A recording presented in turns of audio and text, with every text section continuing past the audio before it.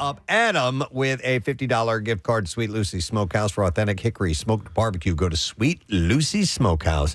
Delicious smoked meats, handmade, homemade, has side dishes. I'm sure they're handmade too. Salads and desserts, and you can visit them off of Cottman Avenue, exit of I-95, or online at sweetlucy's.com. This was a cool story to see yesterday. I'm sure you guys all saw it. The 2024 Paris Olympics are just days away, and final preparations are still being made.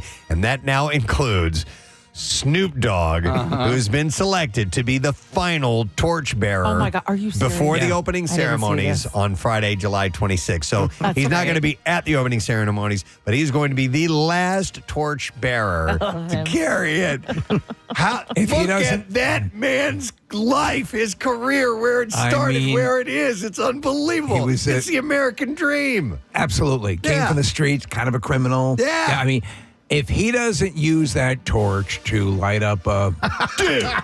Yes. Right? Or something. Fire up a bowl or a spliff or a blunt or something. I mean, come on. Wow. I have to say, seeing what I'm seeing as far as preparation and just the way the city is laid out and what they're doing with, the way they're putting this all together, I think I'm going to be much more in on the Olympics this go around because I'm very interested in how they're just, in general execution, it looks very impressive. Oh, I can't wait. I love the Olympics. So in a post, Mayor of St. Denis, Matthew Hanotin, revealed that the rapper will carry the Olympic torch through the streets of Paris, through the Paris suburb, which is also the home of the, and I'm going to mess this up, the Stade de France Olympic Stadium. Stade, but yeah. Stade, thank you. And Some of that real sticky, icky. in a message translated from French announcing the news, he wrote, the last stop for the Eiffel Tower and international cast Snoop Dogg for the last stretch of the Olympic flame. Snoop also teased the news of carrying the Olympic torch with his own post, sharing a photo of himself arriving in Paris with the caption, "You ready? Paris 2024 Olympics, you dig?" NBC previously announced that he will join the network in France for the Summer Games, where he will help provide coverage of the event. Snoop will check in with NBC Olympics host Mike Tirico and also provide primetime coverage at different events throughout the international competition. The network said he'll explore the city's iconic landmarks, attend Olympic competitions and events, and visit with the athletes, their friends, and their families. Snoop said in a statement, "I grew up watching the Olympics, and I'm thrilled to see the incredible athletes bring their A game to Paris. It is a celebration of skill, dedication, and the pursuit of greatness." A few other celebrities that will be carrying the torch, Steve. Salma Hayek. Oh, wow. BTS member Jin. Okay. I'm a Jungkook guy. Belgian singer Mentissa, and the first European woman in space, Claudie Henry, will be carrying the torch as well. But Snoop gets to do it. How cool is that? It is an amazing career trajectory. Yep, it's incredible. I mean, for crying out loud. Yep. So it's always awkward running into your ex, but Brad Pitt and Angelina Jolie may just have to force some smiles soon. Things got weird. The two are both set to have movies showing at the Venice Film Festival. Oh, boy. Yeah, which kicks off on August 28th. And they're both Police Academy movies. Jolie is set to promote her movie Maria, which also stars Cody Smith McAfee. He's in a movie called Daya. And also Pitt is showing off his movie Wolves, which also stars George Clooney and a few others. That said, it's a big festival, so the two might be able to avoid each other entirely. Other movies for the festival include Baby Girl, Joker, Folie à Deux, The Room Next Door, Queer, and Beetlejuice. Hugh Jackman shared what it was like to attend a Kansas City Chiefs game with Taylor Swift, calling it a massive ego check. He joked at the Deadpool and Wolverine premiere, "If you ever really want to kind of not feel great about your career, go to an NFL game with Taylor Swift and Blake Lively." Hugh and Ryan Reynolds were at the October 1st game to cheer on Travis Kelce, and Jackman capped off the night by snapping a memorable selfie with Reynolds, Swift, and Lively. On a side note, Jackman said that he hopes to go to another game. Reynolds chimed in saying, "You don't say no to that." I want to play a clip. We had these from yesterday, Casey. I forgot to hit these over. Ryan Reynolds was on Live with Mark and Kelly and Mark, and talked a few things spoke about Deadpool and Wolverine. And in one of the clips, he talks about Madonna's song, Like a Prayer, for Deadpool 3. And the fact that it centered a lot around that song. Again, no spoiler at all. You go experience it. You will love how it's used. Here's him speaking on that. Like a Prayer has been stuck in my head for 6 years with respect to this movie and its application. How we use Like a Prayer in the movie is exactly what I've been thinking about for 6 years. The problem is I'd put it in the script, I'd build stuff around it, and I hadn't yet asked for permission to use it. And it makes sense. I mean, the first movie had Careless Whisper from Wham!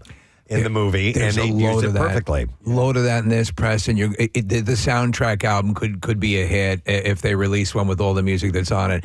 I will say this just in passing, and Nick and Casey and I saw it, and you're seeing it Friday. Good move, by the way. Got my tickets. Getting in an early matinee. Doing a matinee. The relationship between Hugh Jackman and Ryan is just. It's tremendous because they legitimately are friends, but they're just great. The chemistry on screen is terrific, and I mean what Jackman does with Wolverine is fantastic. You're reminded what a great actor Hugh Jackman is. Sensational. He's a really, really good actor. He got robbed. He should have won the best actor when he was in Les Miserables. Yeah. I don't remember who won that one, but the fact that he didn't win is an absolute tragedy. You know what it is, Preston? It's also you take these characters that we've been big fans of in the comic books for a while, and he's always appreciated. Like he goes all in on it. Yeah. And if you go back to Logan, that could have been an Oscar nominated role for sure. Could have been. All right, and another clip from Ryan Reynolds talks about buying 21st Century Fox gave him Deadpool 3 story. So that's what the synopsis is. Let's see what this clip is. Basically, it was, we want Deadpool to come over to the MCU, but we don't want any of the other folks. And for me, that served as actually, that was the story. That became the allegory for the script. It was, you know, you can have your MCU, but like, I want the people I love. All right, so this is opening on Friday. You know, I made a comment on the Film Threat, their YouTube channel, and they were kind of talking about the movie Preston, and I think the best way to describe it, at least for me, is it's like that scene in The Godfather when Michael Corleone settles all family business, like all the things you said. Why don't they do this? They shouldn't have done that. That all gets taken care of in Deadpool and Wolverine. Perfect. All right, in other news, Page 6 reports that Sydney Sweeney was hacked, and in more way than one. The actress' cell phone number was hijacked the same day hackers took over her X account to promote a crypto meme coin scam. 404 Media speculated that Sweeney was, quote, a victim of SIM swapping, where hackers take over a target's phone and reroute text messages and phone calls to a device that the attackers control. Yeah, I've heard about this. A post from Sydney's account seemed to indicate that Sweeney was promoting her own crypto to fans and potential buyers, but the post didn't stay up long as Sweeney reclaimed her account and deleted all traces of the crypto scam. So that's pretty wild that they could get into that and do it. Yeah, because they used to have the physical SIM cards, and now the phones don't have, a lot of them don't have the physical. Nick, you just got a new phone. You probably don't have a physical SIM card in your phone. You know what? I didn't even ask. I got it yesterday. But when I gave them my old phone, Steve, they were talking about how they destroyed the chip from the old phone. Yeah. So Hailey Bieber's belly isn't the only thing that's bigger these days. The pregnant model reluctantly, revealed in an interview with W Magazine that her engagement ring is bigger as well. Ooh. Bieber's larger engagement ring has been the subject of internet speculation. So she set the record straight. She said, actually, this is only 1 carat bigger. It's just elongated. Oh, that's it. Totally out. They're going off. She said they're going off with their own stories about it. I don't like it. I didn't want to talk about it. The original. This whole thing is from the Kathy Romano jewelry collection. That's where she got her diamond ring. Came with a marriage proposal from husband Justin Bieber in 2018. It made Line's best. It did. It made what? Mainline magazine. Oh, Mainline magazine. Yeah, Kathy Romano collection. Look for it. Yeah, it's in the magazine. Okay. See, we're not saying it. It's I'm not Manti saying that's anything. saying it. You should say something. Bill's not here anymore. I think Yeah, Chuck's but who okay with it. cares? Yeah. All the FCC rules are suspended. All right, congratulations to Ashley Iconetti and Jared Hybon. The Bachelor in Paradise stars have just welcomed their second child. Yeah! Here's one that actually worked. It took. I know, yeah. Right. The pair revealed to People Magazine, say hello to Hayden Cruz Habon. I love you. He was born on July. Hey! Bon. He was born July 22nd and weighed 8 pounds, 7 ounces.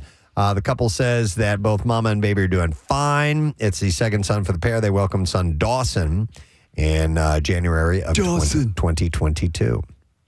Here's another relationship story. After a year of presumed dating, Buffalo Bills quarterback Josh Allen and actor-singer Haley Steinfeld are Instagram official. Oh, I like her. She's a catch. awesome, yeah.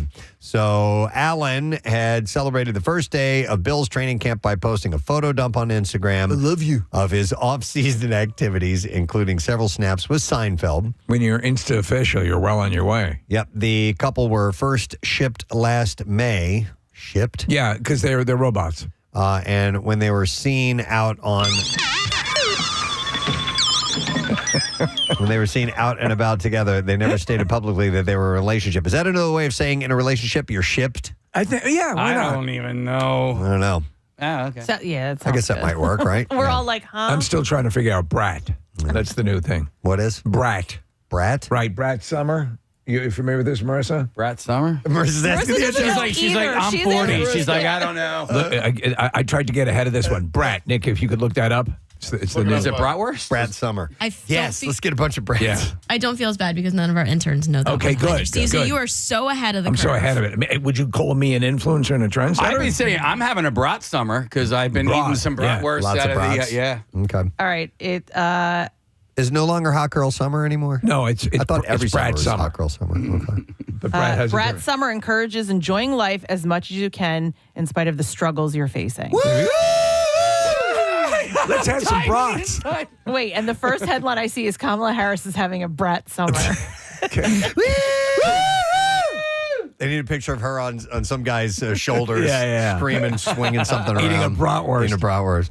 All right, Kevin Hart's star-studded limited series Fight Night, The $1 Million Heist, has its first trailer, and the cast includes a lot of really good people. Samuel L. Jackson, Taraji P. Henson, Don Cheadle, and Terrence Howard are a part of the cast, so it's a star-studded cast, and it tells the based-on-actual event story of an Atlanta robbery around the time of the 1970 Muhammad Ali-Jerry Quarry heavyweight fight. The limited series premieres on Peacock on September 5th, if you would like to see that. Also coming out is Peter Dinklage and Juliette Lewis. They will star in The Thicket, a Western based on the 2013 novel of the same name. James Hetfield is in this movie. Yeah, From Metallica. He had done a little bit of acting before, so he's pretty good. Juliette Lewis plays Cutthroat Bill, a violent killer whose gang kidnaps the sister of an innocent young man named Jack, played by Hawk. And according to the synopsis, Jack enlists the help of a crafty bounty hunter named Reginald Jones, and that's Peter Dinklage, a grave-digging alcoholic son of an ex-slave and a street-smart prostitute. The gang tracks Cutthroat Bill into the deadly no-man's land known as the Thicket, a place where blood and chaos reign. So that's coming out September 6th, yeah. You guys want to know what shipped means? Yes. Saying they are shipped means that they people wanted them to be together. For example, this is a text. I wanted if I ship Preston and Casey, it means I really want Preston and Casey to be in a relationship. Okay. Oh, okay. All right. Oh, So stupid. So much to learn. So we learned Brat Ship. Summer and shipped. So it's at the urging of the public Yeah. and other people that want you you guys go ahead and get together. So They people want look- you to be relationshiped. People were looking at Josh Allen and Haley Steinfeld, and they said, "Ooh, I shipped them." Okay. How do you do, fellow kids? Yeah. All right. And then one last story. The third season of Bridgerton has barely ended, but Netflix is already gearing up for the fourth season. You happy for this? You like the third season, Kathy? Yeah, all of them have been great so far. Third season was a little bit different. And as the seasons go on, I've said this, the sex scenes have declined a bit. So Is the third, besides the fact that they chose an actress who is not your classic she's lovely, but they've made a big deal about she's a larger girl. Yeah, she's a little bit bigger. There is a sex scene with her for sure. Like it's still in there, but like the first season was, you were like, whoa, what the hell is going on? And then got a little less in the second season. It was very like sensual and love in the second season. This last season was this girl, and there were a few scenes, but I think they did a really good job, and people are still wanting more. So the streamer of the Regency Area Romance Show has announced that Benedict Bridgerton will be the focus of the next season, Kathy. Okay. Benedict.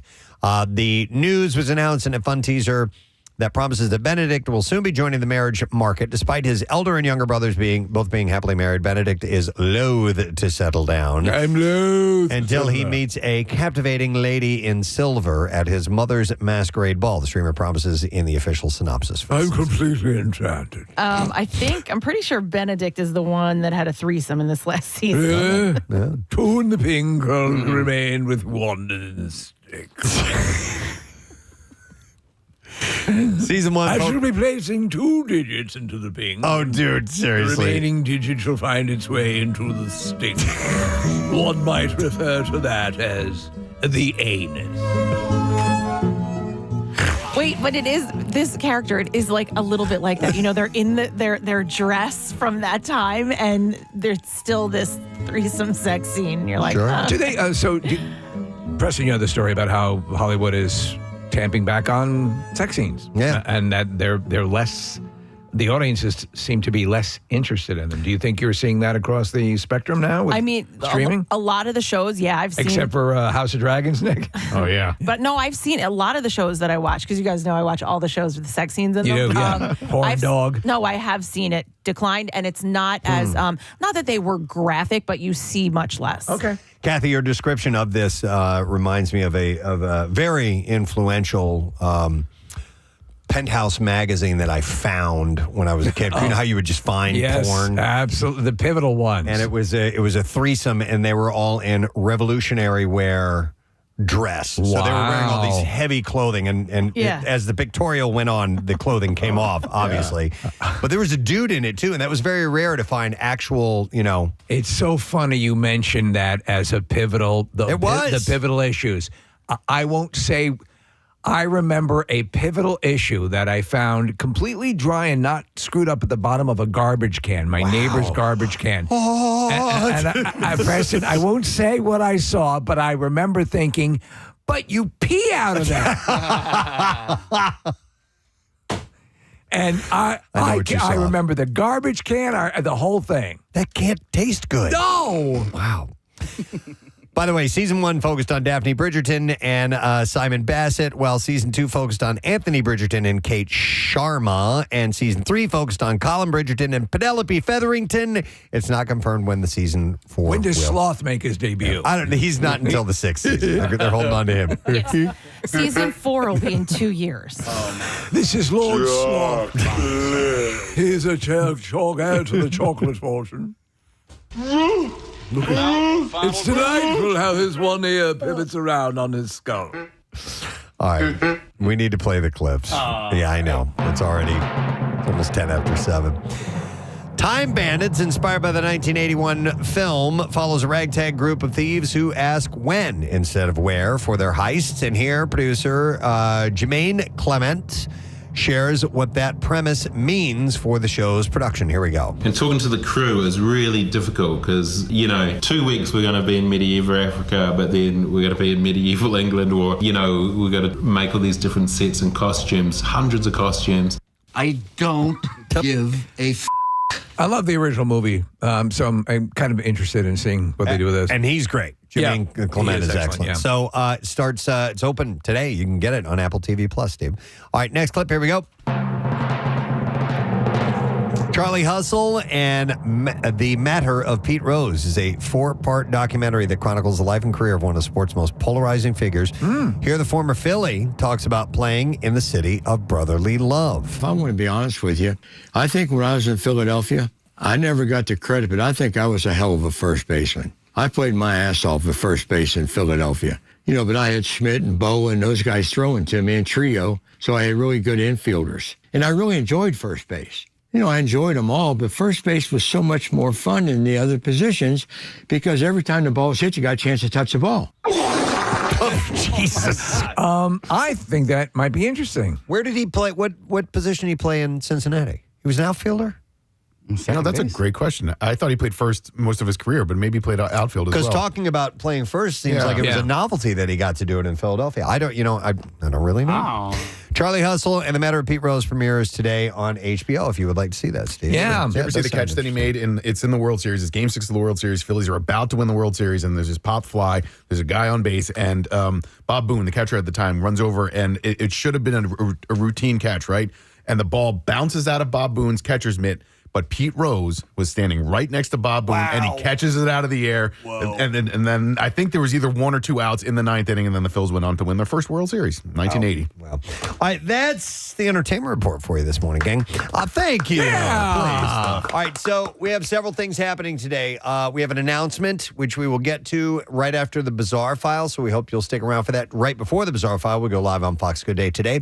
Our good friend Victor Fiorillo, Philadelphia Magazine, is going to be here. They have their 50-year issue, and the best of Philly is that particular issue, and we happen to be in that, so we'll talk to him about that later on this morning. And from 90210 and many other things, Jennie, Garth is going to be joining us as well, so we have a lot to get to. We will therefore take a break right now, come back in just a moment and get it underway, so stick around.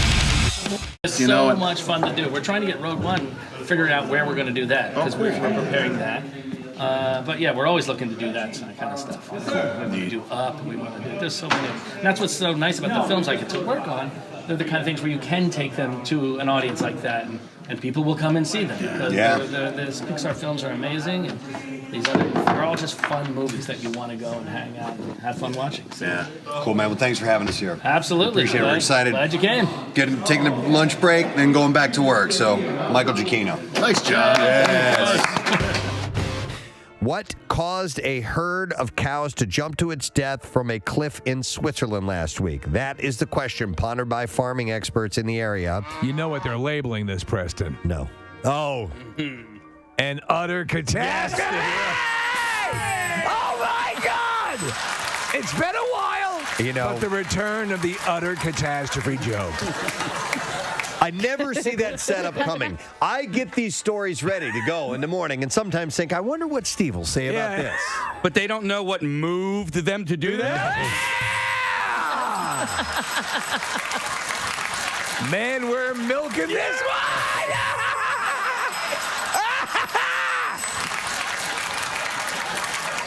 No one knows what may have steered them off of the cliff. It just doesn't stop. Yeah. Still going. Before they had to hoof it out. All right. Okay. What else you got? Teats.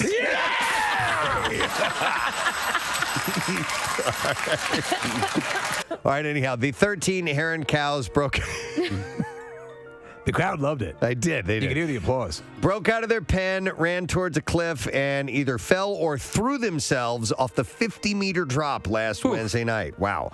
12 of them died. The 13th actually survived, probably because it landed on the others, but was injured and taken to an animal hospital.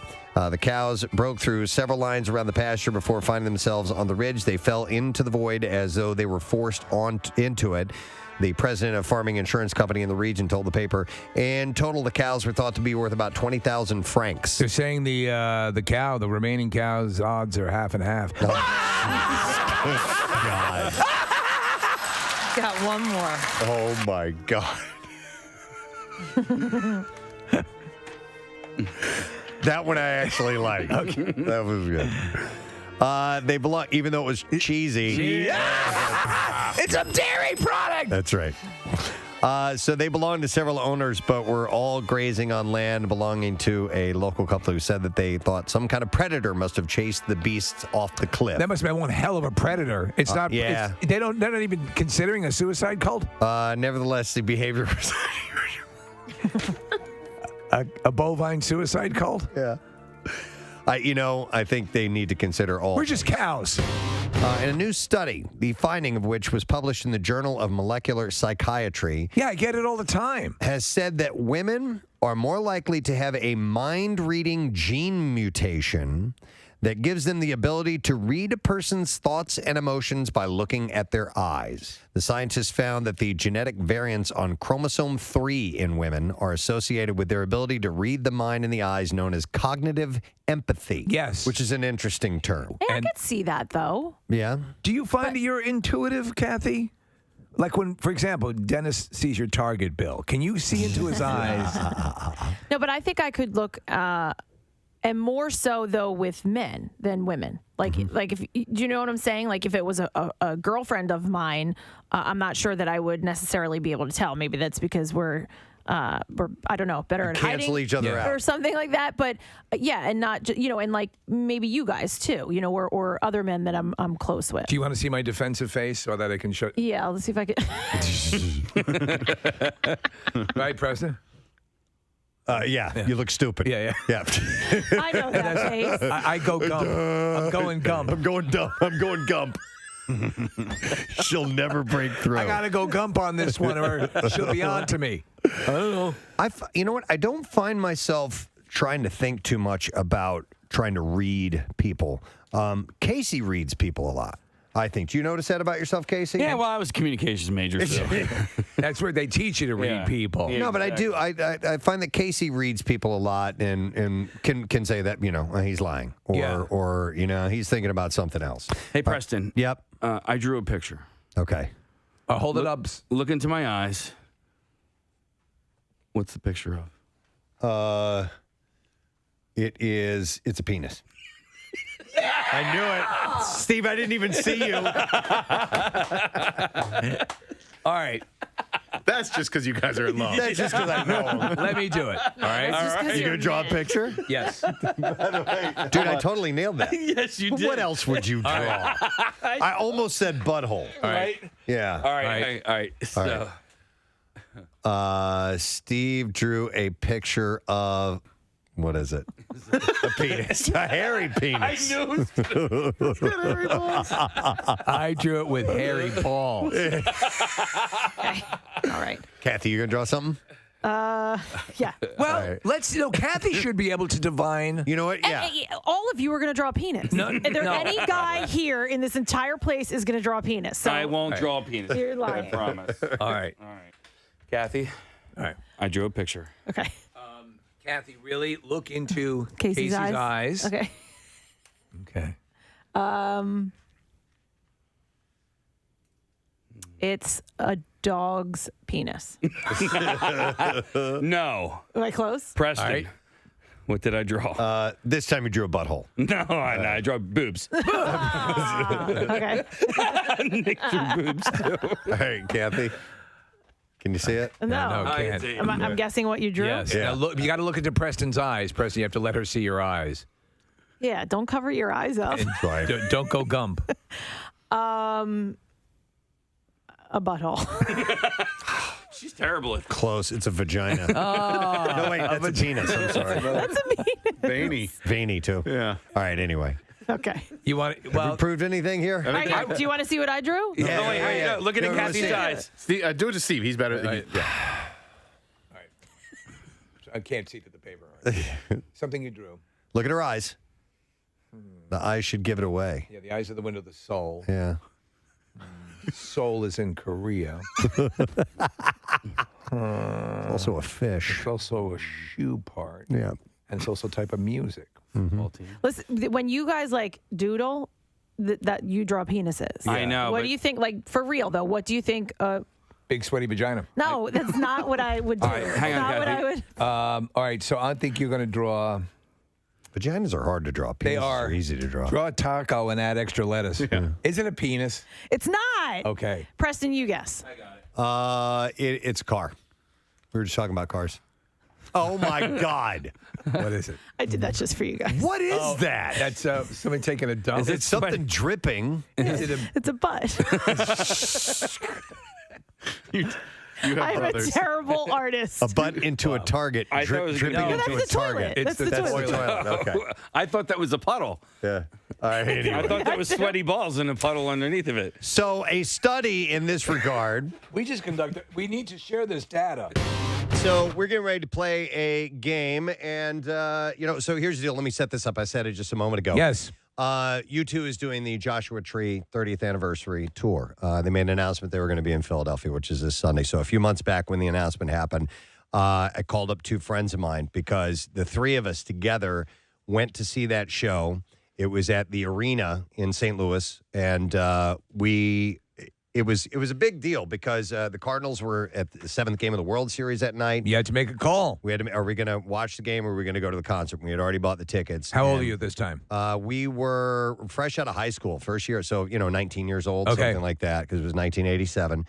And we went to the concert, and I just was so blown away by the show that night. And I was like a mid-level U2 fan. I thought they were a really good band. I knew enough of the material to go to the concert. The new album sounded great. I hadn't listened to the whole thing. I'd heard, some of the songs that were on the radio. I'm like, all right, let's go.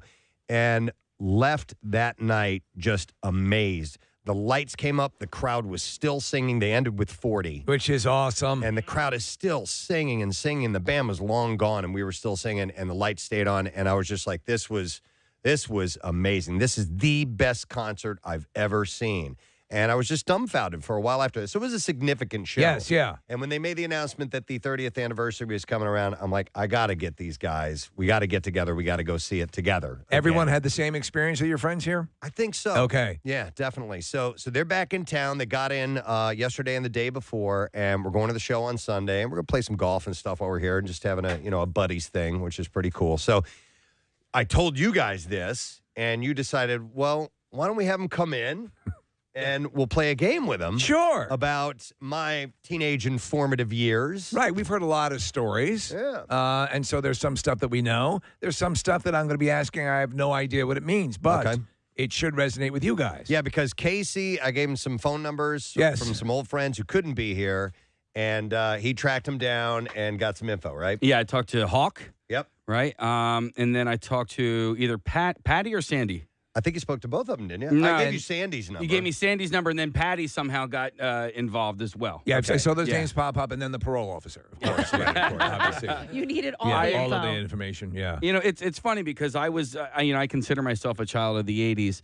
And I definitely had yearbooks and all those things that I can look back at because I was in school at the same time as Preston, but I was slightly younger. And to see what you guys were doing, and I think you're like 7 years older than me, but like what you guys were doing and what you guys were up to in 7th and 8th grade, and then high school, it's just It's freaky, isn't it? Completely different world. I mean, I look back at my old pictures, and there I am at the Continental Congress. Yeah. And I'm saying, well, it's just so wild. Because I've told you guys in the past what DBH meant. Yeah, Dubong hits. Dubong hits.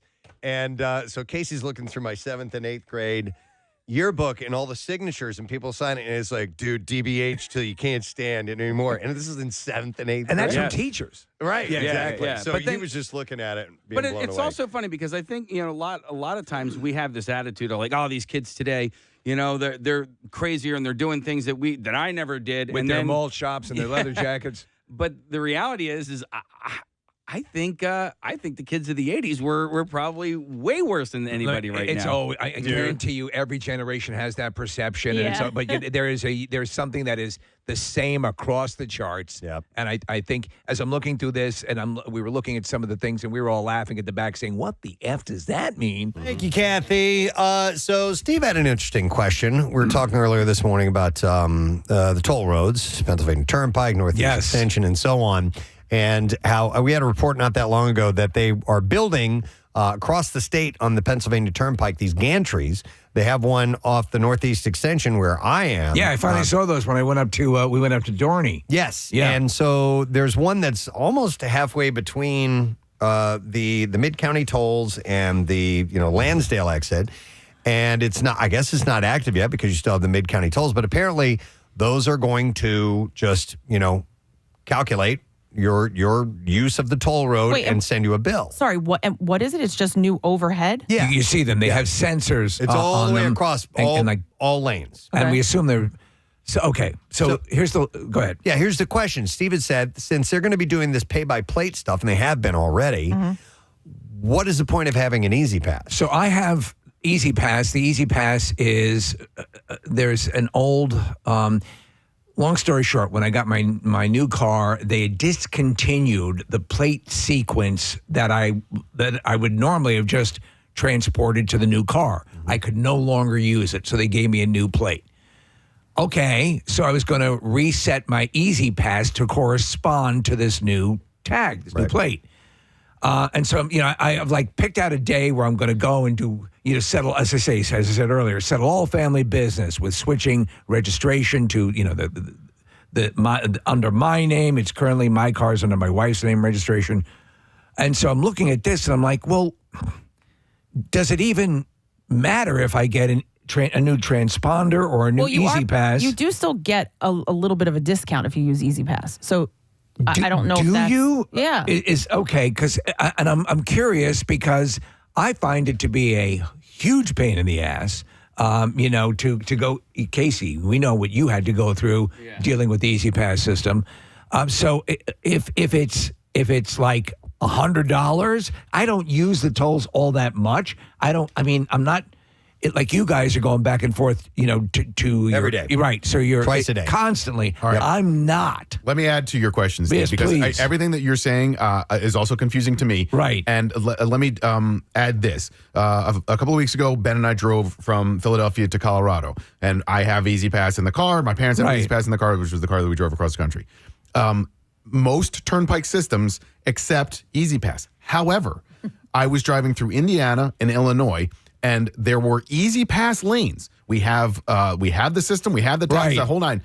And we literally, one of the toll gates came down at one of the Easy Pass lanes, and this was in Indiana, and then it happened again in Illinois. The gate did not go up as we came in, and I had to slam on the brakes because I was expecting it to go up because I had Easy Pass. Yes. And we go in the Easy Pass only lane. So now I'm stuck in the damn lane, and everybody's behind me beeping because they're in the Easy Pass lane. What did you do? But we had to, I had to hit the call button, and the person had to come over and take my cash. And then I had to make sure I had enough cash to pay the freaking fine. So then what? So I don't understand why it would work in Pennsylvania, which it did, but didn't work in Indiana or Illinois. Right. So, and wouldn't the system that you're talking about with the gantries and all these things around with the pay-by-plate and all that stuff, it's my understanding that if you use the system and you go through tolls, at the end of the month, you would get a bill. Right. That would be your charges for using the tolls. I'm kind of okay with that, even if there's a little extra percentage, but I can't. Well, because you want to see it? You want to see the... That would be nice, A. B, you kind of just put...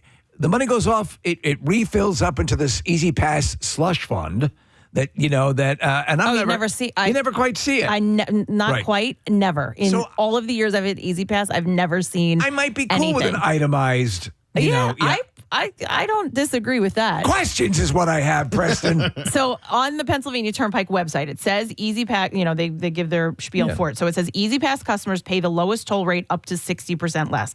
Up to 60%. I don't think we're paying 60% less on all tolls. But so they're saying that it is still so a little look, bit of a discount. I'm on this right now, and it says no cash, no stopping, no worries. To make traveling the PA Turnpike safer and easier, we've implemented all electronic tolling across the entire roadway. You no longer stop at toll points. Non-Easy Pass customers now pay their toll using PA Turnpike Toll by Plate. Okay. Toll by Plate is a license plate tolling system that captures a picture of the vehicle's license plate as it travels through a toll point. An invoice with the travel information is mailed to the vehicle's registered owner. So they're basically, it's Easy Pass. It's just you don't have the transponder, and they're still charging you without you stopping. So then, yes, but the question is, if you have Easy Pass, why is it a little cheaper? Because it's cheaper. Yeah. How much what's cheaper? the benefit? Yeah, she said up to 60%. So I don't know. Maybe it's for those you get Easy Pass if you're a regular user, if you're going on it all the time. Yeah. But I don't know. My wife handles the bill, so I don't. What about like There used to be. So remember the It's ticket. the same thing with me. Yeah. Well, remember the tickets, right? That you would pull on there. There was the information, like it would tell you the pricing of it and how much less you were getting if you were using Easy Pass. So my question right now is, should I just totally not go do the Easy Pass thing? And now because I use the tolls and this infrequently, do I just let it pay by the plate system, or am I going to get tickets for traveling through?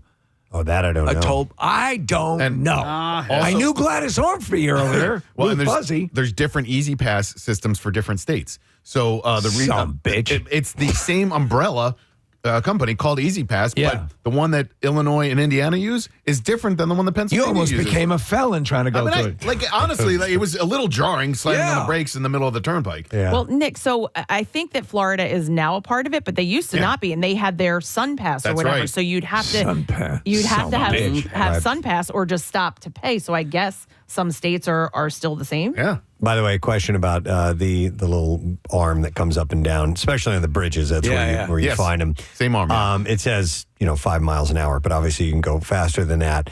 Do you see some people just blow through it like Yes. 30 miles sure. an hour? Yes. But what would I'm happen? wondering how fast you can get away with that and have it not hit your car. And how fast?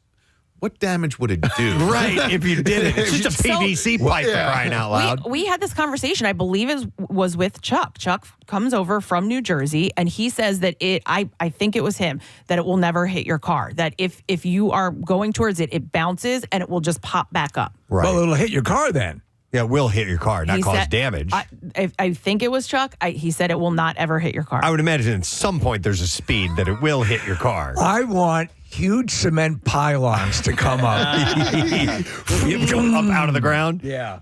Let me hang on. Chaz has a little bit of input on this. So I'm going to go to him. Hey, Chaz. Good morning, bud. Hey, how you doing? Good, man. What's up? All right, I'm just going to brief. I'm not a pro, but I'm going to brief. I'm in a heavy truck all day. Yep. As far as I know, the Easy Pass system, if you have the transponder, okay, you pay less than if they go by your plate because then they have postage and paperwork, for example. Right. Okay, so cost-wise, it's a little bit more expensive for the state to use the pay-by-plate system as opposed to Easy Pass. It's just a little bit cheaper, so therefore you get a discount. Yeah, because of the paperwork, the postage, yada, yada, yada. Do we know? Sounds practical. It does. It makes sense. Do we know how much of a discount the driver gets by having an Easy Pass?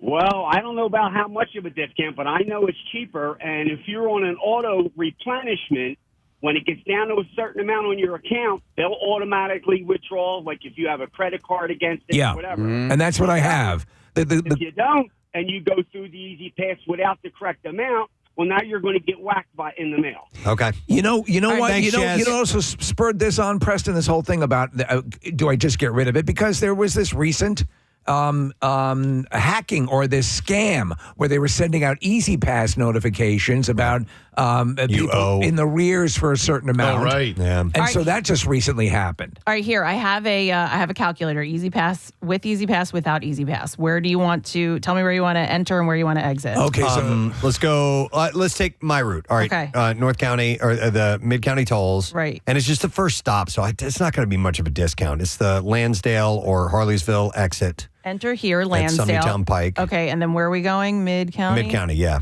Where's Mid County? Oh, it's Plymouth meeting. Yeah, no, I'm trying to find it. Okay. It's not in alphabetical order. Okay. some bitch. Yeah, because I'm curious as to what the non-Easy Pass rate is versus here we the go. Easy Pass rate. All right. All right, and you're in a car. Okay.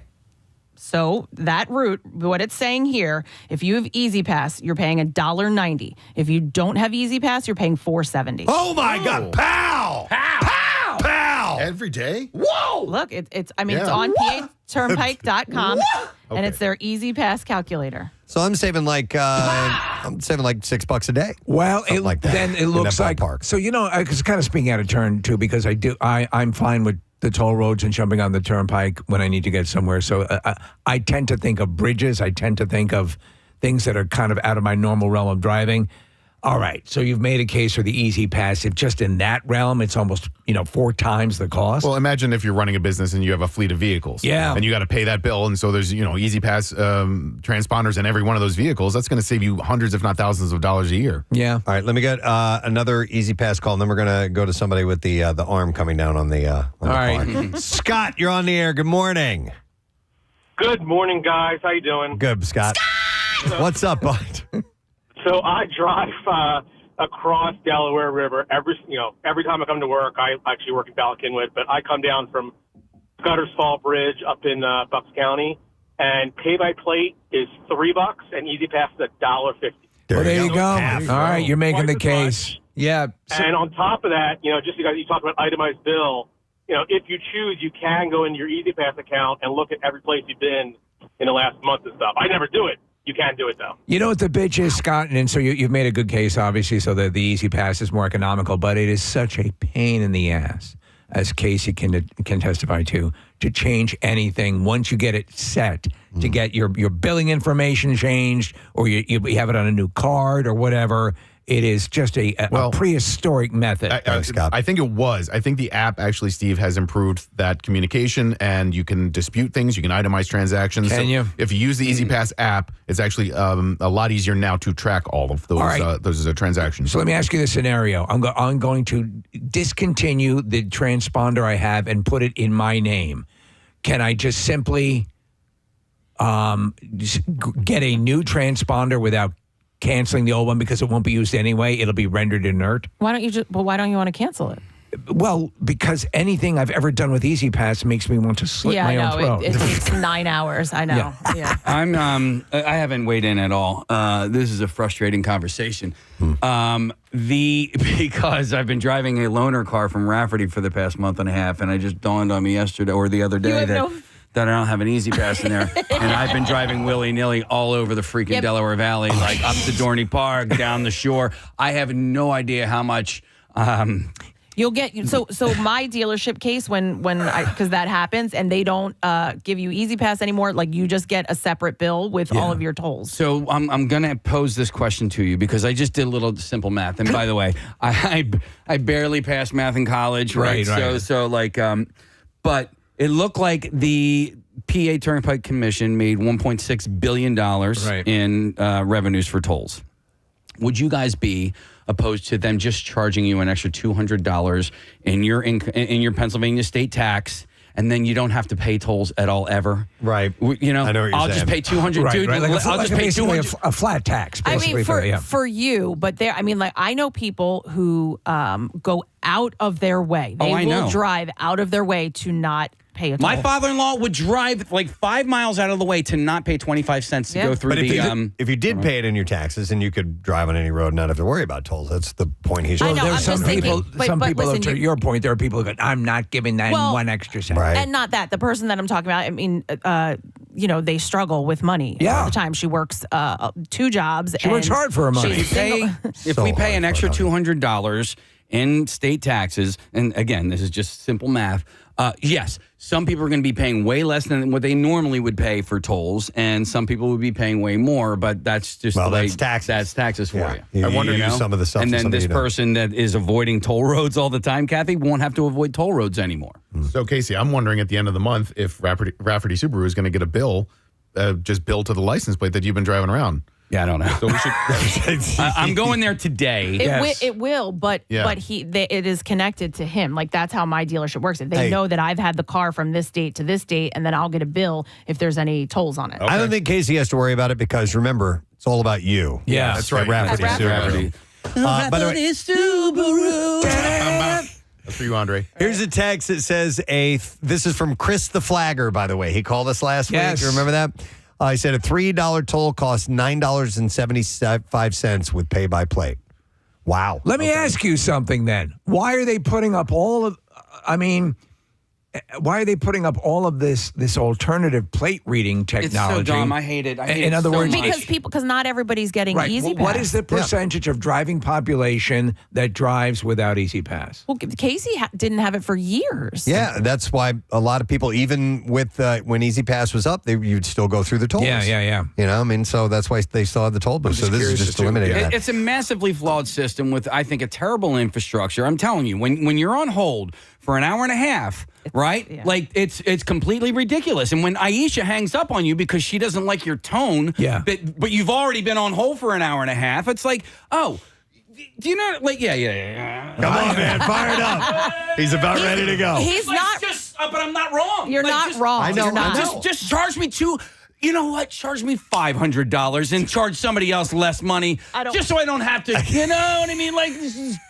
You're not afraid to pay for the convenience, no, or against the paying for the Can convenience. I tell you something? If it makes you feel better, Aisha's man's messing around with Latoya.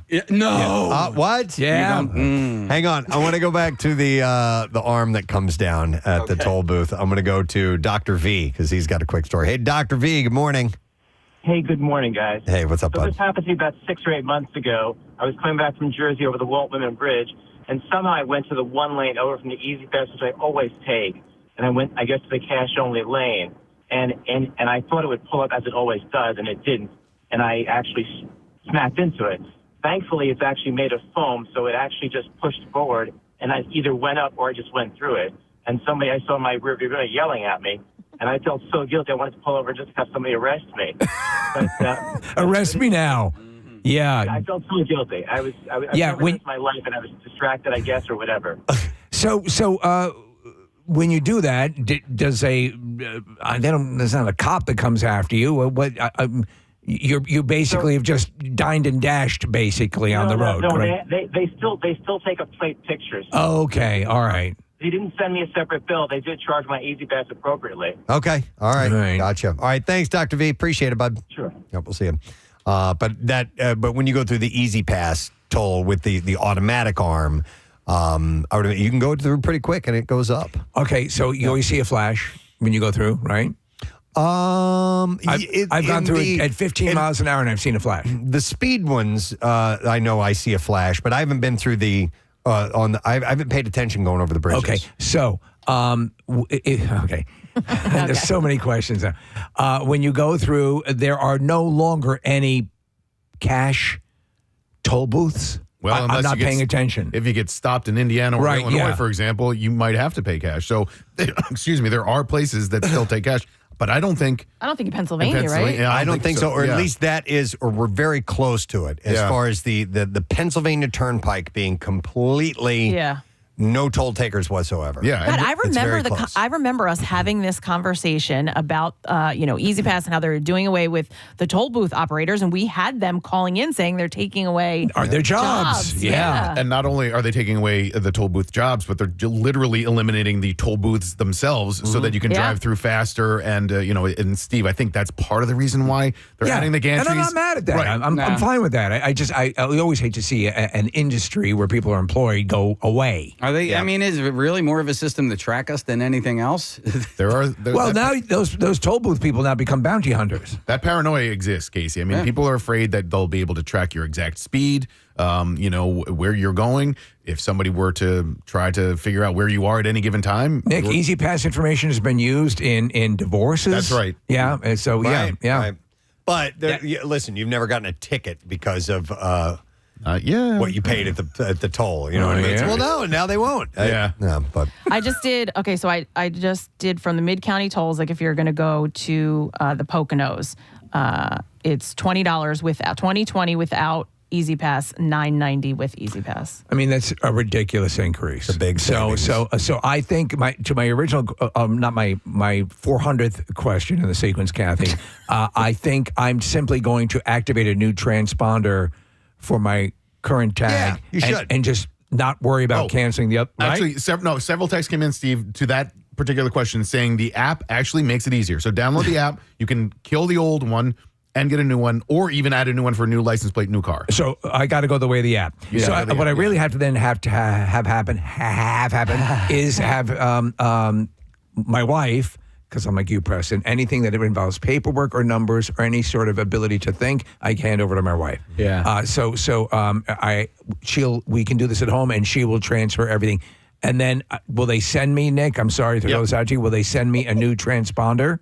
Yes. That's and apparently, and we got a lot of texts from a lot of people saying that the app is much improved version than it used to be, and it's better than using the website. All right. And by the way, transponder. So Chuck's most recent run-in with EasyPass was his transponder wasn't working properly, so he calls him. He's on hold with them for 45 minutes again. And was then, it Aisha? He said it could have been because she was super rude and he didn't remember her name. But he did say that the problem was his transponder was expired, and they're like, "Oh, your transponder's expired. We'll send you a new one." Why didn't you just send it? Yeah. Why did you? Why did I have to call? Yeah. Why did I have to call and then wait for 45 minutes for you to tell me? You knew. You knew.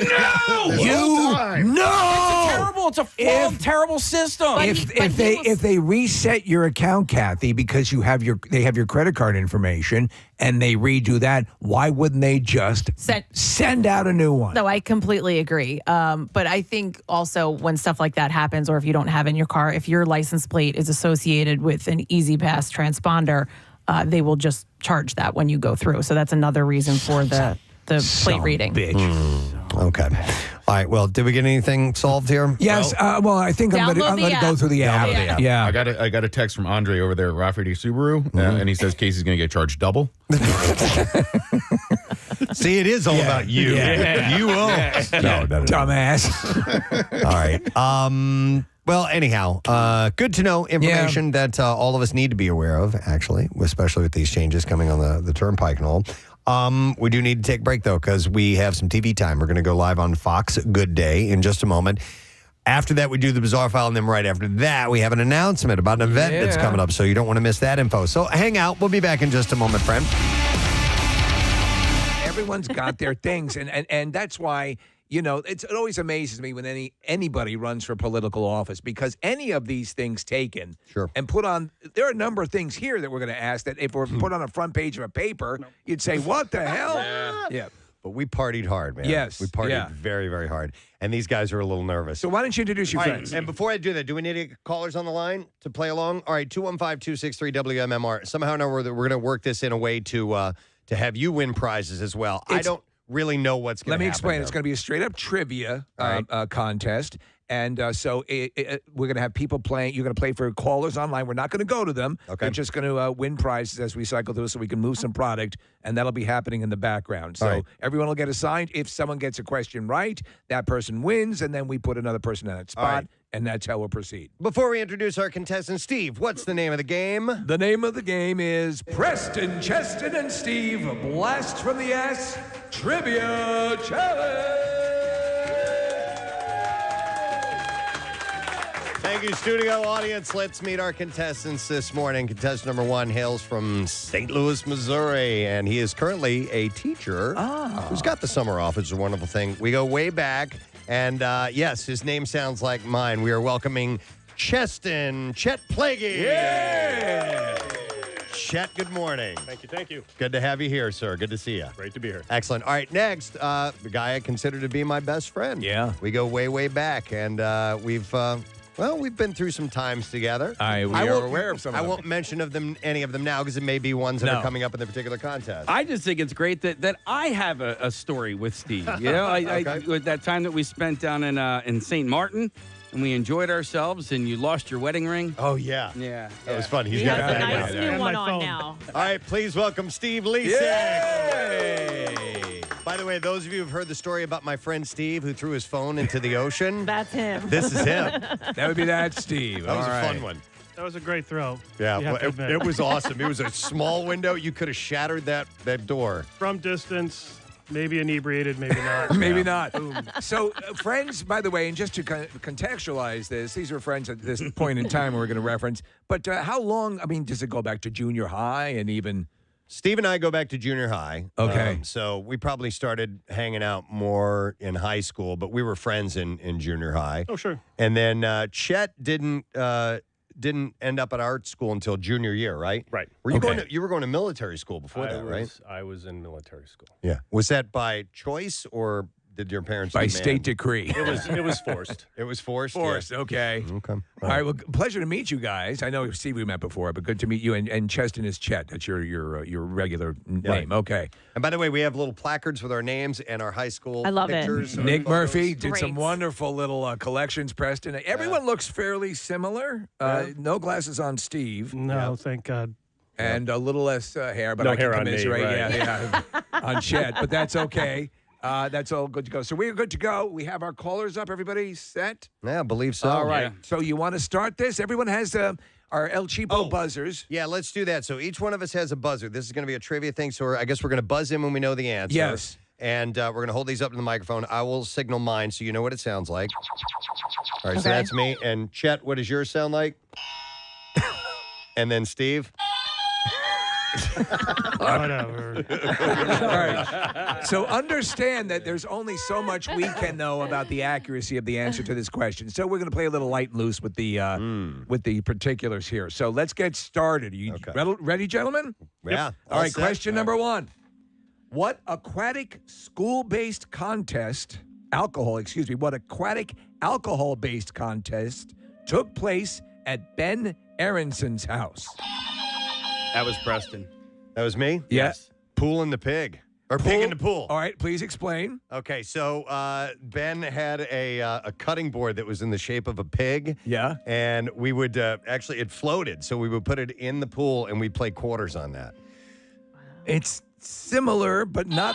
Okay, Steve? I'm going to have to go with riding the 10-speed Into the pool. See, that's what I thought it was. Steve Off is the correct. ramp. Steve is correct. Now, as with anything we do, it is what I have on this paper that determines That's the correct fine. answer. Yeah. And so listen- it says here, riding bikes into Ben's pool with Bud Light 12-pack boxes on your heads. On the head, remember? And this apparently was captured on very low-definition VHS. Yes. And it had no brakes. And it had no brakes. And I remember after we did that, when Ben's parents got back, what we didn't realize is we were marking up the bottom of the pool with tire tracks. And there were tracks all over the bottom of the pool. Were these Bud Light 12-pack boxes, were they full or empty? Oh, they were empty. Okay. But we fashioned them as if they were a hat. And they went, we'd put it over your head, like pull it down over your like face. a protective shield. Yeah, almost like a knight Right, yes. type of a helm that you would wear. So All right. Well, our winner is Ron on line 3, by the way, and he has won a Hand and Stone gift card, good for a free massage or facial. And you can give the gift of relaxation this Father's Day with a Hand and Stone gift card for Dad. Get $10 off 1-hour spa gift cards through June 19th, including their signature hot stone massage. Visit handandstone.com. All right, gentlemen, question number 2. What religious holiday did you guys observe by skipping school and going to Preston's house to smoke pot? I remember that. Okay, Preston. That was Easter. No. We wouldn't have been at school on Easter. I'm going to What the give you hell? an extra clue. Damn it. This was a jealous reaction to the Jewish kids getting so many holidays off. Oh, Chet. Rosh Hashanah? No. Steve? Hanukkah. No. I have. Wait. Kuala Lumpur. It's a city in Malaysia. Oh, damn it. Yes, but often a holiday for many people who can't pronounce Hanukkah. Hanukkah, no. It is Good Friday. I knew it was around Easter. Yes, it was Good Friday, but as you rightly pointed out, you would not have been in school on Easter. Who gave you the info? This is from Hawk and Patty. Okay. Oh, I don't know what he's talking about. Right. All right, question number 3, gentlemen. And remember, our answers are correct despite what is accurate. Right. Whose father made sure Hawk didn't go to jail for the senior sleep out scavenger hunt? Who's? All right, Steve. It would be Doc Plaguey. Incorrect. Chet's dad? No. No? Okay. Whose father made sure Hawk didn't go to jail for the senior sleep out scavenger hunt? Let's talk this out, guys. What was the senior? Okay, scavenger hunt? so somebody made a list. Might have been Skippy Marino, I think, that made a list of items that we were supposed to bring back to the school, and they included like a police officer's license plate. Nice. And the entire, you know how you go to a neighborhood, and there's a sign that says "Welcome to Old Farm Estates" or whatever. Stealing that huge thing. That huge thing. I mean, these big. Did you guys items. get them? Of course we did. So Flag this is from Belle Reef Country Club. Yeah. This is the father. Okay, the father who made sure that Hawk didn't go to jail. I know it wasn't my dad. There's no way. No. All right, Preston. I'm just trying to think of who was buddies with Hawk besides our family. I would say Mr. Janvrin. Mr. Janvrin, you are all incorrect, unless I'll give one final round if you want to go for it, Chet. I have no idea. The name I have here, and of course the correct, despite what is accurate, Mike Freeburger. Oh, I didn't know that. You Thanks, did not John. know. All right. Yeah. This next question, I have a feeling you'll get this. All right. By the way, the scavenger hunt, what would have been, obviously you're stealing things that are felonies. Yeah. Stealing is right. What was the most hard to get item in the scavenger list? I think it was probably the neighborhood sign. And somebody did. And where'd you get the neighborhood sign from? I didn't get it. I don't know. I don't. But somebody did. And by the way, I assume that was the crime. You had to bring all of these items to the high school and leave them there. All right. And then there was a huge list. And I really didn't get anything. So that you were night, I don't bringing think. stolen items onto school property. Yeah. All right. Senior sleep out was awesome, man. Slept in my car. Me and Howard Rosen. I remember that. I don't know if you guys were out all night for You that or guys not. lived in you're predominantly Jewish neighborhood, right? Well, I mean, there were a lot of Jewish students. Yeah. Absolutely. All right. Question number 4. You've got 1 correct, 2 not so much. All right. We suck at this. Mike Kirby. Kirby. Yeah. Drove this rather muscular mullet Preston. Javelin. That is correct. Kirby, that thing was loud. And I had a Mustang. I had a 73 Mustang. It was really loud too. And we just go burnouts all the time. And Did he get in trouble for doing spinouts in the parking lot of the school as you did? I don't think Kirby ever got in trouble No. for that. No. Interesting fact about Mike Kirby: he bought the Playboy Club in St. Louis. Are you What? serious? Yeah, I didn't know that. It'd been Drove a shut, javelin, bought the Playboy Club? had been shut down, and I guess he bought it like back early 2000s. Okay, so it was closed at the point he bought it? It was closed. All and right. He bought it and turned into a teen club. A team. There you go. Well, of course. All right. So who was Preston playing for? He was playing for Brooke, so Brooke won a Hand and Stone gift card, good for a free massage or facial. You can give the gift of relaxation this Father's Day with a Hand and Stone gift card for Dad. Get $10 off 1-hour spa gift cards through June 19th, including their signature hot stone massage. Very nice. Handandstone.com. All right, question number 6. As the story goes, and listen carefully to this, a sign was put up across a door about Nan's, quote, good couch. Paraphrase what that sign forbade and to whom it was directed. Steve. I You have to paraphrase. we weren't supposed to be on the good couch. What were you not supposed to do on the good couch? Relationships. We'll take that! As we have it here, the sign read, no semen with the J. Oh. Can we get away with that? No. No jazz. No jazz on the good couch. Nice. And this apparently, by my information, was directed specifically at you, Steve. Oh, yeah. Wait a minute. Who was Nan? Whose house was Is this? that Patty's? That might have been Pat. Whose house was this? Sandy's. Is it Sandy's house? I do believe. No jazz. And so it was so common for you to spread your seat around the furniture that a sign had Steve's to go like a fire hose, man. 3 WMMR. We are going live on Fox Good Day right That's exciting. now. So we want to make sure. Okay, let's get to Preston and Steve because today, hey guys. Hey. It's National Self-Care Day. Are you guys into self-care? What things do you do to take care of yourself? That I saw you taking care of yourself in the bathroom. Stop this it. morning. No. I was Oh my gosh. I was just doing my business. So self-care. So you have different kinds of self-care. You have physical self-care. You have mental health care as well. So I tried to do a little bit of both and balance those things. But yeah, I mean, it's always good to focus on yourself for a little bit, not all the time, obviously, but to make sure that you're in a good place. So you're doing the mental and the physical. Yeah. So I exercise every day. That is my core foundational thing that helps me center myself. I don't do you do anything like massages, or do you do anything like from time to time, like every couple months or something, I might do that. I've tried to look more into the mental self-care thing, and for a little while I tried journaling. I heard that is supposed to be a good journaling mental How'd that health work for you? exercise. It turned out to be homework is what it ended up being. And I hated homework in high school. So who wants to do that? Write an essay on what you did today. Yeah, well, self-care's got to be something that you enjoy. So if you weren't enjoying it, it's not self-care. Does it? Does it have to be though? Yeah. I mean, well, you know what? Like, here's something I'll point out. Casey, I think, finds self-care in helping other people out. Oh. You know what I mean? I thought you were going to talk about me getting pedicures because... do we have a shot at this? I got my self-care every 3 weeks, especially during the summertime. Okay. So, yeah, I guess maybe that would be another way to do it is through others, but... Well, what do you guys consider, Alex and Karen? What do you consider self-care? I mean... I'm digging the T-shirt too, by the way. That just even like the messaging, like you pick a shirt and it's really look at that, good vibe. There you be go. kind. Yeah, How about okay. that? I thought it was Delco.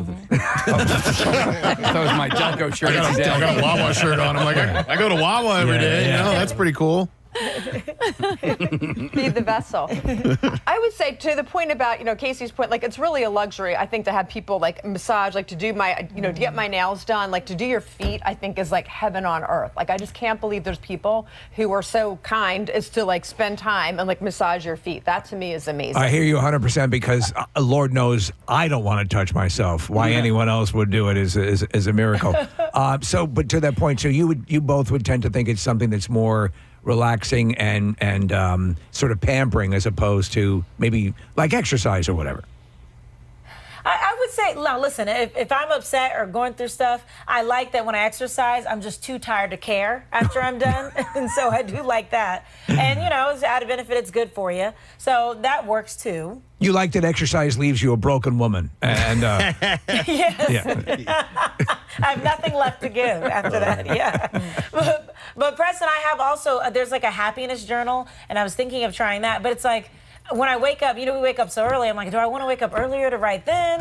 Or do I do it right before I'm rushing to bed? Like, I haven't found a good time to even do it. And Alex, I've seen so many articles that say you should get up and exercise in the morning before you go to work. And then think about people like you, Alex, and us, who no way am I getting up at 2 o'clock in the morning to work out. So, we all have our own schedule you know issues. what? You know how you pamper yourself? You refuse exercising before work. That's how you take care of it. Yeah. Took care of that. Yeah, there we go. I like that. Thank you. Thank you. All right, you guys. Have a good Wednesday. See you later, guys. Take care. I do know someone who gets up at 2:30 and works out before work. He goes to bed at like 6 o'clock, and he doesn't work. He does work very early in the morning, but not like us, I think his schedule changes. It's not, completely the same time every day. But gets up at 2:30 in the morning. There's a guy that I see come in around the same time I do. I don't see him all the time, but sometimes, and he has. I think he goes and works out. I don't know if the gym opens that early. He has a bag with him. Yeah, he's he's got full a of bag muffins. with him.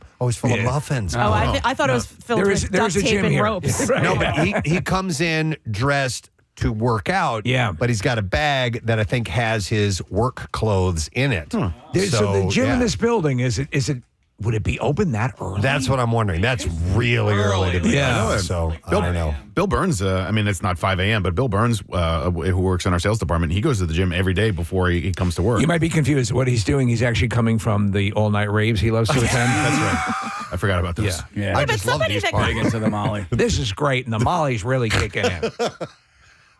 Yeah, like if you're looking for an account executive that does a lot of drugs and parties quite a bit. God. What? Steve knows. I'm exactly. Man speaks the truth. No, but if I did a regular 9 to 5, I might get up early and knock a half hour out or something like that. Especially since we're used to getting up so early. Think about it. If we worked a 9 to 5, we could get up and work out, and it would still be later than what we normally wake up. In fact, the radio station I worked at, it was WDRE, Garden City, New York. They actually had a gym in the building, and it would be open. So I would go into work at about 8. So I'd start work about 8:30, 9 o'clock, but I'd show up a bit earlier, and then I'd use that, and that was great to get that out of the way, and then after work, not have to worry about it. There's no goddamn way. Yeah, if we're waking up at 3:30. I've tried it like twice. Yeah, forget in it. my career. It was just not worth it. All right, we did not get a chance to get to traffic yet. So let's do that. And then remind you, we have the bizarre file and then an announcement right after that. So, Kathy, what's going on so far this morning, please? Pennsylvania Turnpike westbound slowing Willow Grove to Fort Washington. 30 bypass eastbound backs up 322 to 113. 422 westbound jams from Trooper to Oaks. That's at right lane construction. Eastbound jams Oaks to First Avenue. Blue Route northbound heavy 95 to the Media bypass southbound side from the Media bypass to Baltimore Pike. Schuylkill eastbound slows 202 into Belmont. Jams the Boulevard to Spring Garden. Heavy Bear Avenue to South Street on the westbound side. And then from the Boulevard to Belmont, then again out near Gulf Mills. 95 southbound heavy Cotman to the Betsy Ross Bridge across the Vine. Westbound you're jam 95 to Broad Street. And then in New Jersey, expect delays on 42 north from Coles Road to 295. 55 northbound slowing up from Deptford to 42. This traffic report brought to you by Christian Heating, Cooling, and Plumbing. Another chilly shower. The plumbing experts at Christian have the fix. A tankless water heater upgrade and save $400 instantly on installation. Call 833-842-1989 to get endless hot showers. And that's your traffic on 93.3 WMMR. WMMR presents Preston and Steve's Bizarre File. Brought to you by Dermatology Associates of Plymouth Meeting, recruiting for a non-segmental vitiligo study to test a topical medication. Adults 18 to 75 and must have vitiligo on your face and body. Go to PlymouthMeetingDermatology.com.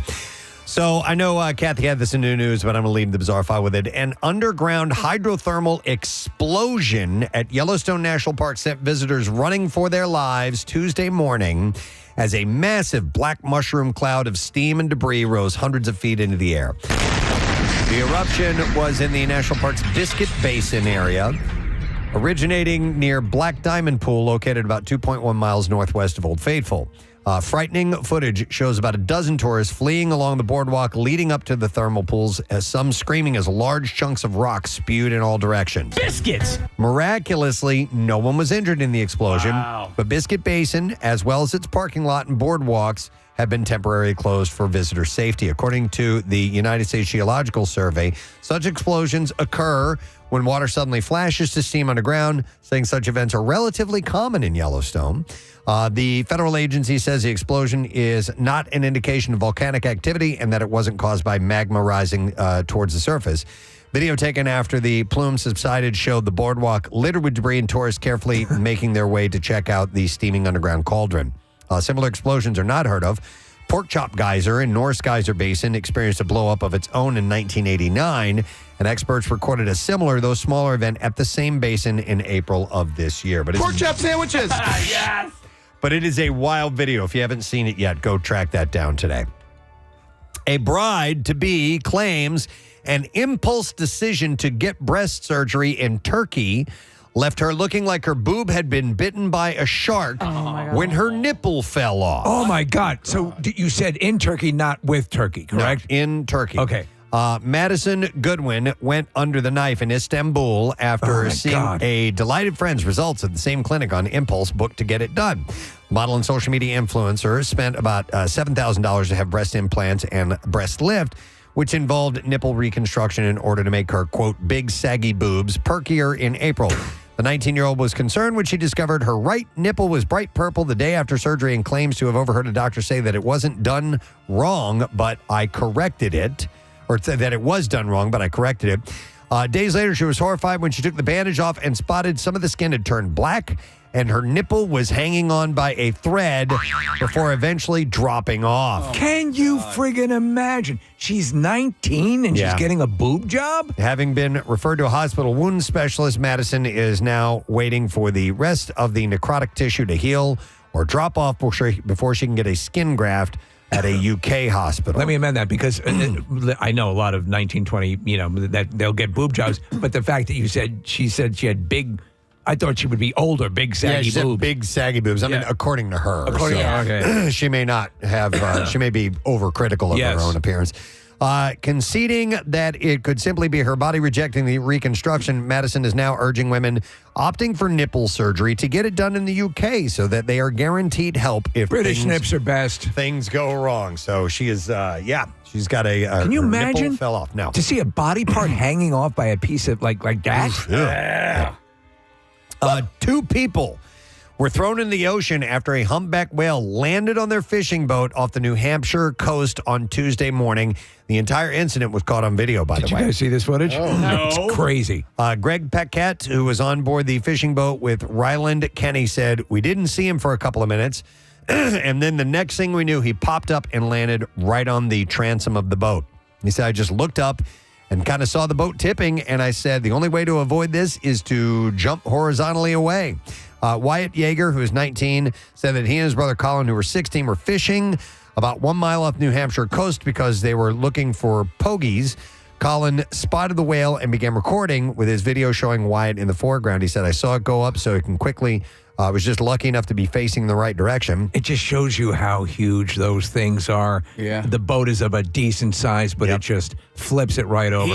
But they're normally pretty gentle. You heard him say, "Oh, sorry about that." You heard him? Yeah. Yeager said, "I saw it come up. My bad. And I was just like, oh, it's going to hit the boat. And when I turned, the whale's head was already landing on the engine. Oh, man. So when I saw that, then all of a sudden I looked down, the boat is pitching up. And the transom was going down into the water. Yeager's video showed the whale breaching, propelling fish out of the water. As the massive animal's mouth closes, it flops over onto the rear of the nearby fishing boat with the 2 men on board. One of the men jumped, and the other was thrown overboard as their boat rolled. And the Yeager brothers said that they helped pull them out of the water. Luckily, no one was seriously injured. A statement from the U.S. Coast Guard confirmed that the agency received a mayday call after the whale caused the 23-foot center console boat to capsize.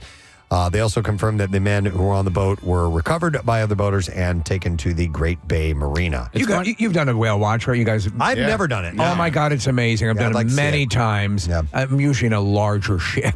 Right. Yeah. Yeah, it's better whale watching up there than it is down here. I've done the Cape May whale watch where we saw a bunch of dolphins but no whales. Yeah. So one of the Wienermobiles from Oscar Mayer Wieners, Noble Fleet, was involved in a rollover crash. I saw that on a busy Chicago area highway on Monday morning. No, I was just talking to somebody in the last couple of months whose child was just awarded the opportunity to drive this thing all summer long. I'm wondering if it's that person. It's possible. And I can't remember who it was that I was talking to about. By the way, this. the driver's case, they call him the hot dogger. Hot dog. Yep. So the truck, which is of course shaped like a hot dog on a bun, struck a Hyundai sedan.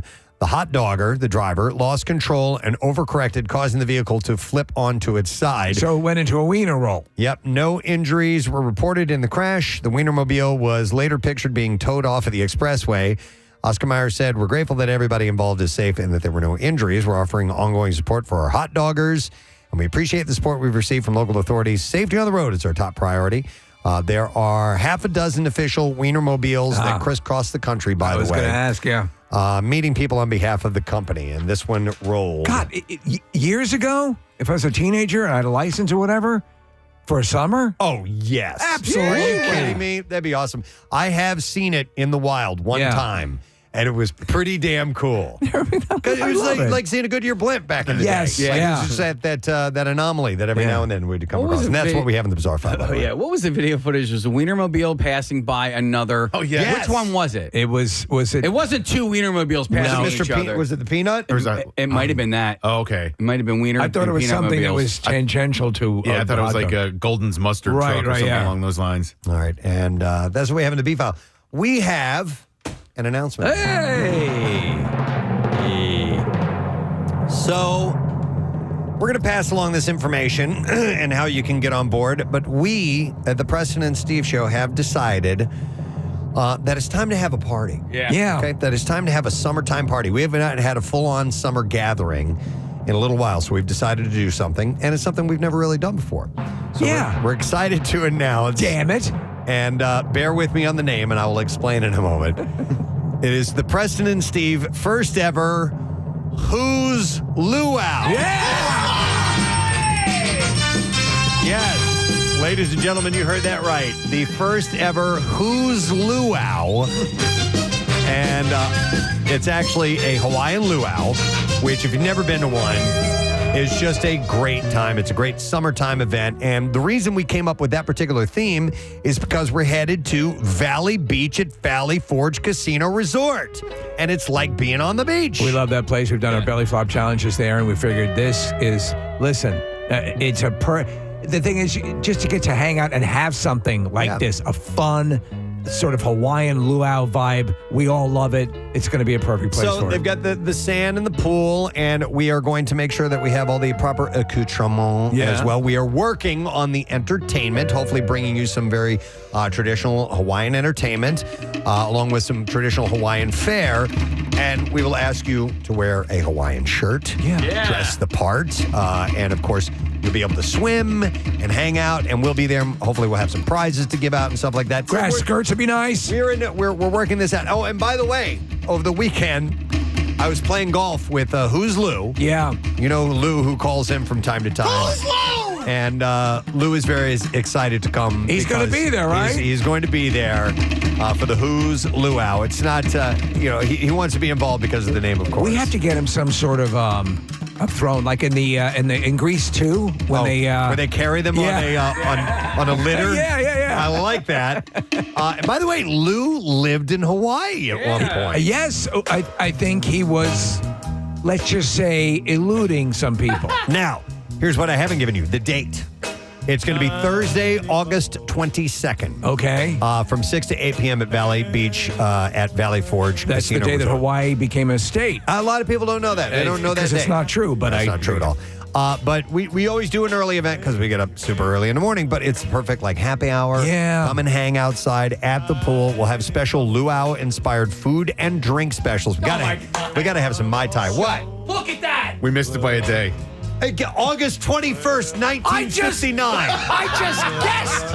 I had a feeling when you said that I was going to look it up, and then I looked at Nick was looking it up. Holy crap. And that's Marissa's birthday, by the way. Oh, my God. Coincidence? How about that? So the year I was born. So See, it's all coming together. So we will have all these events taking place. Now, you'll have to listen for your chance to win a pair of Who's Luau wristbands for free food and beverage. And it is sponsored by Valley Forge Casino Resort. So, all right, so there is a wristband element where there's free food and beverage, but this is open to everybody. It is open to everybody, Okay. but we will also have some special passes for those who would like to get, a drink and some food. You know how these things go. There's always the strong likelihood of public fornication. We can't. we can't that. stop we it. Can't. We can't. Discount? Yeah. Yeah. Okay. We'll knock it down a few dollars. What would you expect to pay for that hump? So anyhow, it's just a party with us to hang out and to just enjoy some flavor of summer, and of course, a perfect place to do it. I think I'm going to get a Jack Lord wig At Valley Forge Casino Resort. Oh my God! I could find a Jack Lord wig. I would love Jet to see black. that. Totally, man. 5-0. All right, so jot that down. Thursday, August 22nd, 6 to 8 p.m. Valley Beach, Valley Forge Casino Resort. It is free admission. It's a 21 and over event. And we will do some giveaways in the near future that'll set you up with free food and a free drink. The Who's, Ow. the Preston and Steve. I tried to do that. Who's Luau? Oh, Ow. There you go. Yeah. That's it. That's perfect.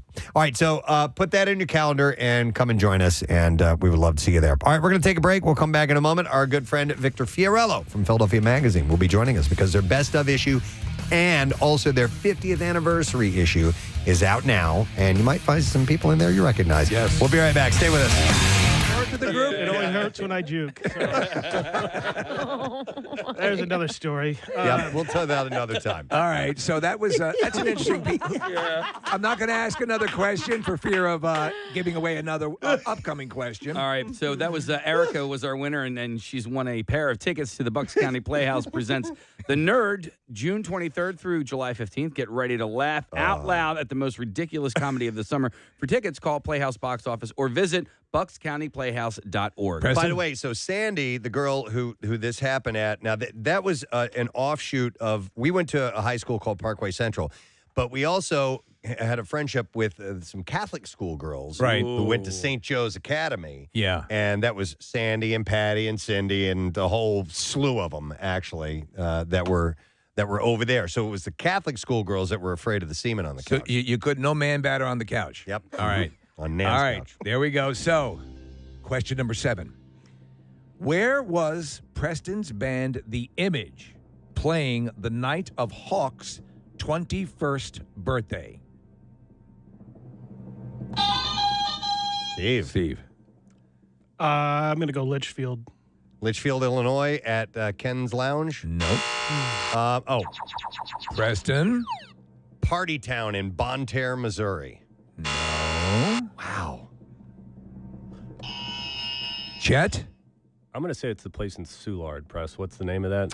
Yes. The old I just sent you the schoolhouse. picture of it. Yeah, you did. It was an Irish name place. No. No, incorrect. What we have here is ZBT House. I assume it's Zeta Beta. Oh, my God. In At the Columbia. zoo. That was his birthday that night?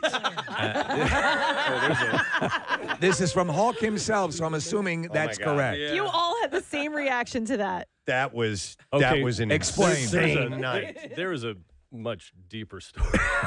That was a crazy Please, you night. tell. We didn't go to the party. Uh-huh. You were too busy fouling a couch? We walked. Yes, Yeah, we yeah. walked in and surveyed and walked out. Wait, let me explain without saying.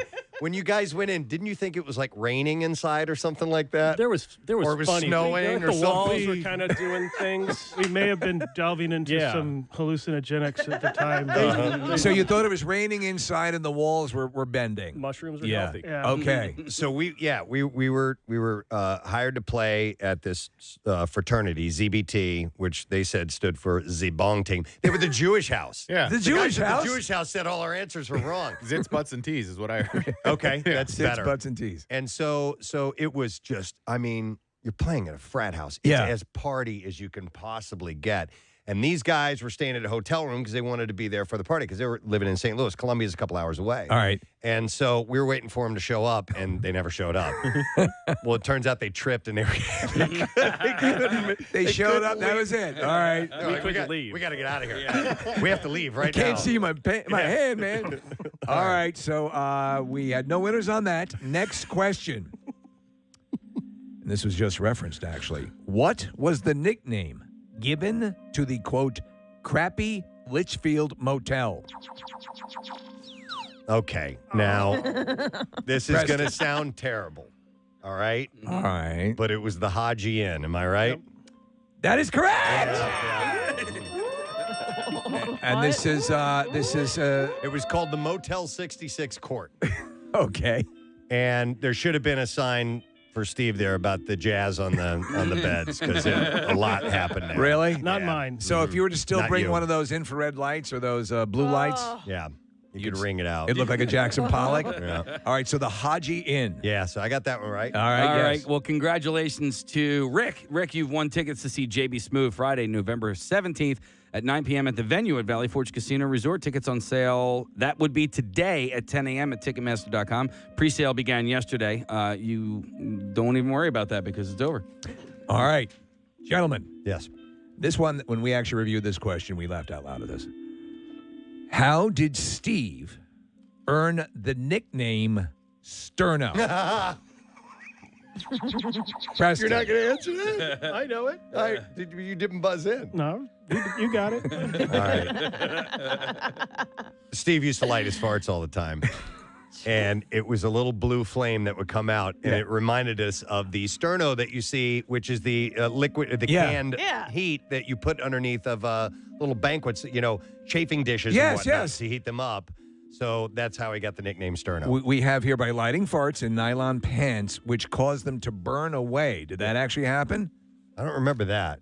The old nylon shorts. We may have had malfunction here or there. Okay, all right. All right, but that is correct. Thank you. Yes. Another winner from Preston. All right, so that is Jim has won a Hand and Stone gift card, good for a free massage or facial, and you can give the gift of relaxation. Father's Day is on Sunday, by the way, with a Hand and Stone gift card for Dad. By the way, if you're just tuning in, two of my closest friends are here, Steve and Chet, and the gang has come up with these trivia questions from my past that they're asking to give you some prizes this morning. Absolutely. So And Nick is keeping score. Nick, where do we stand right now? I don't know how many questions you've read, Steve, but the score right now is Preston 3, Steve 2, Cheston 0. All right. Maybe it changes with this question. What was the name of the full-sized arcade game at Hawk and Clearman's apartment? Who got it in first? That's me. Yeah. Robotron. That is correct. Thank you. Never heard of that Robotron. game. Was this a full arcade game? Yep. I don't know that Absolutely. game. It's a great game. Okay. 2 joysticks. You're the last. You're trying to save humanity from the robots, and I love it. Still play it. I have it on my arcade game at That's home. cool. All right. Very cool. All right. Well, we've just given our winner, and our winner is Laurie. Our final Hand and Stone gift card, which is good for a free massage or facial. Be sure to give the gift of relaxation this Father's Day with a Hand and Stone gift card for Dad. Get $10 off 1-hour spa gift cards through June 19th. Handandstone.com. By the way, I just got a text from Sandy. Actually, it was at Patty's house where you weren't supposed to jazz on Nan's couch. It was a nice couch. Yeah. All right. All right. We have a few more questions. And by the way, we understand that a number of your friends are listening on line right now. Preston. I put out a little Facebook video. All right, so. all right. And they can watch it too, by the way. We have the webcam up and running, so you can Okay. go to WMR.com and watch the hijinks. All right. All right. Question here. The night Steve slid off the road into Hunter Farm's fence, who was the girl in the front seat? All right, Steve. That would be the aforementioned Patty. That is correct. So explain. Sliding off the road.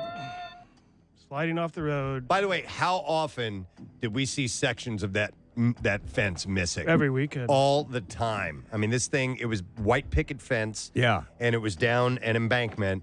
And you would it was no big thing to drive by and go, yep, they took out 2 sections of it again. What, Did people you? were In just fact, I sliding? drove by, did. I drove by one night. It was me and I forgot who else was in the car with me. And we saw, it was at night. Yeah. And all of a sudden we see headlights in the woods.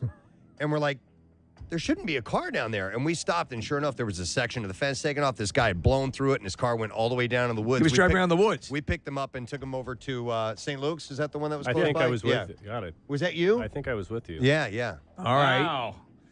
Was that the one you took a whole bunch of the fence from? Or was fence there a you chain took link out? fence? No. Well, there was a chain link fence, and then there was another one over by, what was the park up the street on Faust? What? Faust? Yeah, Faust Park. I took out a section of that one time too.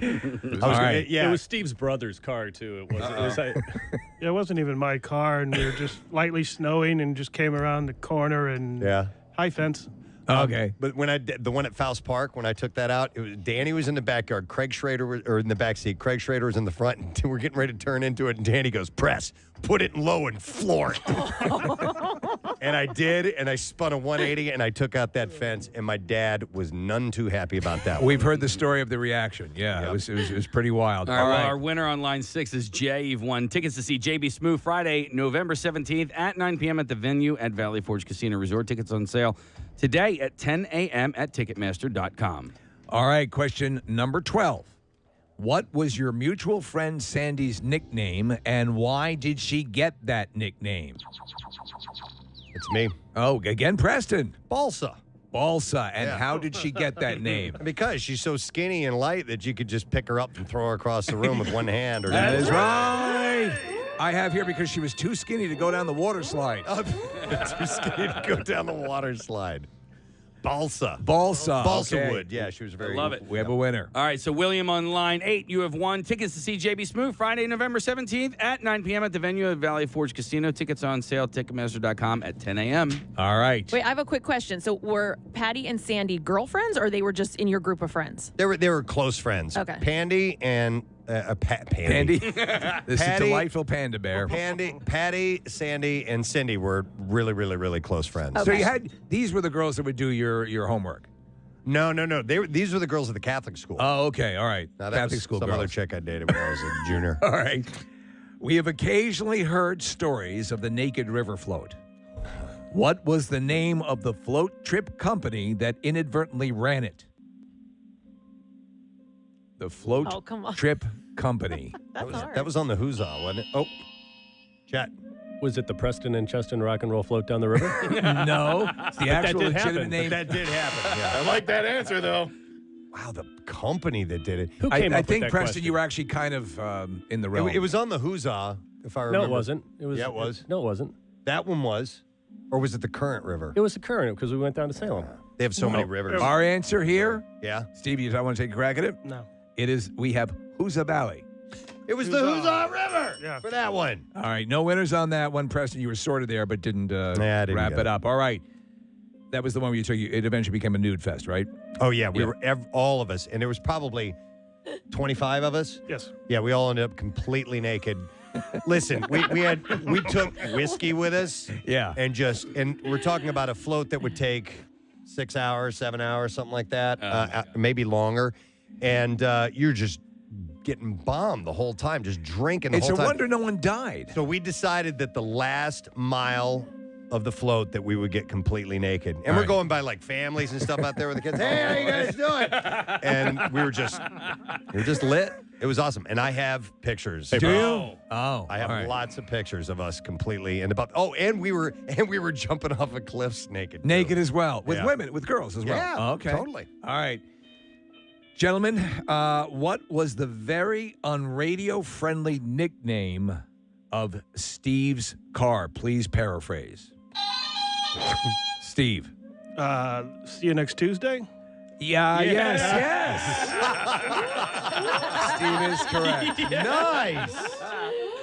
Which car was that? Yeah. That was the white Datsun 510. Yeah. Overheated all the time. And that's why it earned that name? Yes. Okay, Yeah. because of the overheating issue. Oh, All my right, so we gosh. have Steve, who's the winner. All right, so Steve was playing for Kale, and Kale, you've won a pair of tickets to see the Bucks County Playhouse presents The Nerd, June 23rd through July 15th, and you can go get tickets. So not only does Philadelphia Magazine, Philly Mag as we like to call it, of course, have their best of issue out now. It is their 50th anniversary issue. A milestone. Pretty amazing. And we would like to welcome our good friend from Philadelphia Magazine, Mr. Victor Fiorillo. You guys rock. You're the man. Good to see you, sir. Nice to see you, and I want to say this is the first day of the summer that I have not worn a Hawaiian shirt. And of course, it's the day you announce your friggin' luau. Yeah, So, and very that's going to cool. be August 22nd at Valley Forge Casino Resort, so mark your calendar. And yeah, that's right. You usually are a Hawaiian shirt kind of guy. I am. And how did you not call this event Get Laid? Well, because we have the I'm sure Lou. it came up in conversation. Sure, but there was the Who's Lou, which is a clip that we play all the time, and then we met a guy who calls up with that. It just seemed a better symmetry and more likely that there'd be a sponsor behind it. Right. yeah. I know all about sponsors. yeah. Well, the best of issue is out, and I also need to mention that in this issue, on the record segment is featured the Preston and Steve Show. Yes. So thank you for that, Victor, for including us in this article or in this And issue. thank you to Rob McElhenney, who was unavailable. Yes. I thought it was fun to turn the tables on you guys and interview you for a change. So, Yeah. And I thought it was a really fun interview. I learned that Preston used to like the Spice Girls. I did. Used to. I still do. does. I still do. Spice. Actually, I'm a closeted Spice Girls fan, and Victor dragged that out of me back in the day. And I just said in the article, I'm like they were fun and cute and catchy, and I like it. Yeah. So that's all I can say. And you're a very good interviewer, Victor. Obviously, it's what you do over the years. But it's funny because obviously what we do ends up as a video and audio component. But to see words that you uttered during an interview end up in print, it's like, oh, it's for some reason in print, to me, it always brings more gravitas. Yes. And speaking of words, I looked up in the thesaurus a variety of words that you could replace goofy with. And I know that you, as a writer, catch heat from people all the time who go, you should have done this, should have done that. But goofy, wacky, kooky, I think we can put those to rest now. Well, so I'll give you some inside baseball. I like here. that. Okay. I don't know if I'm really supposed to talk about the process. No, absolutely. Of how we produce Philly Mag. Yeah. So this is the headline, the radio stars, and then under it is either you call it a subhead or a deck. And what the deck originally said was, but how many more 6 a.m. fart jokes do they have in them? And the powers that be, because this is the 50th anniversary Best of Philly issue, they thought maybe something, maybe we can move fart jokes to the second page, which is what we did. That's what you did. Let me ask you, how often, because I understand that sometimes in magazines that a lot of times the author of the piece will present it to the editor, who then will write that opening blurb to encapsulate it. Does that happen? You have enough time at the magazine and you have your history that maybe you don't have to do that. But does that happen fairly often still, where the editor is the one who writes that blurb? No, I generally write it, and so on my online stories, I usually come up with the headline and the deck. Okay. And they really aren't debated that much. I think not to toot my own horn, I think I'm a good You got the headline cred, writer. yeah. As for this, we frequently debate this after I write it. It is the opening page of the magazine. Yeah. So, and we also, there are some people that we interview in this section who, you guys are a household name in Philadelphia. Not everybody we interview here is. So you really have to hook them with the headline and the deck as to why I should go and keep reading the next 3 or 4 pages. So you doing the interview, and obviously we've been here for a long time, and it was very well done interview and comprehensive. But was there anything that you learned about us in our many years that we've known each other that you were surprised by?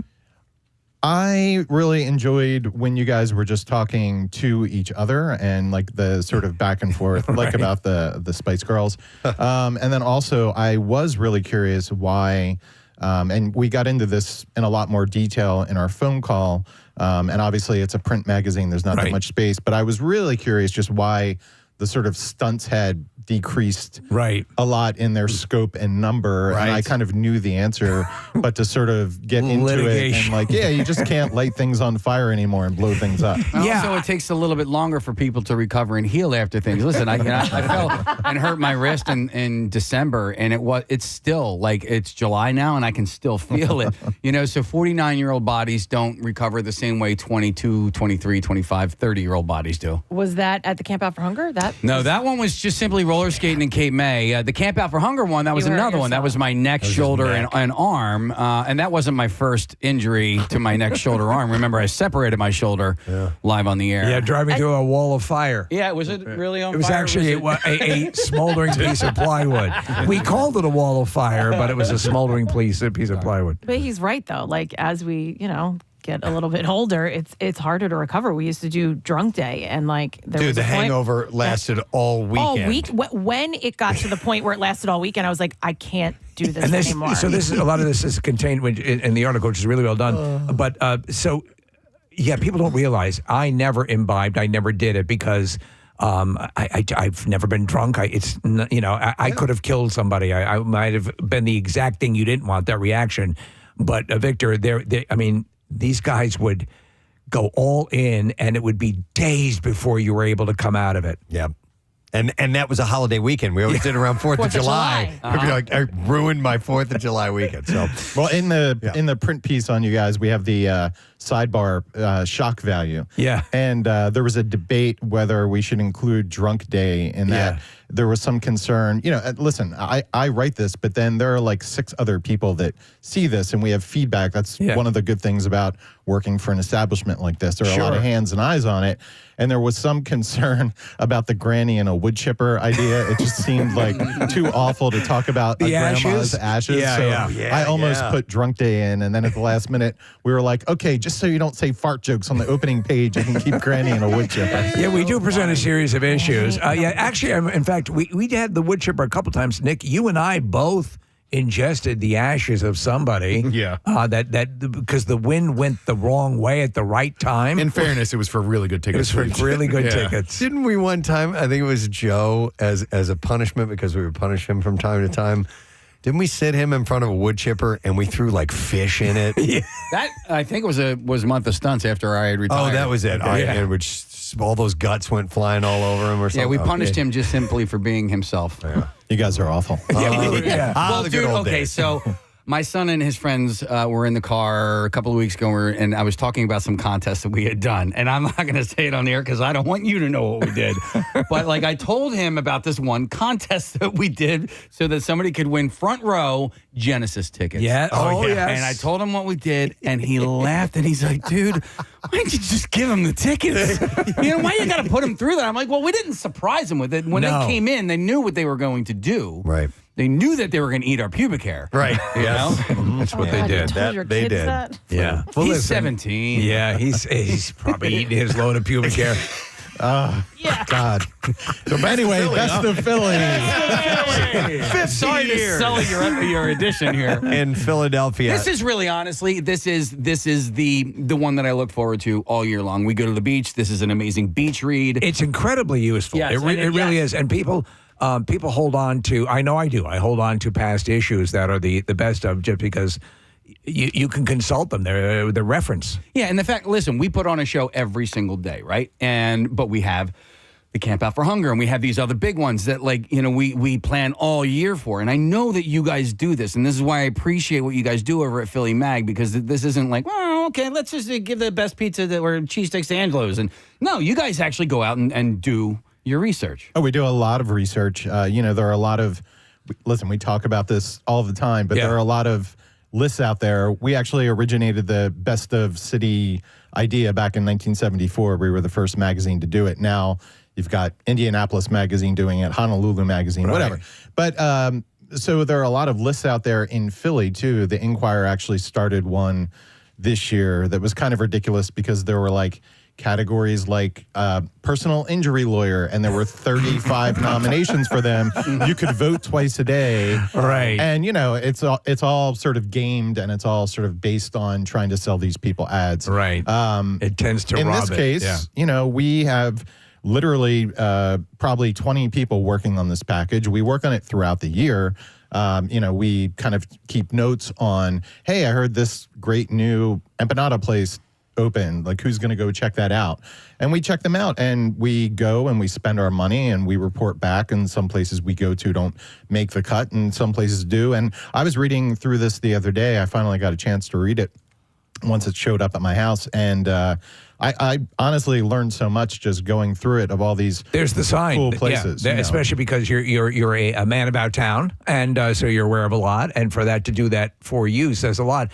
I'm sure Marissa knew everything in here because she goes out everywhere. Yes, she does. Mm-hmm. I want to draw attention quickly to something, and I knew this was coming, sort of in advance, but we were just there, Dorney Park, and I love the category. The best thing that makes us say "hell nah," Iron Menace. Which have you yourself? Have you ridden or no? I've observed it. I've talked to people who've been on it. I haven't been on a roller coaster since I was, I think, 16. Well, not a big roller coaster, since I was 16. And I think the category name pretty much sums it up well. Things that make us say, hell nah. We have audio. Do we have the audio? I'm looking for it. That would validate your perception. We have the audio of Kathy riding it for the first time. I can't find this.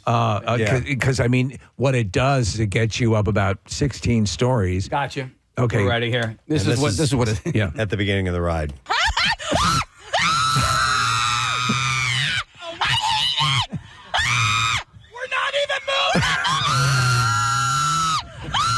And now they're moving.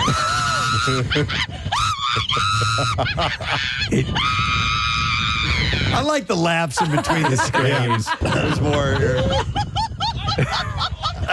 It takes you up and it tilts you over so that you're hanging over, facing straight down to the ground. Pure unbridled emotion working its way out of your body, through your mouth, and into the airwaves. I'm triggered by this conversation. I just can't do rides like that. Even when they release the, what do you call it? Like the animated version of a ride before it comes out, the video rendering. I have a hard time watching those when they go down for the dip. And this ride, they take you up and then they pause for a second. That's the whole purpose. Of just dropping you. Yep. And then instead of doing the straight down drop, they do, I think, 95 degrees. They invert you a little bit. It curves in so that when you tilt over at the top, and that's one of the big sells of the thing, and there's no bad seat, quote unquote, on the ride. Once you tilt over, you are parallel to the ground and you are looking directly down at the ground, and there seems to be nothing below you. So looking at the best of Philly, it's broken down like this. These are the categories. You have food and drink, you have shopping and style, helpers and fixers, health and stuff, fun and games, and city life. Now, everybody, it's all hands on deck for the best of, right? Doesn't most people at the magazine have an input one way or another? That's right. So I edited the fun and game section, Okay. and then I have a bunch of people who give me from the staff who give me ideas. Because you need that because, my one colleague, I think she's in her 20s, and she goes out and she goes to places that I might not ever wind up at. So It's important. I love that kind of feedback. If it were all me doing it, it would, I edit it. Right. But if it were all me doing it, or if it were just our food editor editing the food section, you wouldn't have things like the Quakertown flea market on there as an unexpected food destination. Dude. Because I go there and, she lives in Collingswood. Yeah, I've been there. I love that place. I mean, it reminded me a lot of Booth's Corners. Have you been to Booth's Corner? Sure. Okay. Is it Booth's Corner or Booth's Corners? I think it's Booth's Corner. Booth's Yes. Corner. I should That's know really these things. confusing. The food is the one that I go to first. Sure. Always, because there's some, restaurants you've never heard of, dishes you've never heard of, things like that I dive into. But I'm looking at your fun and games section here, Victor, and there's a lot of great, summertime activity ideas in here for you, tour. And Steve, I'm looking at one. It's so the best tour is the Masonic Temple. The Masonic Temple. You and I took a tour. Oh, it's awesome. Yeah. Yeah. It's very cool because a lot of people think that building is closed. You have to be a secret society member to go in there. But so we like calling things out that maybe aren't so obvious. And then we also have some more obvious things in there that deserve to be recognized. No, there's, in fact, that if you ever get a chance to go into the Masonic Temple there specifically, it's just loads of history. And it's just cool. Preston, there's a number of cool things here. I love, of course, in addition to the food and then obviously things like cheesesteak, best public toilets. Oh, wow. Right. Yeah. Philly has its new public toilet system. I think it's called Flush, PH. Of course, they had to do the PHLUSH.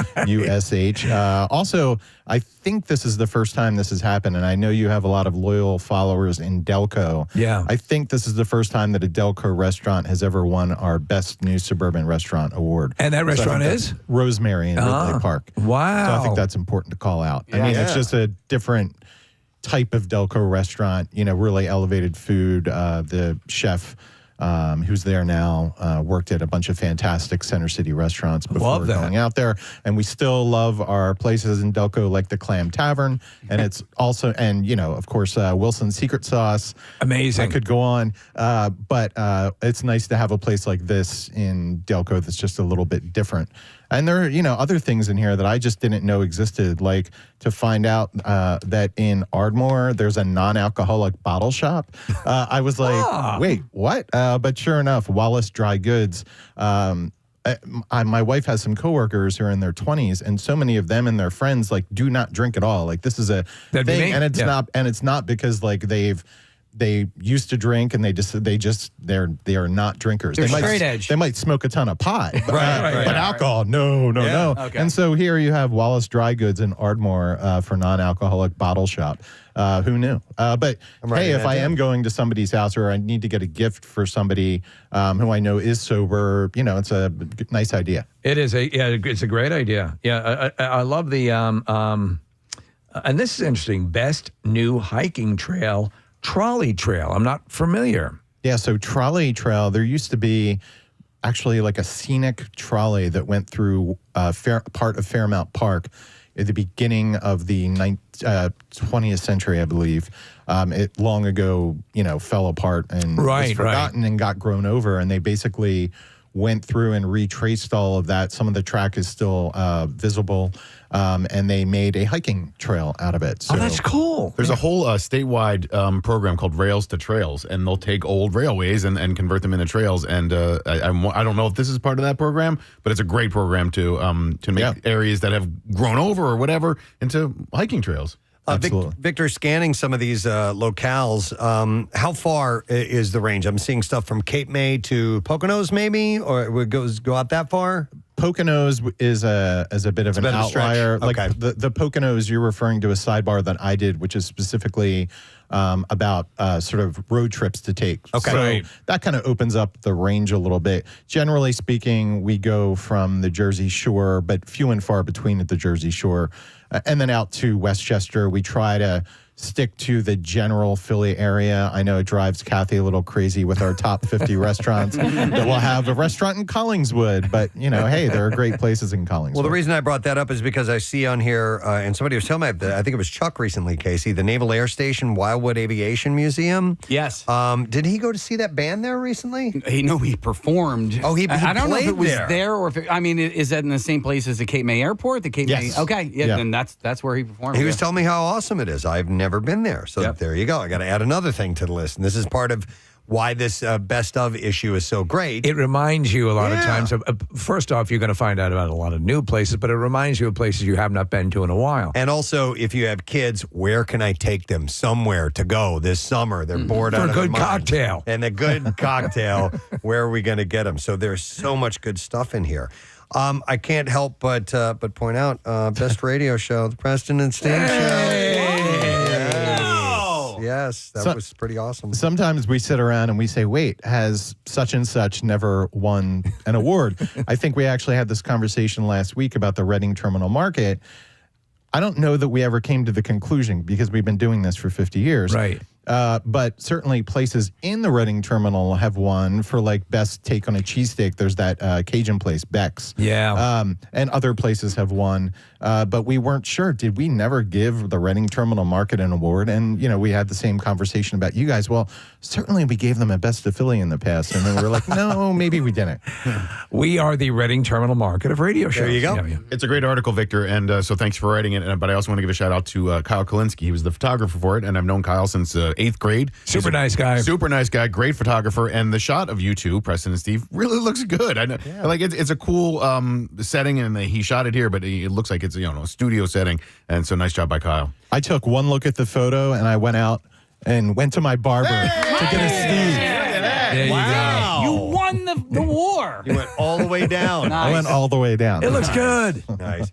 So, Victor, in the issue, what are the categories that people get most fired up about? That how dare you? Is it cheesesteak or? Yeah, cheesesteaks, pretty much anything. Like, okay, there's a place in here that's in Kensington that's fairly new that has an amazing roast beef sandwich that we called out in here. Now, if you live in Springfield and you go to, Nick's in Springfield, and that's your favorite, and you also see the word Kensington, you might be like, I'm not going to Kensington for a roast beef sandwich. Right. But it's fantastic. Look at the picture, Casey. Yeah. How tasty does that look? Still not as good as my favorite roast beef sandwich over at A Cut Above in Newtown Square, but You haven't that had looks. this. I haven't had that one yet, Yeah. so I will be going to Kensington after the show this morning. In addition to the food, again, going back to the creative things, best incentive to get your library card, video games. A lot of people don't realize that your local libraries now, you can rent video games. Yeah, my son just got Halo out and,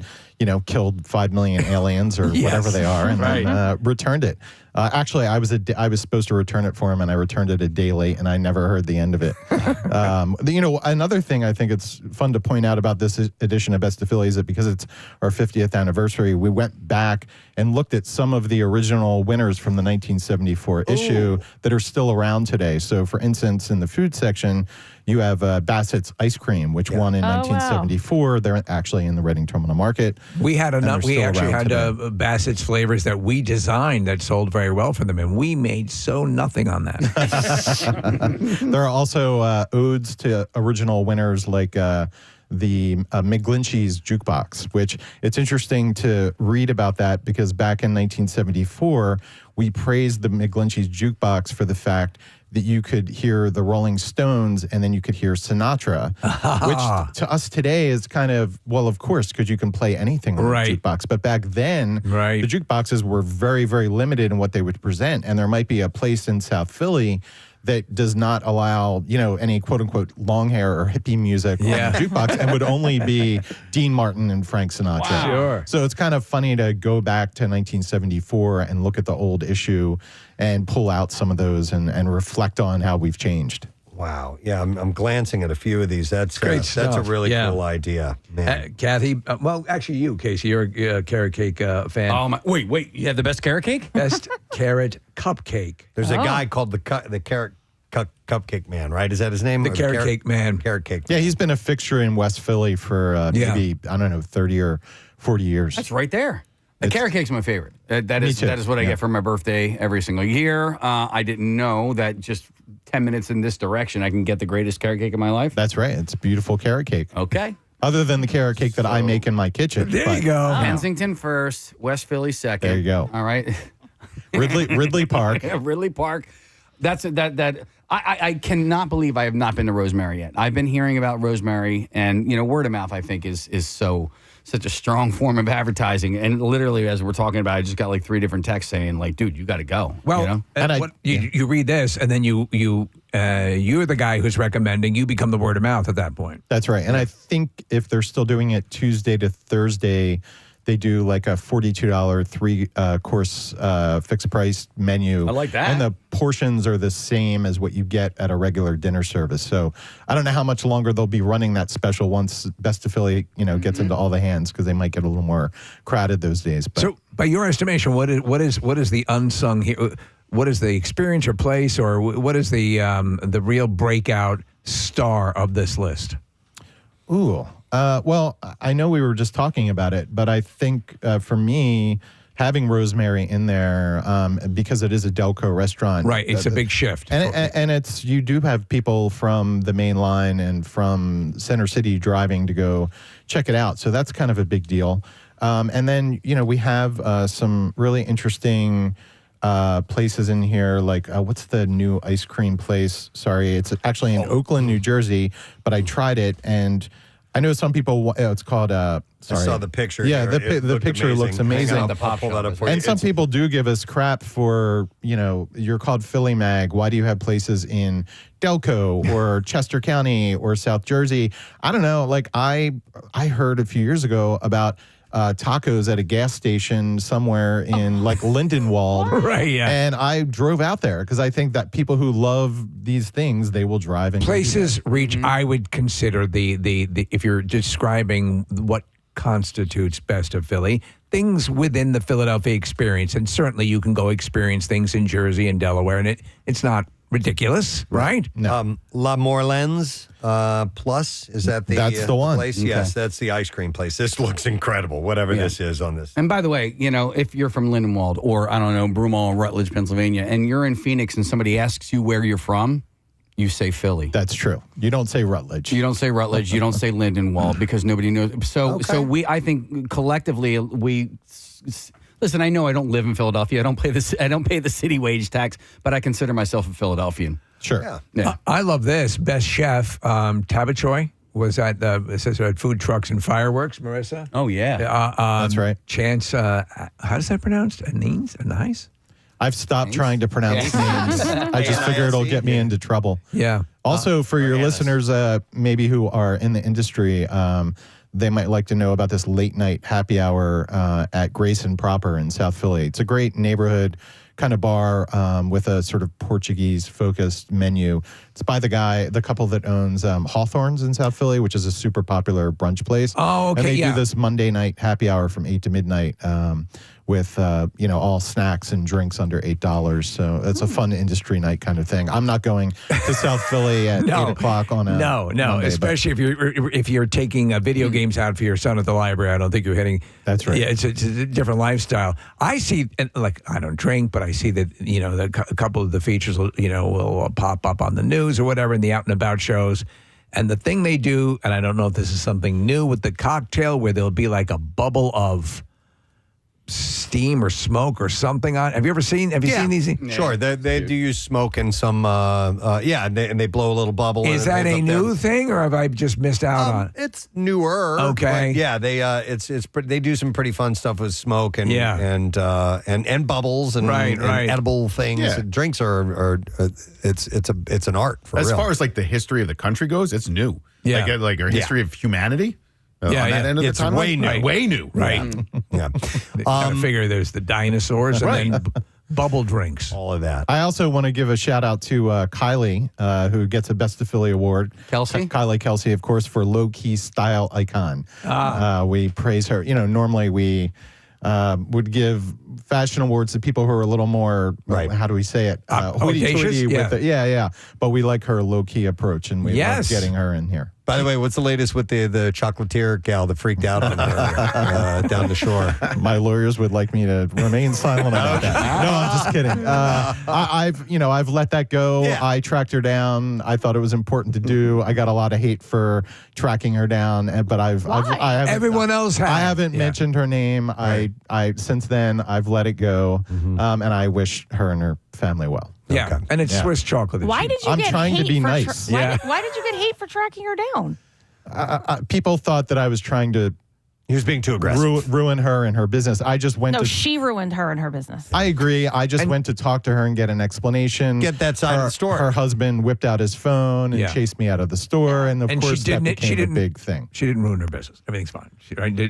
I would imagine everything's fine, but I haven't mentioned her name again. There you go. And I did like in the interview, Preston, when you said we have one rule on the show: don't be mean. Right. And I know that sometimes I might venture into that territory, and in this case with the woman who shall not be named, I don't think I did, but I know in the past, I'll give you, actually, I have to tell you this. The other day, my phone rang and it came up and said John Bolaris.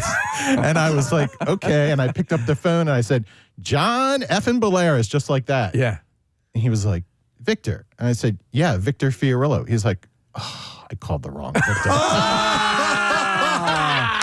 That's hilarious. Really funny. That's hilarious. True story. Yeah.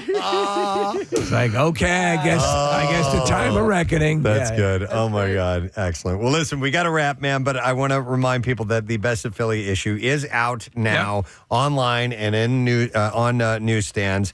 Barnes & Noble and Whole Foods. And not only the best of, which is always one of the great articles to get of the year, but the 50th anniversary of Philadelphia Magazine. So you got to pick it up today. Victor, great to see you. Thanks nice for to being see here. you. And thanks for everything. We appreciate it. Thank you. Victor Fiorillo of Philly Mag Gang. All right, we're going to take a break. We'll come back in a moment. And Jennie Garth is going to be joining us. So stay put. We'll be right back.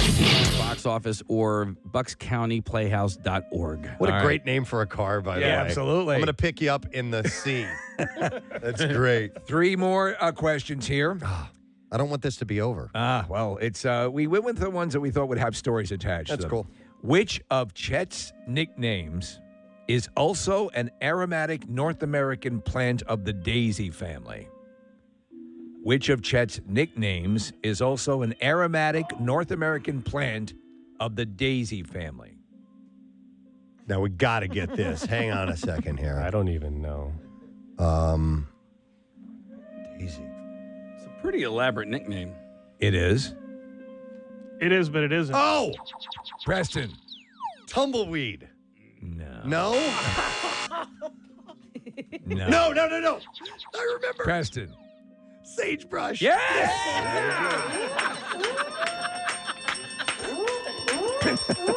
I don't even remember how we got that. Yeah. Do you? Chet? I know. I remember, but I don't remember. Okay. You remember it was your name, but you don't know how you earned it. Yeah. Sagebrush. No, no Sagebrush. Chet, that was your one chance to get one right.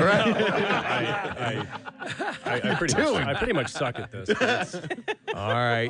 Well, Jeremy on line 1, real quick, you've won a case of Yards Brewing Pale Ale, the best beer for summer barbecues, beach days, and tailgates is Yards Brewing Philadelphia Pale Ale. Drink local, brew into others with a Philly Pale Ale at Keg and Kitchen in Westmont, New Jersey.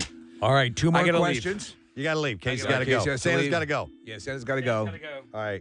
Good luck with your endeavors. With your Lyme disease. Yes. Oh, wait. So you want me to, I'll handle the rest of this? Yeah. All right. Let me just do this. Yeah, give me some music here. Thank you. All right. All right, ladies and gentlemen, final 2 questions. Name the prestigious golf club often snuck onto by Chet and sometimes Hawk in observance of, all right? Old Orson. Right. Steve. Belle Reeve. That is correct. Yes! Wow. the Belle Reve Country Club I have listed here. The story was about you, and you didn't get the answer. That's right.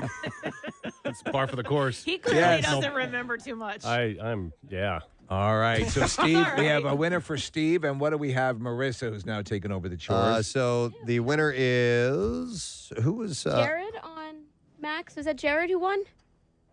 just now? I'm not listening. I'm not wearing any headphones, so I can't hear anything. Yeah. All right, no Yes. problem. Yep. All right. JB Smoove is coming Fridays, November 17th to the venue at Valley Forge Casino. Tickets are on sale now at Ticketmaster.com. All right. How many Steven, more? I'm sorry. It all comes down to this last question because we had a tie, Nick. no, it is right now. Preston's leading by 1. All right. Over Steve. Chet, this answer is worth 7 points. No, I'm just kidding. We do have a tiebreaker if necessary. Okay. Chet, All right. what is your real name? What is your current occupation? Who bought the Playboy Club? All right, question number 17. Well, you should get a bonus point for That's that. right.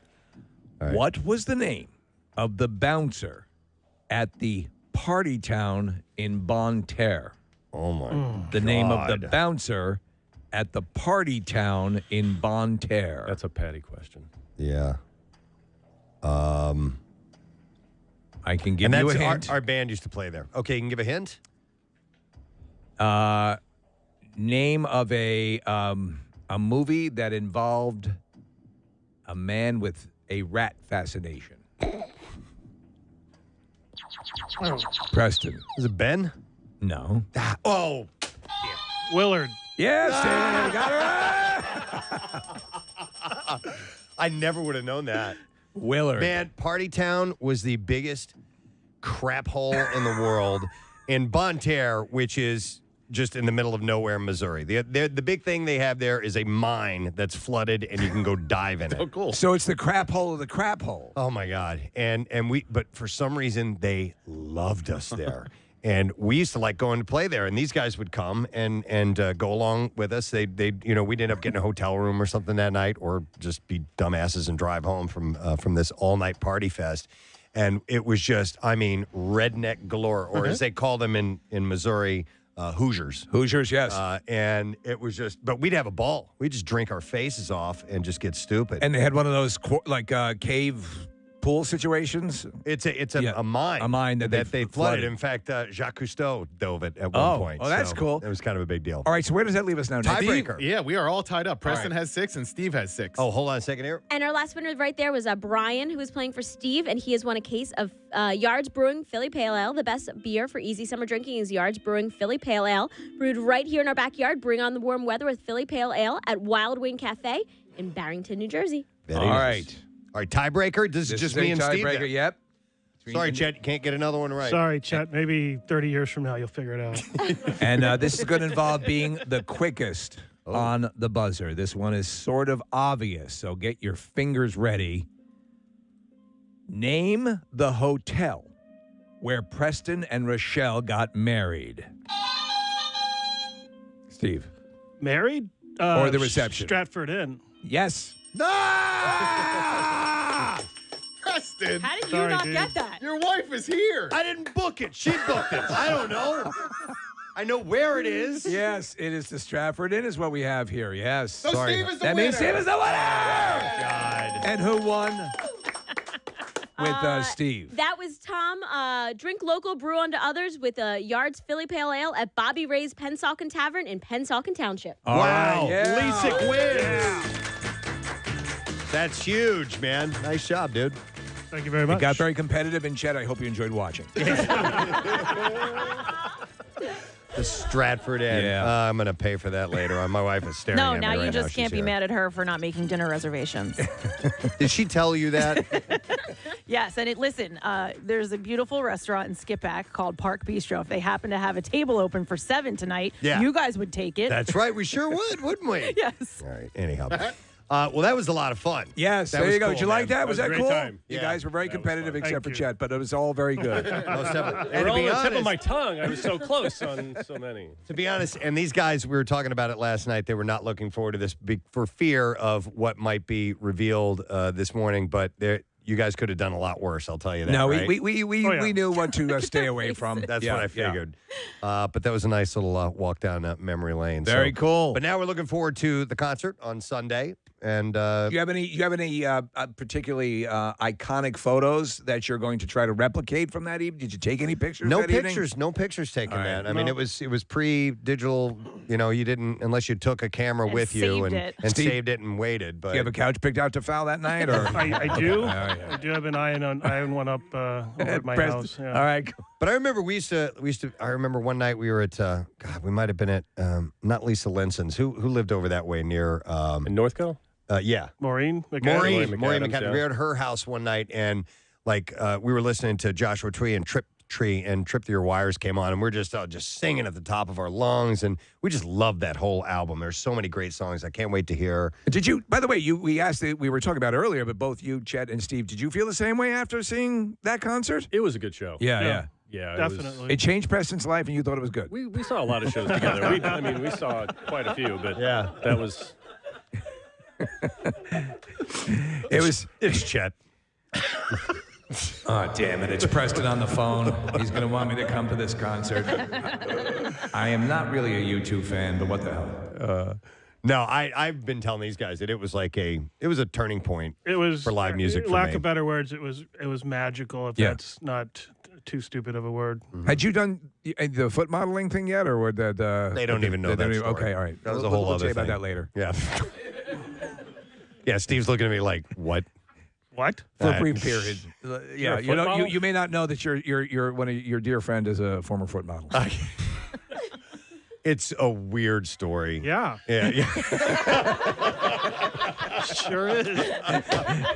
We'll send you home with a link to the Daily Rush. Yeah. All right. Anyhow, thank you to Steve and Chet for being in here this morning. Thank you, guys. Enjoy the show, guys. Two of my best friends, and we should take ourselves. All right, thank you, Kathy. So last night, much anticipated show at Lincoln Financial Field, and you two obviously doing the Joshua Tree tour, and a lot of us were there last night. I think everybody but Casey and Marissa. I think there was out for a concert. I think that's the most of us of the show that have been at one event in a long time. Probably. This was my favorite song, and then the screen behind them, like this. I knew they were going to do something cool with it. Did you guys notice? So when they did Mysterious Ways, they were flashing pictures of famous women, like Maya Angelou and even like Ellen DeGeneres. It wasn't people that have just come and gone, current people, and Sister Mary. Yes. They put her picture Oh, that's so cool. Wow. Yeah, she was one of the last ones. They apparently had solicited, before they get to every town, let us know who a notable woman from your city is. So people nominated Sister Mary Scullion, and she was one of the last ones up on the screen, which is great. That's so cool. So I thought that was cool. That's a friend. I'm like, wait, I know her. you know? And then This is Kathy Romano, who every morning, Monday through Friday, does the news, relates the stories of the day in succinct order, and then reads the sports from Nick. Always a little verbose, but very informative. Oh, so you heard that too? Well, we were walking to Isn't the that car when they they were on the way out. God, it was But it was so impressive, her command of the stories of the day, and a special nod to 6ABC for providing a lot of the influence to that. But also another friend of ours got a shout out, Senator Chris Coons. I know. What? Wasn't that great? I was like, wait, I know him. Yeah, he was talking about AIDS relief that the United States has paid for around the world, and it was so Bono went onto a long AIDS. It was really extolling the benefits of and the virtues of the United States and the taxpayers, and he was thanking us. and he was thanking a lot of Americans, and he said Rick Santorum, George W. Bush, and he's here tonight, Senator Chris Coons. Wow! By the way, you may know him because he went out to the Camp Out for Hunger, which is the same show that Kathy Romano I mentioned earlier does the news for. It's a great union of philanthropic people here tonight. It really was amazing. I know you just probably eat it for breakfast. We have a man called Pancake here. Oh man. Let's see. Five Funger Bung Punch. Five Funger Bung Punch. That's close. Funger. It's just a funny sounding word. Great group of new musicians called Five Funger Bung Punch. And they've got a message to tell you. Say, anytime you take a good solid punch to the bung, it's gonna be impactful. Like Nelson Mandela told me one time when he was having a large chocolate chip cookie. He said this thing's huge, but it's not as huge as the love on this earth that we live in. Remember that as you're getting your bung punched.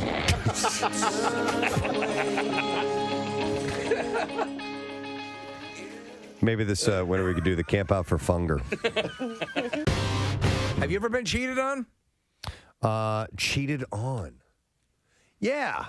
See? Actually. Yeah, see? Yeah. It's not so much fun, is it, see? No, Where's your idol now? I remember, but that was totally my fault because You weren't giving oral. No. Oh. Preston always Yeah. does. Kathy, our next guest has her line, our clothing line, which is launching very, very soon, just a few days. Via QVC. I love QVC. And you know her for years on 90210 and many other things. Oh, there you go. Thank you, Casey. We would like to welcome Jennie Garth to the show this morning. Jennie, good morning. Oh, are you there? Hi. Oh, there. My song, I love it. Now we got you. Thanks for coming on. We appreciate it. Listen, obviously we're gonna talk about the collection and other things with you, but obviously the big thing, and we want to offer our condolences to your good friend Shannon Doherty.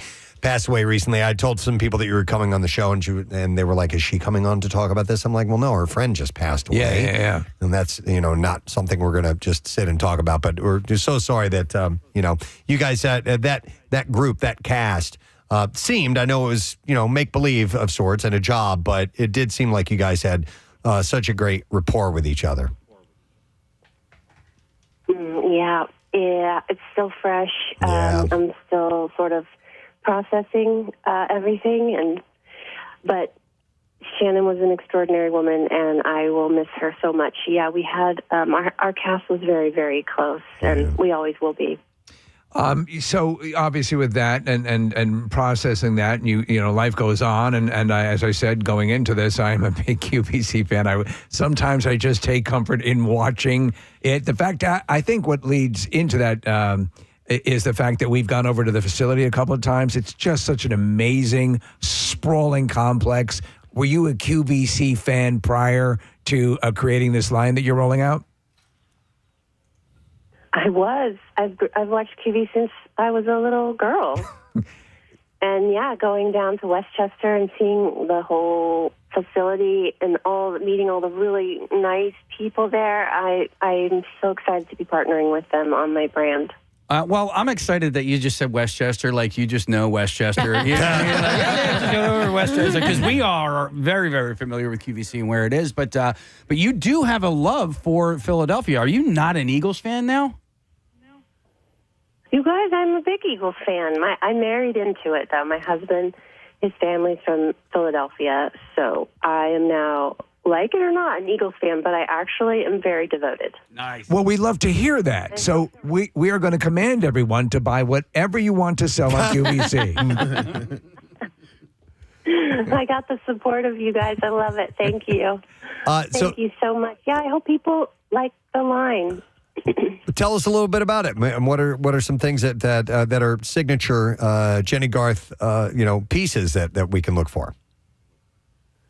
Oh my gosh, we've been working on this for 2 years with our team at QVC, and we're so excited about our launch. That's going to be on July 29th at midnight here on the East Coast, and then I'll be on for 24 hours, you guys, so you can't miss me. 24-hour rollout. Very nice. Wow. And are you both on, or is it just you? No. It's just me, and my daughter, who was my co-designer and right arm, will be off stage there with me. But yeah, we're going to be on. We have a today's special value, and it's going to be very exciting. We have great denim pieces, a lot of denim in the collection, very eco-conscious denim. It's made from plastic bottles that were ocean-bound. But aside from that, we have a lot of great, staples, a lot of basics, and a lot of just clothes that we want women to wear. We want them to feel empowered and beautiful, and we want them to choose themselves first thing in the morning when they're getting ready for work or their day. So I think everybody's going to really like it. And we have major size inclusivity. Okay. Well, listen, that's awesome. I think what the situation is with QVC is that we're perpetually impressed, and it's a juggernaut. And I don't know if you know this, Jennie, but they started doing their own movies, Christmas movies and things now. So it is this. I know some people go, QVC. It's like, is that the end of? No, QVC is a juggernaut. So let me ask you, to get this amount of time, to get this kind of rollout, that's got to mean everything to you. I mean, the support that they have shown me from day one, and I can't even tell you, it's unparalleled. I've never experienced anything like it. What a huge company behind me, and I know every person, and it's just been the best experience so far. Let me bring this up as well, because we had Taryn Manning on, the actress, the other day, and we were talking about getting out and meeting fans, and you've been doing a number of the cons as well, going out to meet fans, and and getting out and pressing the flesh. And I was reading an interview with you, and you talked about how important that it's always been important, but it became much more important. It was, I think, Luke Perry had sort of set the bar on how to interact with your fan base, and that's something that you took and ran with. Is that correct? Yeah, definitely. He was a wonderful example of just loving everybody and being so appreciative. And I think that was really actually instilled in all of the cast from a very young age. So we've lived off of our fans, just like their devotion to the show and to each of our individual careers moving forward. So we really do realize that without our fans, we would be nothing. And there's a reciprocal energy and an appreciation there that goes both ways. So it's been really it's actually the reason that I started this whole I Choose Me movement with my podcast and with my fashion line. It was listening to the women that would come up to me and talk to me and remind me of that statement that Kelly Taylor made back in the 90s. Right. And it sort of has inspired me to continue that message moving forward in my life. And so it's all sort of integrated together. The fans, me, the character, it's all kind of one thing. It's wild. Jennie, this is a really unfair question because it happened in 1996, but I met you. I was working at Enterprise Rent-A-Car and in Beverly Hills, and you, I believe, owned a BMW at the time, and so you dropped your BMW off for service, and you came into our office. It was on North Robertson. You could not have been nicer, and I was completely starstruck. I was only 21 years old, but, just talking about fans, you just were a really nice person, and I was like, oh, my God, she's so cool and so gorgeous, and you just handled it like a pro. And so, 28 years later, I just want to thank you for being a nice person back in 1996. You're welcome. Oh, that's funny. Yeah, well, see, that shows how it pays off. Decades later, he remembers this chance encounter. And I'm sure you never forgot that encounter. Remember, right, Jennie? I remember it like it was yesterday. Like it was yesterday. Amazing. Wow. All right. So on QVC on the 29th, it's going to run for 24 hours. By the way, is the line, is it men's clothing or just men and women or women only? Listen, you know what? You do you. All right. It's mostly designed for women. But I think you'd actually look beautiful in the denim romper. I think you would. I think she knows you. You see how good she looks. She knows what she's talking about. I actually do have a denim question. We only have a little bit of time left, but I saw somebody the other day wearing a denim jacket, which I wore back in middle school. All the time. Back in the day, I'm like, man, I really love that jacket. I'm thinking about diving back into denim, man. You're going to go patches or no patches? Should we have perfect. We have a great denim jacket for you. It's actually the TSB. So Jennie Garth says denim is coming back and you should take advantage of it. All right, I'm on board. Definitely. All right, so yes, the 29th on QVC, make sure that you do check out Me. It is the Jennie Garth collection. which is available, and you can go to QVC.com to get the details. But we wish you luck, Jenny, and thanks for being here, and thanks for being an Eagles fan, too. Yeah. Thanks, you guys. Love you. Go Phillies. All right, take care. All right, Jenny Garth. Nice. I saw a guy, and Kathy, you need to tell me. I have no idea what the status. You know me in fashion. I don't freaking know. You know he's a master. But I saw a guy wearing a regular full denim jean jacket, we used to call it, back in the day, and I loved mine. I was kind of with the, as we called them in the 80s, the freaks. Yeah. I was with that clique. Were you a teenage dirtbag, so to speak? I was a teenage dirtbag. Totally. Okay. Absolutely. No, you remember you've seen the pictures showing me as a teen. No, I literally was a teenage dirtbag. Driving IROC? I did not at one point I did. Yeah, not that until I was was a an adult. Mustang. But a denim jacket. Yeah, Preston, denim, it never really goes out of style. It's just honestly, how you wear it. You can absolutely wear a denim jacket. Okay, well, speaking of which, in The Bear, was it season 1? Where he's going through, he's got the first vintage episode. Yeah. He has in his oven at home. Yeah. He would keep and sell vintage jeans, and they have not gone back to that yet because obviously he's tied up at the restaurant. Right. If you watch the show, but he would take these jeans folded meticulously in the oven, and then he would sell those, and they were going for really high prices, and it was kind of the way he was making money. It's funny because you're talking about the denim stuff, and when everyone was wearing that yesterday, by happenstance, Teen Witch was on, and I watched. And when you, Acid Wash was Acid in that. Wash, Yeah. yes, I exactly. just didn't. yeah. I just felt so. I don't know the word. Free? No. I felt more constricted in denim, and so I never, ever could get into it. Yeah. My son Parker is that way as well. Hates denim. Okay, Can't stand and it. dude, Yeah. he and I dress very, very much alike. At least in the not in the summer months. We both wear like Adidas track pants and stuff like That's that. what he is happiest in. So Correct me if I'm wrong, but sorry. No, the problem with denim is once it got dirtied and it was hard to clean, correct? But you've seasoned it. Yes. That's the thing. But I tell you, I'll wear a pair of jeans for a month without washing them. So, Got to get that piss in there. Most definitely got to rub it in there and get it all part of the fabric. I have a couple of shout outs to do if you guys don't mind. And then I think is this the mail bin? I do have a lot of mail actually. Where the hell did I put that? No, you know what? I'm not going to do shout outs. We're going to do the noticer instead because I have some other things to sprinkle in here. And these are indeed things that I've noticed. We notice the noticer's not doing shout outs. Yeah, they'll do them tomorrow. Across an empty field, down an alleyway. Any place you don't do shout outs. All right, so I got this. I noticed this email that was sent to me, and it was from Kevin Verdure. And he says, "Hey, Preston, my name is Kevin.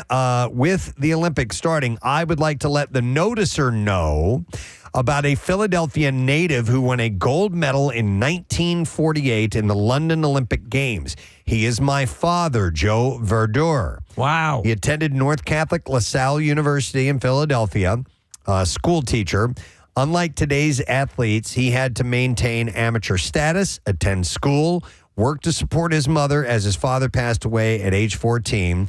And if you Google his name, you will see his tremendous swimming accomplishments, 19 world records and 21 AAU records. Jeez. Wow. And he said, I am wondering if this is a good fit for the noticer.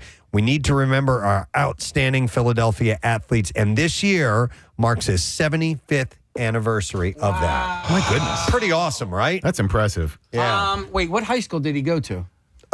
It says here, Swam at LaSalle. attended North Catholic LaSalle University. Okay. But I don't know what high school case. He went to North Catholic High School. And I'm sorry. LaSalle And then University. LaSalle University. Yes. Okay, so he's a Falcon. Okay. Yeah. Big North Catholic population down the Wildwoods, by the way. As a member of the U.S. Olympic team in 1948, he won a gold medal in the 200-meter breaststroke with a new Olympic record time of 2 minutes 39.3 seconds. This was the first Olympics since Berlin, Germany in 1936, and did not include athletes from Germany and Japan who were banned for participating at the time. Nick, do me a favor because we have another Delaware Valley resident who was also an Olympian in the same stroke. His name is Brendan Hansen. Can you look up Brendan Hansen's times compared to that guy's times? Yeah. I'd like to just see how much. You want to take them down a peg? Well, no. Just like, dude, listen, we how all far the sport has come. We all stand on the shoulders of giants, right? Yes. So there is no Brendan Hansen without that gentleman. Absolutely. So Brendan Hansen's a local guy too? Yeah, he's from Haverford. So he won the 200-meter breaststroke with a time of 2:10.69, and that was back in 2001 in Japan case. And then Joe Verdur, who Preston was talking about a minute ago, 2:39. 2:39. Yeah, so 29-second difference. Wow. Well, you realize that all the athletes these days are pumped up with drugs and stuff. So, Well, no, I mean the training has come a long way. No, it is. Yes. Obviously, they're funded better. You can find the talented athletes and foster them better these days. Well, and there are legal supplements that people are using more these and you days. can genetically. Link human DNA with fish DNA. Right. So they have like fins and things like that. Okay, I'm just saying this. They're not good socially with other humans because they've never been raised that way. I'm saying this without any judgment. It's going to sound like I'm very judgy, but I was watching the U.S. Olympic trials. And you're better than all of them. I'm better than all of them, Steve. They all suck. No, I noticed something as these guys were getting ready to stand up on the starting block. The noticer has his own noticer. And I texted my wife. I said, because she was watching too somewhere else, and I said, these swimmers are a little flabby, don't you think? And she's like, swimmers? Is that a new competition? She goes flabby with all these question marks and exclamation points. And I'm like, yes, relatively speaking, usually I always thought swimmers were pretty jacked, but I noticed these guys during the trials. It's time for the tubby swimming competition. If you're fat, please proceed to the pool. They weren't all six-packed out and everything like that. Usually they are. And these guys, I was like, that's a little bit interesting. Are you sure you were watching the Olympic trials? Kathy. You know I know what I'm doing. Was it just an old episode of The Biggest Loser? Wait, I was wondering why Bob Harper was there. Preston, getting back to this Joe Verdur guy, I didn't realize until that email that German athletes and Japanese athletes weren't in the Olympics, and I had completely forgotten that there were no Olympics in between 1936 and 1948. But I brought this up earlier off air. The Olympics are coming back to the States, Winter Olympics. Yes. And 2034 will be in Salt Lake City. Yeah. Wow. And that's really cool. It's interesting you bring that up about the war, Nick. At one time I had the pleasure of playing at Gulf Mills Country Club. During World War II? And no, but I was in the men's locker room, and they have the list of all the club champions. But in those years, it said no champion due to war. Yeah, isn't that wild? They were probably overseas. Stop and think about it. And you know what? Relatively speaking, that was a big war. I mean, if you think about it, world. You think about Ted Williams' records in baseball, he missed the 2 or 3 seasons, maybe 4, of the prime of his career because he wanted to be a fighter pilot instead. Wow. You know, like one of the greatest hitters of all time, and he was overseas. We need to resolve this conflict to get Ted Williams back to realize his potential. And now a quick dance. So speaking of people holding records, and press, when you go to like local swim clubs, you see pool records and all that. Yeah. There's an MMR staff member whose name is still apparently adorned on the pool records for a relay pool record at, I believe, Karakung Swim Club. I think I know who you're talking about. And it's not me. It's Brent Porsche. Brent Porsche. Yeah. Really? Brent Porsche is still a record. With all that hair? At Karakung Swim. So if anybody headed to Karakung Swim Club right now, please go to their little board of pool records, and you'll see Brent Porsche's name. Everyone out of the pool, there's a Sasquatch in there. No, Brent was clean cut. For a he long was. time. Not until he started working And then here he did start tried growing pot. his hair. Yep. Should do a before and after. Right, yeah. Picture of Brent. It's like a real genius. Weed. Before you move on from Olympic chat, I just want to mention something for our friend, Rob Kessner, who is the producer of the Olympic specials that are taking place on NBC 10. And there's one that airs this Saturday at 7. And it features Kylie Kelsey playing field hockey with 2 of the Olympians, one of them, Ashley Sessa, who is from our area. Wow. And yesterday, Kathy, because I saw in your Instagram stories, you shared the story about Allie that we had on the show last week. Yeah. And NBC 10 had footage of Allie's family when she qualified for the Olympics from their living room, and their celebration made me cry. It was so touching. They were so excited, and so kudos to Rob and everybody at NBC 10 putting together a really good package. Nick, do they have any footage of our family listening to the interview we conducted on the air? And were they equally as emotional? You know what? I think they were all individually in their own cars at the time. Right. So, yeah, they weren't able to get it. If it just says, go slightly off the rails here, I saw something advertised about fast swimming and these speeds. I don't know if you guys have seen this thing, but it is the coolest thing.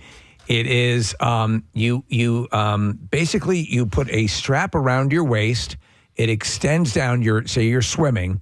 It extends down to essentially like a boat prop powered by regular like lithium engine, and you stand basically on like a think of a pogo stick. Yeah. That you would and strap it just midway. propels you forward. And it propels you forward. Is your head above the water? Your head's above the water. Okay, I need to see this. It is pretty cool. Wait, and you're moving? So you're standing on similar to a pogo stick. Instead of the spring at the back of it, it was a propeller, and you can control it, but you can actually swim, and it is a swim assist. Yeah, I've seen people put boat props on a long bar. Yeah. And then they put that bar into basically a screwdriver, like power drill. Yeah. And then they use that power drill. They'll sit in an inner tube and I got a trolling motor. Yeah. Dude, that's I funny. got an inner tube. I got one of those floats with it has a throttle and propellers underneath. So it is. We need to have that. Dude. I need to see you in that. I know. I haven't. I also got the alligators for the pool. It's an alligator. It looks like a head alligator. of an alligator, and it's remote. The one bitch if you is put it in dark water, dark waters it where looks works, like an actual alligator. Otherwise, it just looks like a bodiless alligator. Well, Kevin, we wanted to acknowledge your father. That is an amazing Olympic and It's amazing. athletic feat. So thank you Yes. for bringing us attention to that. All right, let's see what else I noticed here. Oh, yeah, this is a follow-up to yesterday. And the sad news, we mentioned this, the passing of Jack Morey of Morey's Piers. He was only 63 years old, and there's a little bit more because we were curious why he was, why he passed. What happened? Yeah. He had a very rare blood cancer. Oh, man. Myeloplastic. I know I'm not pronouncing that correctly. Myelodysplastic syndrome. So I butchered that, and I apologize. But Kyle Morey. Oh, okay. And Casey and I know Kyle. Posted a statement, and he wrote that Jack's life is a testament to his passion, creativity, and unwavering love of the beauty of people experiences and life, which he often insisted on viewing upside down via an impromptu handstand. He was a character, man. It's so cool. And he wrote, although known for his eccentric and gregarious persona, Jack would often dive deeply and quickly into conversations, not one to recognize conventional boundaries. A favorite Jack question upon meeting someone was, what do you love? And he was genuinely curious about the answer. And I said this yesterday, not only the Piers, which were in his family, he was the second generation, but he left his mark on Wildwood, Pennsylvania. He loved the Wildwoods, and he was involved in all these things. The Rio Grande Avenue Gateway, the iconic Wildwoods sign. He was involved in, I guess, the creation of that. That's amazing. The Wildwood Dog Park and Beach, the Socratic Outdoor Learning Center, the doo-wop-style architecture, the Starlux Mini Golf, and his latest project, which is the Big Little Nine Golf Course. Casey and I have shot a couple of commercials over there. And I've played there a couple times as well. So I just wanted to pass along a follow-up to that information. There are no funeral arrangements, or they haven't been announced at this time just yet. So, yeah, that was really horrible, sad news to hear, because he had become a friend of the show. We've had him on the show a few times. Yeah. Came into the Keenan's live broadcast and all that stuff. So It was.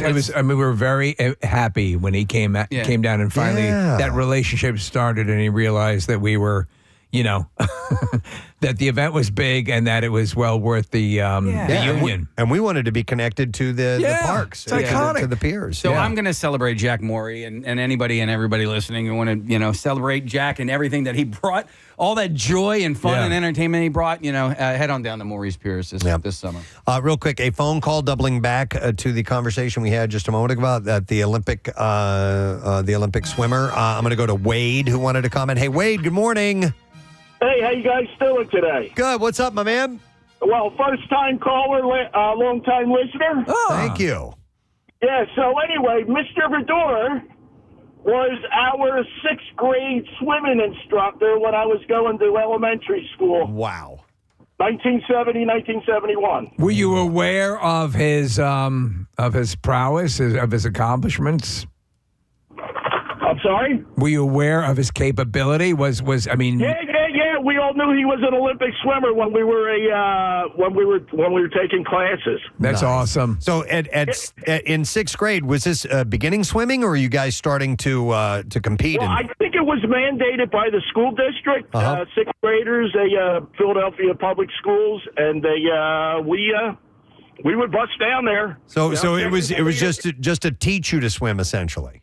Yes, he was the instructor. It was a YWCA at Second and Allegheny. Gold medal winner, and he's teaching beginning swimmers. That's pretty awesome. That's where I got my, not that one, but I went to a YWCA for my lifeguarding certification back in high school. Answer me this. Yeah. Is it fun to play there? I also became a lifeguard, too, North Wildwood. That's awesome. No kidding, Wade. Well, this must be a pretty special memory for you then. Yes, it is. Mr. Vidor was a very nice man. Nice. Good to hear. Very Thanks cool. for the call, Wade. Happy to hear that, buddy. How many Olympians do you actually know, do you think? About 1,000. I grew up next to one. Yeah. There was a girl named Kristen Luckenbill, and she was an incredible athlete growing up, and she ended up she played with Heather Mitz, a soccer player. Wow. Yeah. So that's one Olympian I know. And so, Heather is Carly Lloyd, but Kristen played on the women's soccer team more than once and won a gold medal. She was the backup goalie, so I don't think she started any of the games in the Olympics, but she went to more than one and she won a medal. Pretty cool. Besides Heather Mitz and Carly Lloyd? I've met Olympians throughout the years, but I mean, we've had them come in on the show. Yeah. So you It's probably, always funny probably because- just at the show you've met about 10 or 12. Peyton Ridenauer, the Peanut, the BMX rider, she came in here during the Summer Olympics. Scrod Rimpledam. Yeah, we remember Scrod. Scrod was an amazing, I don't even Pole know. vault catcher. Of course. He caught the pole vault. He would catch the guy. Yeah, exactly. After he would come over. Whenever we've had an Olympian come in, whenever they've brought their medal with them, they always keep it in a sock. They do. I don't know, you don't have like some grand thing that you want to present, Right. They keep it in a sock. Don't know. How many Olympians do you know, Case? 2. Okay. Well, nice. I know 1,000. All right, let me see. I did notice some other things, and this one is a sport-related sort of thing that I found interesting. Colombia, the country, the president, Gustavo Petro, on Monday signed a bill that bans bullfights in the South American country. There you go. Further reducing the short list of nations around the world where the centuries-old tradition is still legal. Can bulls still participate in MMA down there? Yes, but they can't kill each other. Okay. Petro signed it in front of hundreds of animal rights activists during a ceremony held in Bogota's Bull Ring after a supporter in a bull costume handed him a copy of the legislation. Here it is. He said in a speech, "Here's the document to sign, Mr. President." He said, "We cannot..." Don't do that voice. I told you backstage, it's stupid. He said, "We cannot tell the world that killing living and sentient beings for entertainment is culture." He said that kind of culture of who's up for a burger? Of killing an animal for entertainment. Yeah, no, absolutely. Not sustenance. Yeah. Would also lead us to killing human beings for entertainment because we are also animals. It is, listen, I've seen footage, There's no need for that. And you see the animal bleeding out with these, pierced over the body with the swords. Yeah. And, you root for the bull. I would root for the bull, and kill, because it is a depraved thing. The running of the bulls is brutal to people. At least the bulls have a fair shot, a little bit. They can still get hurt too. Yeah, I mean know. they're spooked. They're running. Spooked, It's they will injure themselves. It breaks my heart to see that stuff. Well, this is very good news. Yeah. It was weird to go I love Puerto Rico, but when I go to Puerto Rico, my wife and I on vacation, the cockfighting is all over the place. Yeah, same, Steve. And you see the arenas, and it's not like it's in somebody's backyard. There's endorsements, there's ads, there's concession. And it's brutal. I don't like it. I mean, that's horrible. Yeah. I'd be more okay with bullfighting if the bull just didn't have to die after every. You know what I mean? Like, Would you the be bull okay wins, with the bull wins? Would you be okay with cockfighting if they were able to ride bulls? Yeah, man. A chicken on a bull? Cool. Hell yes. Yeah. Just to see that alone. You got to start that. Yeah. I just saw the most goddamn this thing. The bill calls on the government to completely ban bullfights across the nation by 2027 and orders the government to turn more than a dozen bull rings into cultural and sporting venues. It's been heated debates over this. Bullfights have been held in Colombia since Spanish colonial times. Yes. But the popularity of the sport has declined in recent years as views on animal rights have changed. Bullfighting aficionados in Colombia argue the ban violates the rights of minorities to express their cultural heritage.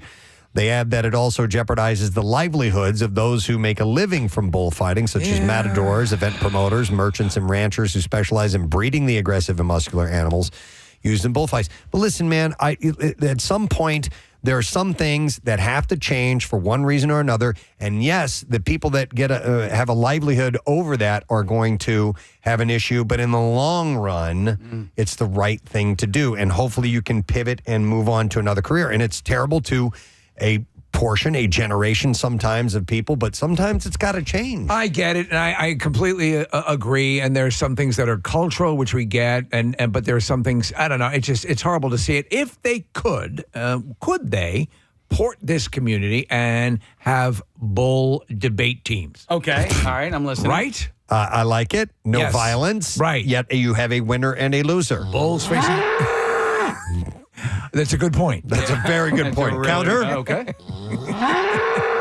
Only 7 countries now allow bullfights: Spain, France, France. French bullfighting. Preston. Jinx. Oh, that was my God. Did you accidentally hit that? I meant to hit this. Okay. There we go. I actually thought I'd travel through a wormhole. Spain, France, Portugal, Mexico, Venezuela, Ecuador, and Peru. The French bullfighting is not lethal to the bull because they are wearing berets. However, it protects their them. horns, yeah. Okay. However, some municipal and regional governments within those countries have imposed local bans. I had no idea Paris there was French bullfighting. No, I had no idea. Southern France, especially like in the Pyrenees, there's a lot of shared culture with Spain. Do you know what's brutal to see? Have you ever seen a clam fights? Clam fights? Just lick each other to death. Kind of slow. This is a terrible sport. Those damn mollusks. You guys like clams? Brutal. I do not. No. Clams? Yeah. As long as they're chopped up finely, I can do that. No. You like little legs? in a linguine or something? I ate 2 oysters with for the prostate cancer event. You know, Nick, you've been, and Dr. Mike, the only person on earth that could convince me to try them.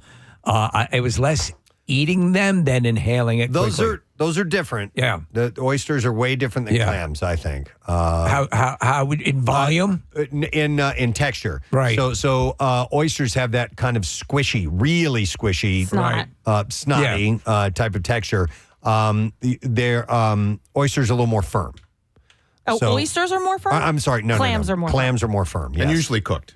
Oysters you can eat on Yeah, oysters are Nick, raw. unless you're my dad and you just get them out of the sea and crack them open with Clams. another shell and eat it. Clams. Correct. Clams, Oh, Mama. mussels, Stop thinking of clams. whatever he can find. Yes. Like, Casey, were you talking about clams in a white wine sauce? It was Yeah, on a- something cut up and linguine. chopped up, as long as it's not like too tonguey. They're a lot of work, you know? Yeah. And some of those seafoods and whatever, like shellfish, it just takes a lot of effort to get the meat. Of course, they're really good in chowder. Chowder. Say shall do. All right, so the Colombia, no more bullfighting. no more bullfighting. But Yep. clam fighting and bull debate teams. It's all the rage. All right, I have another thing I noticed, and it is animal related.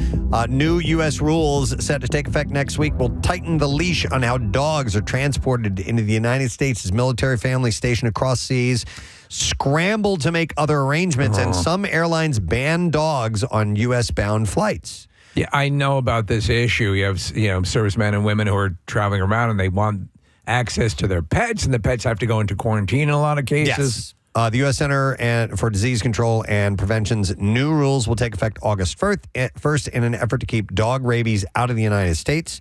According to the CDC, there are more than 100 countries in which dog rabies is not controlled. And according to the new rules, dog owners will have to prove their pet is healthy, at least 6 months of age, microchipped, and accompanied by the CDC's dog import paperwork with updated vaccination and veterinary records. So remember the whole Johnny Depp? Yeah. And Steve, you might know better than I do, but what's the deal with getting dogs to, like, if you're moving to Hawaii? Don't they have to be quarantined for a stretch? Yeah, they do. They're very, bringing stuff onto the island can be very problematic. You know, so. Well, I'm curious if that because they're coming from the United States. If you're coming from here, it shouldn't be an issue. I think it is. Yeah, because you can bring in like dog diseases or whatever. Well, and so I I'm Johnny believe. Depp, and sadly, clam fighting has become an issue in Hawaii. But I believe even if you're an American American family moving to Hawaii, you have to quarantine your dog. I think there's probably a special step for anything, like if you're even bringing in agriculture or plants or anything like that, because anything happens on that island, it's going to be harder to contain it. By the way, the rabies... Or not harder to contain it, it'll just it'll be more problematic. The rabies virus variant carried by dogs was eliminated in the United States in 2007. Yes. So that's why they're... With the introduction of the Sibian. That's why they're being so strict about this. So the CDC is also requiring a rabies vaccine, and depending on which country the dog is coming from, may require a blood test to prove immunity. Despite the new rules, some airlines are dropping dogs from their overseas flights to the United States. Among those... Imagine if you're a dog at the airport and you're told your flight's been canceled. Among those airlines is Lufthansa, which is one of the primary carriers in Germany, used flight service members on permanent change of station orders back to the United States. Other airlines including American Airlines, United Airlines, and Delta, sent a letter to the CDC requesting an extension. There are more than 100,000 service members stationed in Europe alone, so they're trying to figure out what to do to make it easier. But August 1st is apparently the deadline, so they are working on it. There used to be an organization locally that would hold on to pets for servicemen and women while they go and do their tour. Right, and they would, so that give them the peace of mind that the animals are being fostered in good homes. Yeah. Is that still around? I have not heard anything from, I forget the name of the organization, but I used to follow them on social media. I haven't seen any posts in a long time. Okay. All right, one more thing, and then we're going to have to take a break. And I noticed this in my inbox. It was an email from Al Smith, who asks this question. He says, Gadzooks all, and I hope this email finds you well. I was wondering if I could get some clarification on Jennifer Garner's stalker. He said, I would like to apologize. But I don't know if this dude has created 2 or 3 fictional characters. I apologize. Is it Chrysagon, the philosopher of evil, number 1, or number 2, the Skull Sealer? Or is it number 1, Chrysagon, number 2, the philosopher of evil, and number 3, the Skull Sealer? Let me hear your take. I think that Chrysagon is the philosopher of evil. That's what I believe. And the Skull Sealer is just the Skull Sealer. I'd like to apologize to Jennifer Garner and her pool boy, Ben Affleck, for incorporating them into my fantasy life. I apologize to anyone who's been offended by my fictional creations, Chrysagon, the philosopher of evil, and the Skull Sealer. The way he's saying Chrysagon, the philosopher of evil, and the Skull Sealer means to me 2. Oh, my God. Chrysagon is the philosopher of evil. I just went and just Googled the philosopher of evil to see if Chrysagon would come up. The very first Chrysagon. The very first thing is it's a Reddit thread. I'd like to apologize to Jennifer Lopez and her pool boy Ben Affleck, and it says reason Preston and Steve. that is the very, very first thing when you type in philosopher of evil is about Preston. I'd like to apologize. Can we hear the? Let's play it again because I apologize to anyone who's been offended by my fictional creations, Chrysagon, the philosopher of evil, and the Skull Sealer. See, I'm hearing in the tone, and there's not a definitive enough of a shift to indicate 3 parties: Chrysagon, the philosopher of evil, and the Skull Sealer. Chrysagon, comma, the philosopher of evil, comma, right, and the Skull Sealer. That's not what Steve hears. Steve hears Chrysagon, the philosopher of evil. I see. And then, I think it's only one thing. You think it's 3? I think it's 1. I think Chrysagon is the philosopher of evil and the Skull Sealer. Okay. All right. There's a third option now. I agree with Steve. I think it's the Chrysagon's a subtitle. Right. Is the philosopher of evil. That's what's on his license. But Casey, I didn't even consider your thought until you just said it. Did you know that the Skull Sealer is also the philosopher of evil? Wow. Get out. Get out. Shut the front door. No, seriously. I apologize to anyone who's been offended by my fictional creations, Chrysagon, the philosopher of evil, and the skull sealer. Stop and think about Sailor. I know. I apologize. Apologize. I'm sorry, Your Honor. I had a few. And this guy again murdered his mother. Yes, he did. Yeah. He did, or at least he chopped her up. I don't know. But anyway, maybe he just found her and figured she's already dead. I might as well chop her up. Someone had gotten in touch with me about what the skull sealer was one time. Really? Yeah. And apparently would seal up all of your eyes, your ears, and your mouth and your nose and everything, or maybe leave your nose and just let you breathe, or in something order like that. to deprive them of their senses. I'm yes. here right now. Yes, it says a skull sealer strives to create a mind with an eternal darkness. And they're never remorseful. I'd like to apologize. Eternal what? Darkness and silence alone within its own thoughts. Sometimes that's terrifying. And again, dude, this is on Urban Dictionary. And then it says, once mentioned in a defendant's opening statement during a murder trial, a clip which is often played on the Preston and Steve show. That's hilarious. Who would have imagined, this lunatic scarcely would have imagined that this many years after that, we in a major market are keeping the Skull Sealer and Chrysagon, or whatever collection of people, fictional characters these are, alive in the popular consciousness. So text came in, Steve, and I like this idea. We should do a social media post. Is it 1, 2, or 3? Because I hadn't considered it might be 3 until Casey said that. Marissa, I think, is nodding, so she's going to set it up. Or we could just let it go. No, I think we need to get there to make sure we make the evening news, Kathy. Yeah, okay. Interesting development on the Preston and Steve show today, where the Skull Sealer and the Philosopher of Evil were determined to be 3 separate entities. Wait, by the way, somebody pointed out it can't be 1 because he says my fictional creations. Oh, sure. All right. Yes. So 22 miles. It's only I 2. apologize to anyone who's been offended by my fictional creations, Chrysagon, the Philosopher of Evil, and the Skull Sealer. Yeah. Get yourself a new map. Yeah, get yourself a new map. By the way, we got a break. We do? Yeah. Somebody texts in and says, by the way, read the news article in the Reddit thread. He didn't kill his mom. She died of natural causes, and he kept her in the freezer. I'd like to apologize to mommy. All right, that's all that I've noticed this morning. Yeah. So hopefully, we didn't come up with a definitive answer to your question. So I apologize, Al. But no, that's what you said. But we don't know for sure. I've been the state is recognizing me as the last word. All right. That means we're going to take a break. Come back in a second. We'll get to the bizarre file, and we'll reiterate an announcement we made earlier this morning that I think you'll enjoy. Stay with us. We'll be right back. King man. That's right. I go down there. What's that? Third person yourself. Yeah. Oh yeah. Preston do that. I'm pretty good at it. So I think I got to step back. I want to brag. Join the club. I turned into a completely. He's the connoisseur guy. He's the linguist. The cunning linguist. Oh, man. There it is. I don't want to talk about Have I ever referred to myself in third person before? I don't know, but that was the perfect occasion to do so. Oh, Preston likes the butt. No, Preston, Preston does good in that department. Preston, go there. Come on. You want me to go on for a little while? No, Okay. Well, I'll tell you what. Keep talking about whatever it was. Move on. I'm interested. Maybe that's an on-air contest one time. We'll who's best? Yeah. Kathy can judge. Oh, come on. This is come on. This is awful. It's not crap. We're not going to do it. He's covering his face right now. We'll just use a cantaloupe. Like, I swear to God, it's a fireable offense in any other job. I know. You're right. And yet for us, it's tax write-offable. Why do you immediately assume an oral sex contest is going to be bad? It's going to be something salacious. Yes, she's going to be sit up on an elevated chair like at Wimbledon. Just want to involve you, Kath. I don't think we have an HR department anymore. No, they did. They shot themselves 5 minutes ago. ago. Good. Foot fell. All right. But so you were cheated on. Do you remember how you felt? Yeah. So hurt, but you understood. Hurt, and then.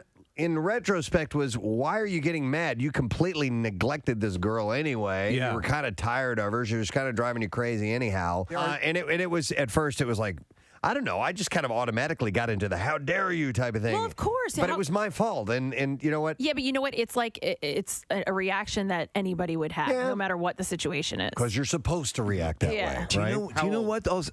I was 17, 18, something like that. You always see, and in movies, a lot of times they've done good examples of how there are little things where your significant other, you think you're getting away with something, they can pick up on it. There's body, as you said, you just had a feeling with this other person. It's just I couldn't deal with this. And you know what you also haven't had to deal with, Steve, is the multiple ways people can cheat too. You know, and that's a relatively recent development over the last 10, 15 years of sexting and Instagram cheating. You are so direct right. message cheating and whatever else. Have you ever been cheated on? Yeah, and it was, and I, like you said earlier, I suspected it, and this was post-divorce.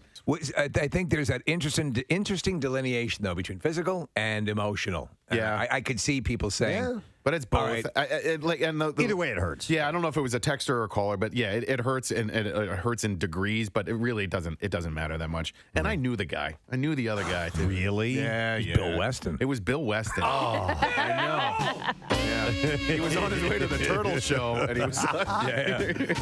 This is what Bill comes into the bedroom to. Oh yeah. He's kind of. Who wants to ride the silver pony? Not everyone can take a ride on a wild Appaloosa.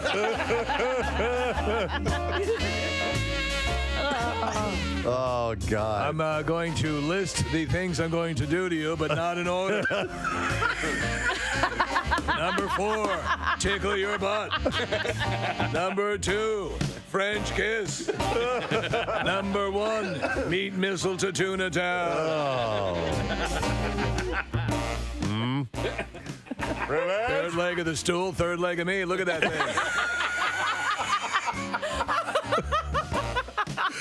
Look at that thing. got some low-hanging fruit right here, too. Right there. Look at those. Yeah. 2 low-hanging fruits. Look at those low-hanging plums. Oh, can we do a whole half hour of this? That is the promo immediately. Go now and cut it up. I'm so getting in trouble for that. Yes, you are. Kathy, who did nothing, dare you, will be singled out. We need to get this underway. We get it. got to get it. So here's what we're going to do. We're going to go to the other side of the studio. We have a table set up where our guests normally are. You guys head on over there. Going over. And we're all going to be together surrounding this and opening it as if being in the room wasn't close enough as it is. So I'm going to make my way over. Casey, you're going to helm this? Yeah, All right, I'll be on the other side.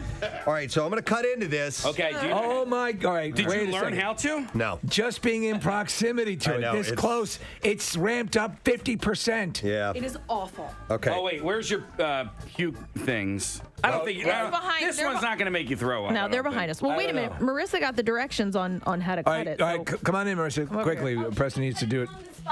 What's that? It's covered with spines. I'm going to cut this off Yeah, first. cut that off. Yeah, the neck. Okay. Cut. I don't, Marissa. Right here, like where Okay. there's little bulbs. Okay. Oh, I see what you're saying. Okay. All right, let me. Careful. Oh, he's not It's wearing all right, gloves or anything. Is it really difficult to cut through? Yes. Yeah, it's hard to, I need something. Here we go. There you go. Yeah. See, that's where gloves. I need a cloth or something. Holy crap. What a nightmare. Who's the first jackass who... Oh, dear God. Oh, God. Did you catch a whiff? Oh, my God. Oh, my God. Yeah. Oh, my God. Oh. I'm lightheaded. Oh, my I've God. almost got it all the way open. All right, it's open Are now. you kidding me? Here, I'm so far away. Jesus. Can I get a little... Oh, God. Oh, Stop God. it. I don't want to do the fish. Oh, my God. That's nasty. That's weird. You like it, Casey? No, no. it feels like it's sucking the oxygen out of the room. It is. Kathy, you took a good sniff of it. I can't believe that. Holy I wanted- God damn. Why would you? Because I wanted to see if there was like a little bit of a fruit smell or like a nice smell to it. Casey wants actually me There's to not. hand the fruit to him. He's going to take a good sniff. Get in there tight, Case. Smell it. What do you think? There's Not it too doesn't, bad? it doesn't smell good. But Holy, and it's getting worse. It reminds me of something else that Liquid ass. that I do like. How can you tell if this would be ripe or not ripe? My in order to question eat it? is, who is the first individual in the jungle that said it's worth smelling this crap on the chance it's tasty. There you go. I don't like it. Is anybody going to try and eat Yes, it? give it to me now. I can't. I'm not good for much longer, so please. Here, Steve. All right. Oh, this is so sharp. All right, if it tastes like heaven, I'll try it. All right. Wait, do you know which part what am you're I supposed eating? to Am I eat? eating its ass? That custard-looking stuff. Yeah. The pod. Holy God Almighty! Oh, it's- I'm not kidding. Oh, God. And this is right in my zone. This is like, you know how puke makes you puke? Yeah. This is. All right. It's like snot. Uh-oh, Steve hesitated for a moment there. Are you in your mouth man. watery? Do I? Can I have a? Oh, you're taking Dude, you're getting too much. Oh, well, what I don't know. I've never eaten durian before. All right, go. All right, I love you. Just sample it. Oh, Oh, God. All right, it's in his mouth. He's eating Does it. it taste like heaven? Steve? It's horrible. I can't imagine something that smells like this is going to taste good. Water now. Water! We forgot about water. We forgot to have water. Here you go. Here comes your water. Thank you. It tastes like it smells. Oh my God. Yeah. Oh, that's not good.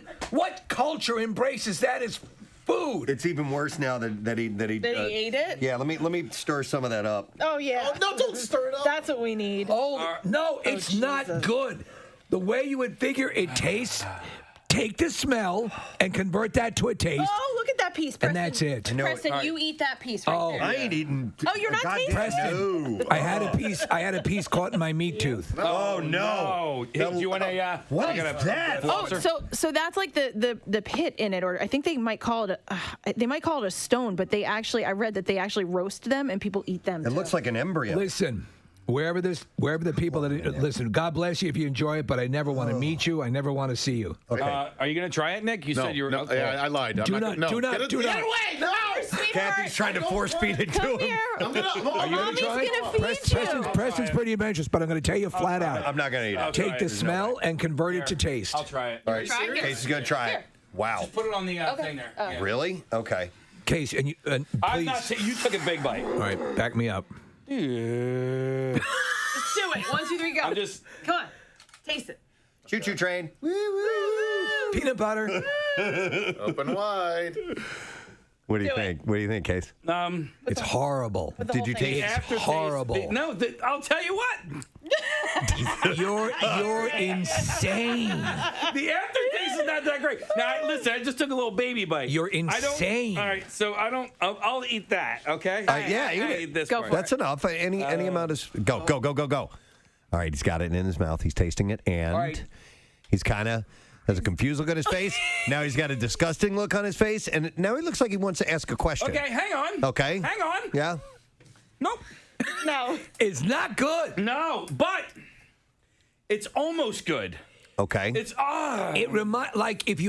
it has the texture of avocado. I don't like the texture. Like it's almost like I ate snot. It's like you're eating someone's bunghole. It looks like snot. It feels like snot.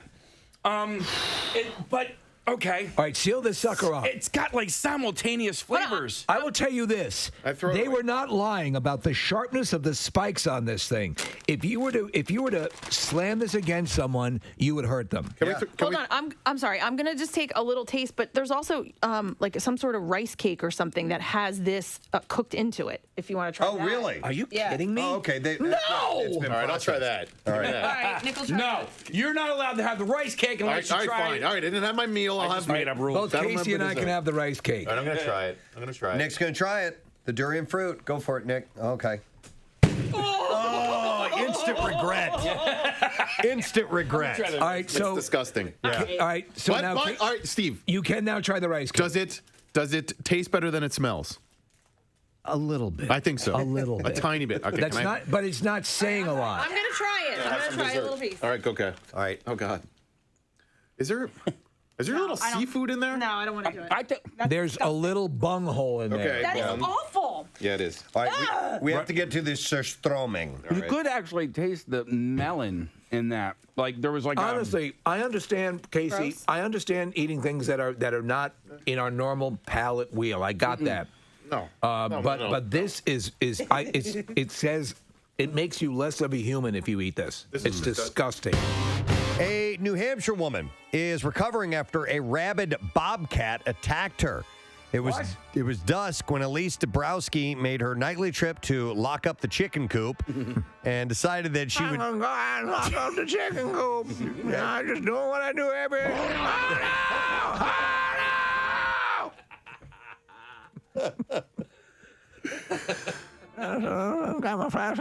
We have a secret text word, so running out of time to text word secret to 39333. We got a 4-pack of tickets from Fandango to see Trap from M. Night Shyamalan, along with 4 T-shirts and 4 official film posters. The movie opens on August 2nd, so text word secret to 39333 right now. A reminder, we made an announcement. I'm going to reiterate this real quick earlier about a party that we are throwing. It's called the Preston and Steve Who's Luau? Who's Luau? Yes, it is a Hawaiian-themed summertime outdoor party at the beach at Valley Forge Casino Resort. We should subtitle it, Let's Hear It for the Poi.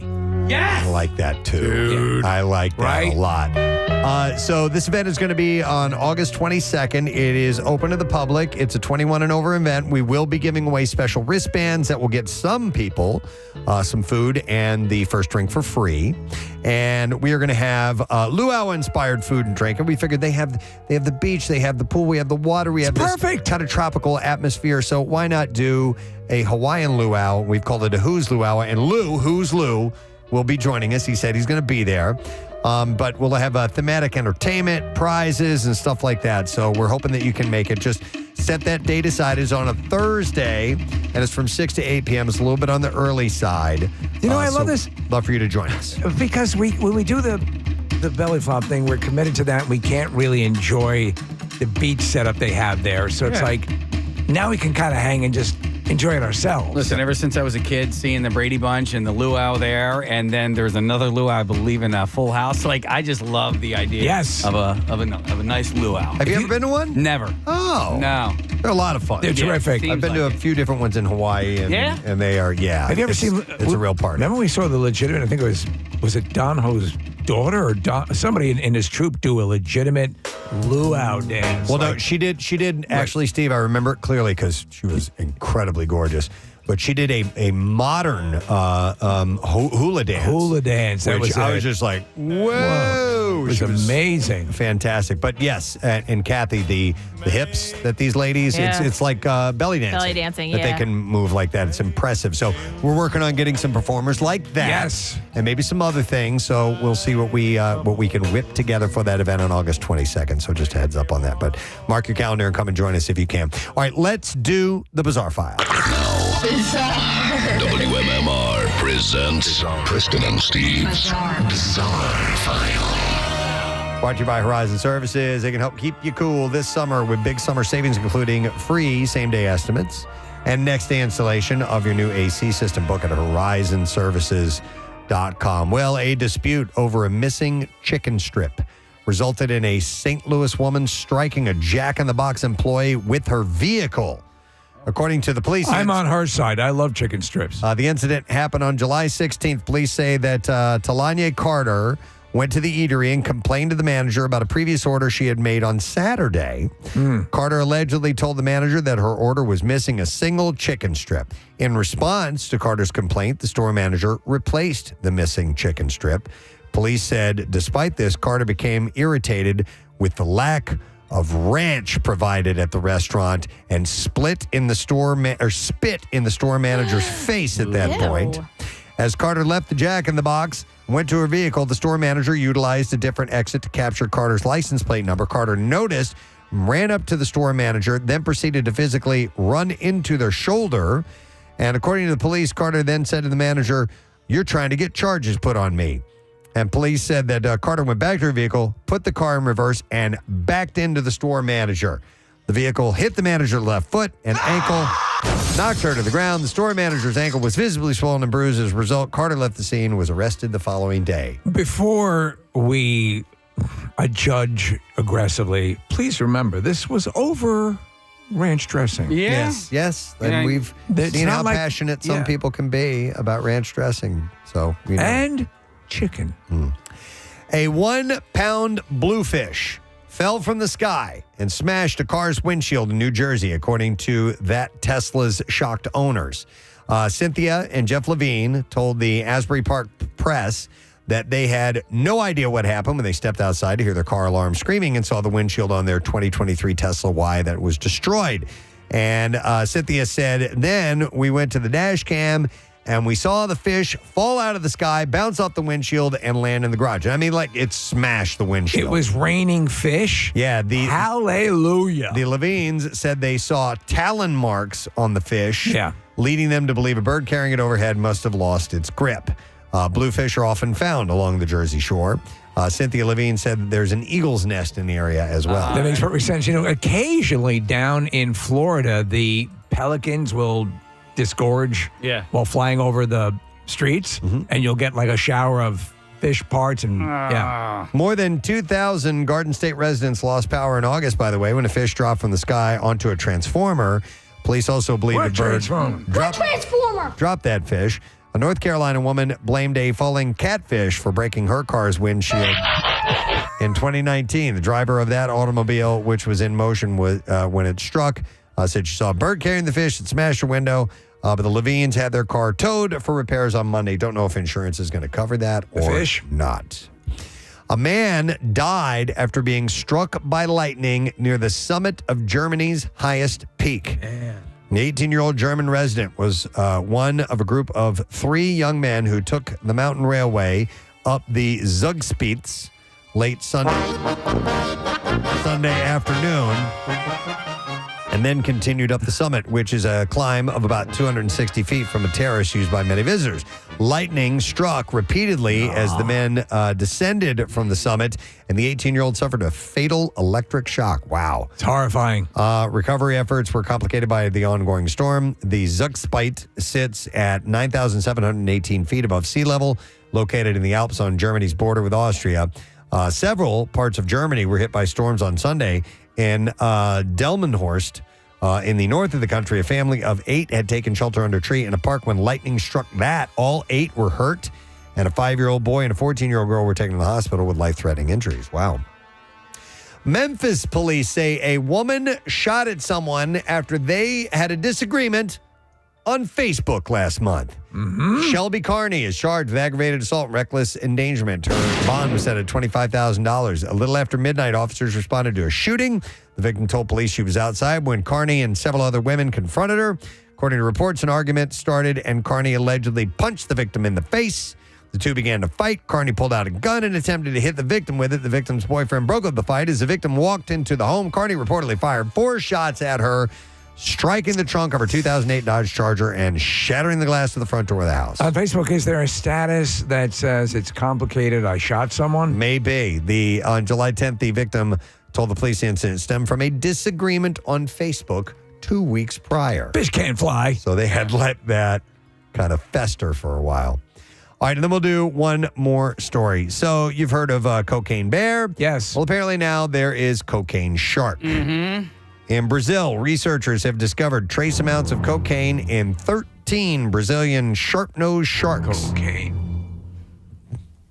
Cocaine.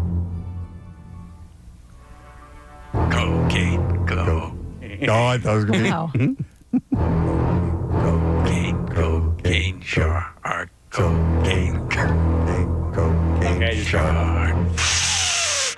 I want to give props to Brian Taff, who tweeted out, "We have officially bumped the shark." Oh, my God. Nice work, Brian. It seems that cocaine is making its way into the ocean in several different ways, including inadequate sewage treatment facilities and stray packets of booger sugar being dropped into the water by smugglers. I didn't like booger sugar because I don't like booger. And that is what I have in the bizarre file for you. Is this more Jaws music? Yeah. This is sped up? Yeah, this is like a shark on cocaine.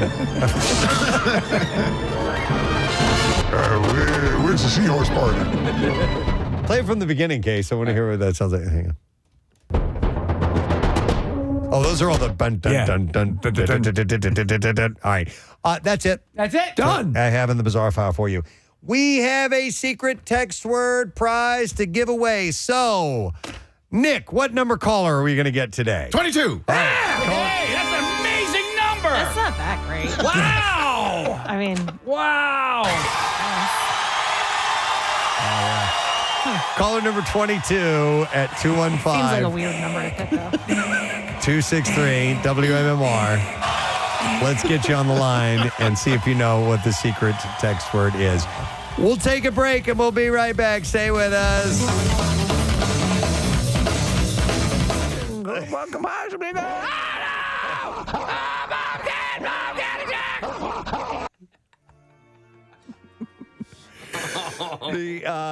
She was while she was locking up the chicken coop, she decided she'd do a little bit of weeding in the garden. There's goddamn weeds all over the place.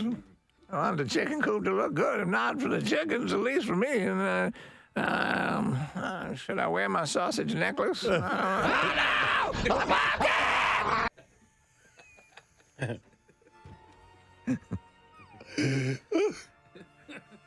80-year-old grandmother was hacking weeds near her rose bush with her sickle when the bobcat pounced. My goddamn sickle. The bobcat. Look behind him at a chicken coop. What was that?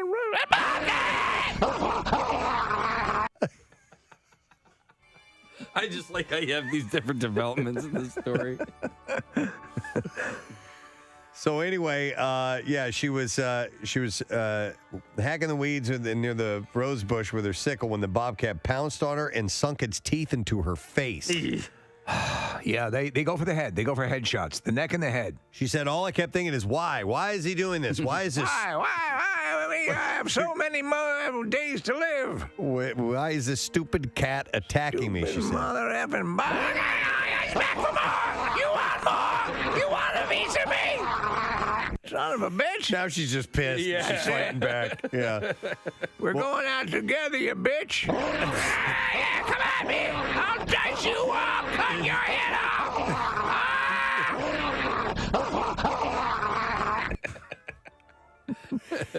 She turned her sickle on the beast as some of her 5 dogs scrambled over to help out. And that's another question. Where are my goddamn dogs? And she said he just kept mutts. He just kept scratching and biting, and the dogs came and chased him off. By then, the bobcat had ripped into her in 5 places, causing wounds that would take 60 stitches to close. Her adult son heard the commotion from his yard. Thanks, Lord Ass. Where were you? I'm out here and fighting Mother Nature, and you're in there watching your game shows. He was in his yard nearby, and he heard the commotion. She said he got the gun and came down.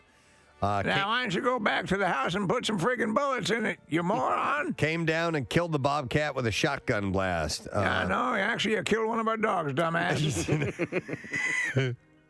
Now, Tuesday, it tested positive for rabies. Oh, man. But Just not age, please. But Dabrowski... I've gone this long avoiding it, and I'm rather sexual. Wow. I don't want to get bobcat age. That's the worst. You've had sexual relations. Tons of men. There's been an open door policy of this old cooter. Oh. It's like a revolving door. Anyhow, Times Square. But Dabrowski considers herself lucky. I'm very lucky having that bobcat tear my face off. She said it could have got my eye, could have got my jugular, could have got anything. I feel very, very fortunate. Her son and her dogs are now... Just good to be back at home with the... Oh, no, he's back, son of a bitch! They're all getting rabies shots. But I hear that they've gotten less... What, the stomach painful? shots? Yeah, the rabies shots. They modified because it used to be a series of shots in your stomach, as you said. Yeah. But anyhow, she harbors no ill will toward the bobcat, which already had a face full of porcupine quills before it attacked her. So it had already been having a rough day. So yeah. Good to see you, Dr. Smithers. I'll just go out and wait in the waiting room. I mean, oh, no! No, bobcat! The bobcat will not give up. It's a battle royale. You know what? Just relax. Take a bath. Yeah, I got a little Mr. Bubble. Light some candles. Put on a little Yanni and... oh, no! What the hell? Get out of the... No, you son of a bitch! Where's my loofah? Where's my loofah? You're going to use that to fight the bobcat off with? Whatever you have, you got to go for it. I don't bathe with a sickle. Let me go to Carrie. Hi, Carrie. Good morning. Good morning. Hey, what's up, Carrie? Not much. But yeah, so we had, my father was an organist for over 50 years, and he passed away 5 years ago, and he had an organ in the house. Now, his organ was an organ that some churches had smaller ones than this one. But your dad had a large organ? He had, yeah, thank you. I didn't need it. my dad's organ. Yeah. Anyway, it was like a full pedal and it was 3 manuals, so it had 3 keyboards. Oh. And then 4 rather large speakers along with it. And 2 years ago, we found a church in York County to take it. And because it was a huge weight around my mother, you know, like to see it, like he. Yeah, it was a constant reminder. Yeah, exactly. So the church that was taking it sent the movers. Well, they told the movers it was a small organ. It was not a small organ. So they asked, you know, did it come through the front door? Yes, it came through the front door with a lot of difficulty. So my dad actually had the back of the house, instead of a slider for the deck, he put in French doors so that if eventually he moved or it needed to be moved, it would be more easily taken out. Okay. And even wider steps on the deck. Well, of course, I'm a woman, so of course I didn't know what I was talking about. So after like 20 tries to go through the front door, taking the door off the hinges, etc., I finally was like, would you please go out the back door?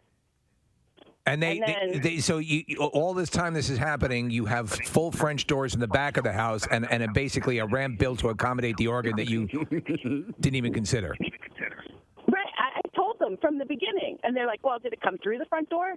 Yes, it did, but with a lot of difficulty, you Nimrod. Did they eventually go out the back door, Carrie? Yes, thankfully. Yeah. After much difficulty. I mean, to be honest, your dad's big organ was meant for the back door. Oh, my God. Yeah. And we'll leave you with that, Carrie. Thank you very much. The whole phone call was worth it for that line alone. I love you all. Your dad's huge organ was made for the back door. Yes. So yesterday was just perfect weather. It was fantastic. It was the zero humidity, nice little breeze, comfortable temperatures. It was great. So we got that. If we could have more of those, it'd be wonderful. But we are in July. Yes. And the next couple of days are going to be heating up. So by the time we get to Thursday, mid-90s and humid, it's going to be sweaty, sassy, moist, sultry, sticky, smelly. Exactly. And there was a hashtag surfacing on social media. Actually, it was out of the UK because they had been having some record temperatures. But the hashtag is boob sweat. Yes, it's a big dilemma for the more me, the more Casey-ish. Yeah, I was not aware that boobs tend to get sweaty. I know we suffer from under. From under cheese? Yeah, from from under sweat, I guess. Yeah. Is it the underneath part that? Let's consult our large-breasted traffic reporter. And now, from the Breast Bureau of the WMMR Morning Show, it's Kathy Romano. And now we go to our on-the-scene correspondent, the buxom Kathy Romano, to talk about booby sweat. I gave you that introduction not as good as the traffic one. Okay, so what is your question? Does it happen or where? Yeah, is that something you have to be ready for when you're heading out and it's going to be really hot, or boobs? One of the things you got to worry about getting all sweaty. Yes, my boobs sweat, but I think it depends on. I mean, I can't speak for girls with smaller boobs, but I mean, yes, like I have an underneath part and also my cleavage. Really? Oh yeah. So it's where there's close proximity. Skin on skin. Yes, skin on skin. Now you're not gonna see it. It's not gonna drip through my clothes. Oh or my anything God! like Are that. you kidding me? It looks like you've been shot in the chest twice every time it's warm outside. No, But- you don't see it, but you're in air condition when we see you. Yeah, and also if you, if I were to work out in a cotton sports bra or a cotton shirt, you would see it. You would see it there. It's almost like pits, but Yeah. With but the T. Yeah. Well, boobs are the new pits, Preston. I wish you could have said it. Knockers are the new pits instead of. Why can't we say that word? I know, it's so innocuous. It sounds so friendly, too. In fact, there are birds that are called tits. Yes, So yes, there, I said it. absolutely. Mm-hmm. Titmouse. All right. Let's just talk about the birds. Well, it was quiet Wednesday evening in Blue Springs, Missouri, when the police radio crackled with word that a holdup alarm had been triggered at Fiorillo's local adult novelty emporium. When the store manager spoke with police dispatchers, he provided a physical description of the tattooed man who stole $90 in merchandise. They call it cash. The suspect fled on foot and was running to the grocery store with he said, quote, running north to the grocery store with 2 of the biggest dongs I sell. Dude, now I sell some big dongs, but he took 2 of the bigger ones. An officer described the suspect as a white male shaved head tattoo on his neck who stole 2 dildos and a bottle of lotion. Yeah, he stole one of them there lurches, which are huge, and one of them Sasquatches. The manager recalled swiped a $47 11-inch All-American Ultra Whoppers curved dong intended for use in a strap-on device. Yes, I'm curious. Do you have the ultra-wide curved dong? It's the American Ultra Whopper. Put it aside for me. That's ROMANO. That is the Ultra American Super Curved Dong. Is it not? What is the vein situation like with that? Oh, very good. The vein situation. The thief also stole Would you say there's the end of it? What is that like? Is it wide? Is it wider? Well, I'll come in and see. And Is it online? I want to take a look at it. What's the return policy on that, too? The thief also You can stole... always resell it on the yard sale site. Yes, on your Facebook site. Kathy actually Ladies. saw resale on a dildo? Yeah. It was Are you kidding me? It was a glass dildo. A woman sent it to me, and I emailed her back. I'm like, is this for real? She goes, I promise you, I saw it. And she said, like, a few hours later, it was taken down. That is crazy. Now, the thief also stole a 10-inch dildo and a 4-ounce bottle of Doc Johnson's Joy Juice lubricant. Hi, I'm Doc Johnson. Do you have trouble in the sack? Think you get a little chafed? With more than 60 stores, Fiorillo's, where romance finds fantasy, describes itself as one of the nation's largest and fastest-growing specialty retail chains. Oh, Fiorillo's, where romance finds fantasy. May I help you? Yeah, we got about 50 different types of dildos. Come on in. It's romantic. Yeah, we have this thing. It's a dildo attached to a jackhammer. Very romantic. Founded in 1992. You'll be whisked away on this piece of hardware. It's going to tear your bunghole out. Romance is the name of the game here. It really is. We got a pneumatic drill with 12 rotating dildos on it. Very romantic.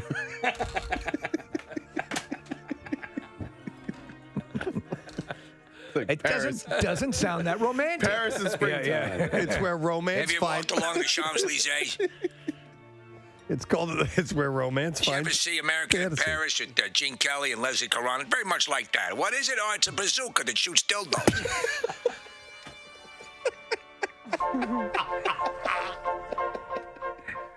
Like walking with your lovely one along the sand.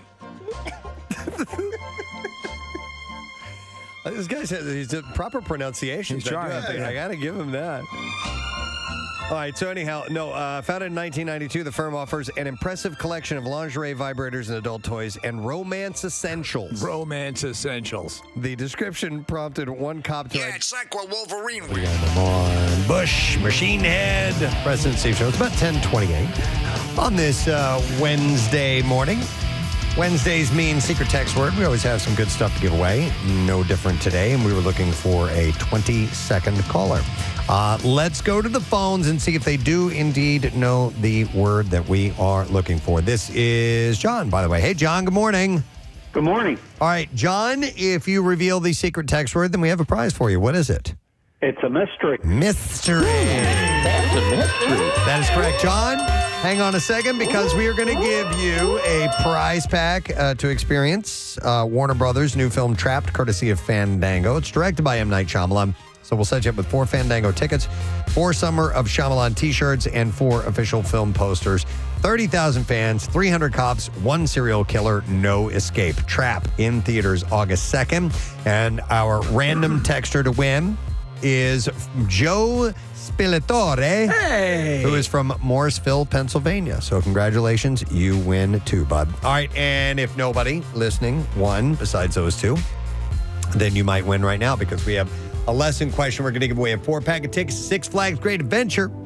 And the question that I will ask you this morning came from our 7 o'clock hour. In the next season of Bridgerton, how many of Benedict's digits will find their way into the pink? 215-263-WMMR. If you were listening, then maybe you know the answer. In the next season of Bridgerton, how many of Benedict's digits will find their way into the pink? 215-263-WMMR. If you know, we want to know. Give us a call. The trash business is a gold mine. 93.3 WMMR with Preston and Steve's Hollywood Trash. Kill a little time to get our winner with the trash. Steve, what's going on this morning? Well, Joe Jonas officially announced his second solo album and the release of the single Work It Out. Jonas says the new album is an evolution in that it is the first album after the last album. Big Brother host Julie Chen Moonves saying she's going to be much more integrated into season 26 of the reality competition. Chen Moonves says she's been tired of watching the randy exploits of the competitors from the sidelines and will now occasionally enter the house to get finger blasted. Oh, wow. Hey! And finally, after Elton John purportedly relieved himself into a bottle inside a Parisian shoe store, loads of copycats have begun doing the same. The owner of Sugarkins says while it is disgusting, it has been nothing compared to the time Al Roker filled a pair of cowboy boots with diarrhea. All right, thank you, Steve. Before we go to the answer for the lesson question, I wanted to point this out. Marissa has this up and running now. When you said finger blaster, it made me think of the Skull Sealer. That could be a character, too. Yes, that's fictional like character. A finger blaster. We wouldn't apologize for that one, but we have not only the poll to determine whether or not Chrysagon, the Philosopher of Evil, and the Skull Sealer is 2 or 3 people. Yes. But we also have the story behind that clip if you did not know who that guy is and what horrible crimes he was a part of, and for whatever reason when he was speaking to the judge. I apologize to anyone who's been offended by my fictional creations, Chrysagon, the Philosopher of Evil, and the Skull Sealer. So what is it? What is the information available now? Is it the poll, the results? No. But you can go and find out the origin of that guy. Excellent. And the clip and all that stuff. We have no origin of the Skull Sealer himself. Okay. And, I wonder if we reached out to that correctional facility, if we might be able to ask Is the guy still alive? I believe he's still incarcerated. In hindsight, I'm incarcerated. Maybe I don't want us on his radar. You don't want it to be like a Gary Lauer type? Yeah. Maybe he calls in every now and then. Yeah. And Steve, the poll results we'll get tomorrow morning. So we should remind one another to check the poll results tomorrow morning on that show. Yep. All right. So let's do today's lesson question and see if we can get the answer. In the next season of Bridgerton, how many of Benedict's digits will find their way into the pink? So we will go to our first caller in. That's Colleen. Hi, Colleen. Good morning. Yoo-hoo! All right, Colleen. How many digits did of Benedict's make its way into the pink? 2. 2 is correct, yes. Hang on a second, Colleen. Got yourself a 4-pack of Six Flags Great Adventure tickets. And you can go all out at Six Flags Great Adventure, where you'll scream through their record-breaking coasters and make a splash at Hurricane Harbor. Get your daily tickets now at sixflags.com. Now, Preston and Steve's Music News on 93.3 WMMR. All right, it's brought to you by Mini Melts. You can get Mini Melts ice cream delivered right to your door on the Wawa app. And you're just a few clicks away from enjoying your favorite Mini Melts flavor. Download the Wawa app today. This was sad to see. The father of British blues, John Mayall, has died. He was 90 years old, had some health issues that forced him to stop touring. Guy was a legend. The musician died at his home in California on Monday, surrounded by family, according to a statement on his Instagram page. The British blues pioneer led the Blues Breakers band. Yeah. And that would influence stars including Eric Clapton and Mick Fleetwood. He stopped touring in 2021 because of health issues, which his family referred to when they announced his passing. In a statement, they had said it was with heavy hearts that we bear the news that John Mayall passed away peacefully on July 22nd, surrounded by a loving family. Health issues have forced John to end his epic touring career and have finally led to peace for one of the world's greatest road warriors. John Mayall gave us 90 years of tireless efforts to educate, inspire, and entertain. He's been credited with helping develop a blues revival of the late 1960s and was described as the father of British blues. The Blues Breakers started out playing at the Marquee Club, a small, relatively cheap club situated in the heart of London's West End. In 1964, Mayall obtained his first record date with producer Ian Samwell. The band recorded 2 tracks, Calling Up a Hill and Mr. James. But it wasn't until April of 1965 when the former Yardbirds guitarist Eric Clapton replaced Roger Dean that Mayall's career really took off. In 1965, with Clapton as their new guitar player, the Blues Breakers began attracting considerable attention. When Clapton left that summer on a jaunt to Greece, Peter Green, the founder of Fleetwood Mac, took his place, while Jack Bruce, of course, of the rock band Cream, played bass. Yeah. In November 1965, Clapton returned and Green departed. The Blues Breakers has been considered a training ground for other major musicians, including John McVie and Peter Green of Fleetwood Mac, Mick Taylor, who played with the Rolling Stones, Harvey Mandel, and Larry Taylor of Canned Heat, and John, Mark, and John Almond, who went on to form the Mark Almond Band. So John Mayall, 90 years old, but left us with a tremendous legacy. It's been 2 years since the last Helping Hands benefit concert was put together by Metallica, but now they're doing it again. The 2022 show raised $3 million for their All Within My Hands Foundation, which focuses on workforce education, disaster relief, fighting against hunger, and other causes. This year's show is set for Friday, December 13th at the YouTube Theater in Los Angeles. And while the lineup hasn't been announced, the host has. Jimmy Kimmel has signed up to host the benefit show. And tickets are available starting today. Pre-sales start at 10 a.m. Pacific time today for Legacy members and 12 p.m. Pacific time for Fifth members. General sales are set to go live on Friday. The split from Slipknot was a huge emotional shock for drummer Jay Weinberg. After the band performed at a festival in Mexico in November, the band announced on social media they were parting ways with their drummer of 10 years, and he only found out that it was over that morning, and now he says he's still not ready to talk about what happened. He said, except with one person. He said, I've had a fantastic therapist who helps me. This was during an appearance on a podcast. He said, before I speak on it, it's important for me to do the right work of processing these events. He has other things on his plate, though, including being the new drummer of Suicidal Tendencies. Who released their first song with Jay on drums on July 5th. So not even the slightest indication of what happened with...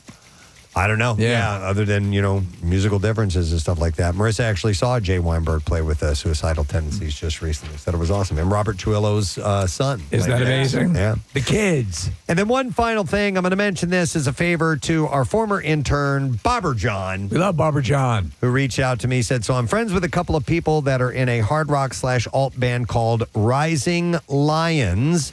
And their first EP titled Resection is how he writes it, is going to be released on all platforms on July 29th.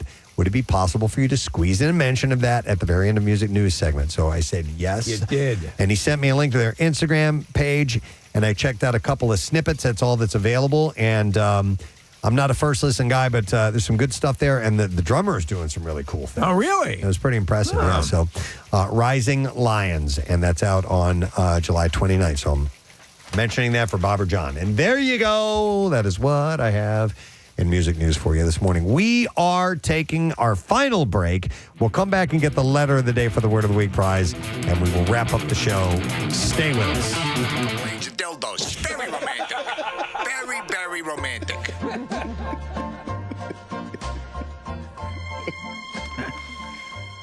The description prompted one cop to identify a possible subject by name and suggests that a fellow officer sit by the man's residence. He said, if he shows up, quote, you'll be looking for 2 dildos and a bottle of lotion. Raven Simone and Annalise Vanderpool, who have been great friends since meeting on the set of That's So Raven, returned to the sequel series, Raven's Home. Here, Raven's Hole? At Raven's Home, Oh, I'm sorry. H-O-M-E. Because I would have watched the first one. Bold new step on the Disney Channel. Raven's Hole. Tonight after 11 p.m. Raven's Hole. Disney After Dark. A lesbian unchained. That's so Raven.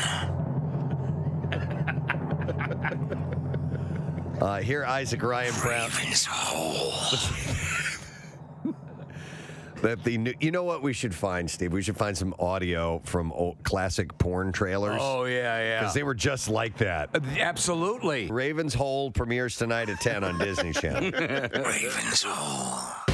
New video and images show what it was like inside a Philadelphia-bound jetliner that encountered severe turbulence on Saturday. In video taken by Los Angeles area ophthalmologist Evan Fang, the captain can be heard saying, "Ladies and gentlemen, this is your captain. We really apologize for the unexpected bump. We were expecting some light turbulence." We're gonna die! We are gonna die!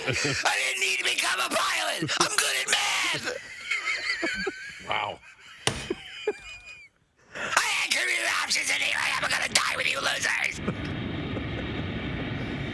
Wow. No, he said it was just unexpected. totally A unexpected. few minutes ago, I made some statements that were absolutely inappropriate, and Apologize. I sincerely apologize. We asked our captain to make an assessment, make sure everybody is okay. Again, we sincerely apologize. We don't anticipate any more of that. We want to make sure, as always, that you keep your seatbelt fastened. Always, man. Listen, I flew a lot on our vacation. We took several flights, and unfortunately, I've drilled it into my kid's head. I'm like, you keep that seatbelt on, no matter. You never know. I mean, it could be, it could just be a sudden, quick drop of a few feet, and boom, you hit your head on the ceiling. It doesn't take much. Well, that's what this was. Yeah. I've seen the stewardess on one flight. I clearly remember she actually held on to the two seats and her feet lifted off the ground. I'm like, so, it's always when they're not putting that up for the hell of it. Nope. Fang shot the footage taken inside. Thank you, Fang. American Flight 759, just after the plane shook and dropped in extreme turbulence. Handed the camera to Uncle Fester. I actually had a friend in college named Fang. Flight attendants had just started serving drinks and people, beverages, and anything that was loose in the cabin went flying. 3 passengers and 7 crew members were injured. 2 flight attendants were the first to be treated by doctors on board. One suffered a dislocated shoulder, and the other had fallen and hit her head and shoulder. Wow. Dr. Fang says that he worked with 2 other doctors to make sure that there were no major injuries. Dr. Fang. Yes. Cousin It was okay, though. Yeah, nothing. Nothing ended up happening. Wow. They made sure that there were no... Jeez. I would like some of my potion, please. The grog going back with the steam coming out of it. Right. This is for you, Mr. Fang. They made sure that there were no major injuries and that the injured were stabilized. Just the way I like it. We're going to get through this. No. First day back, man. We got to have some fun. I got it. FAA officials say the flight crew reported severe turbulence while flying over the North Atlantic Ocean. The flight had taken off from Athens, Greece.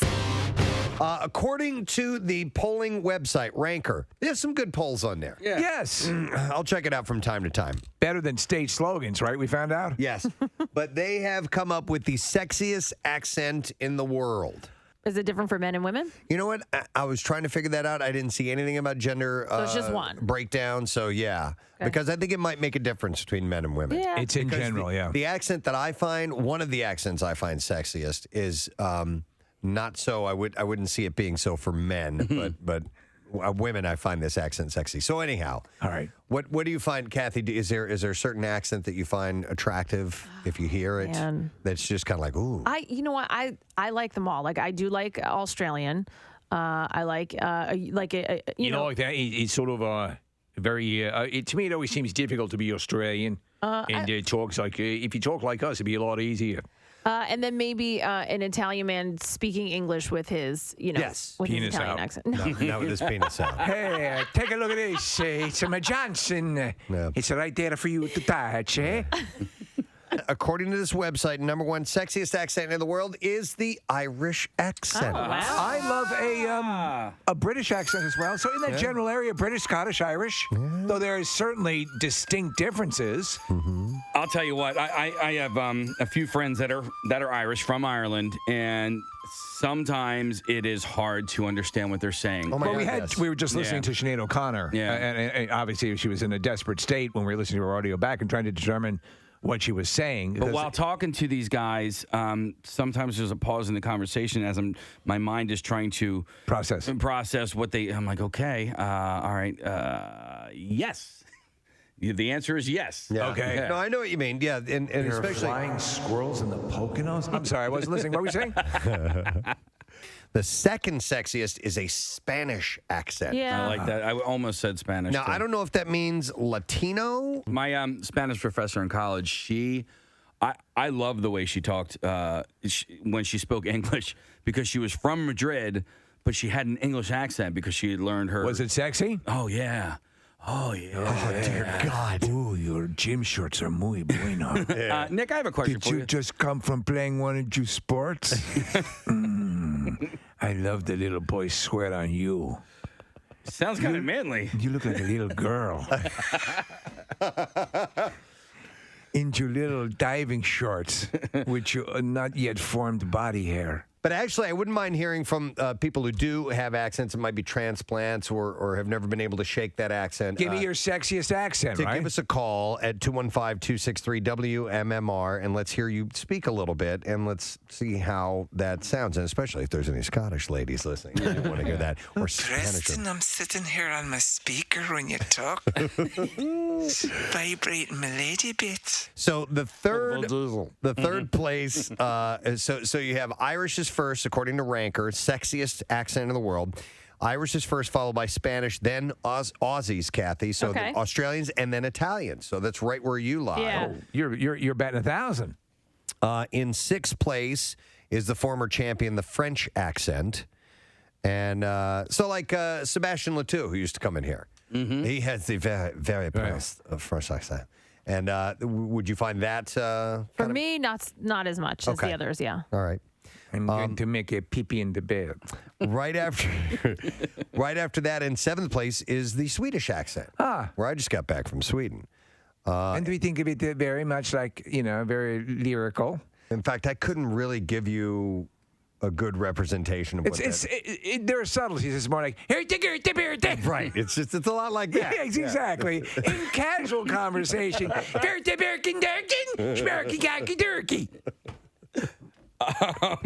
so those are the subtleties that you don't pick up. Nuances. The nuances. Yeah. You can hardly tell.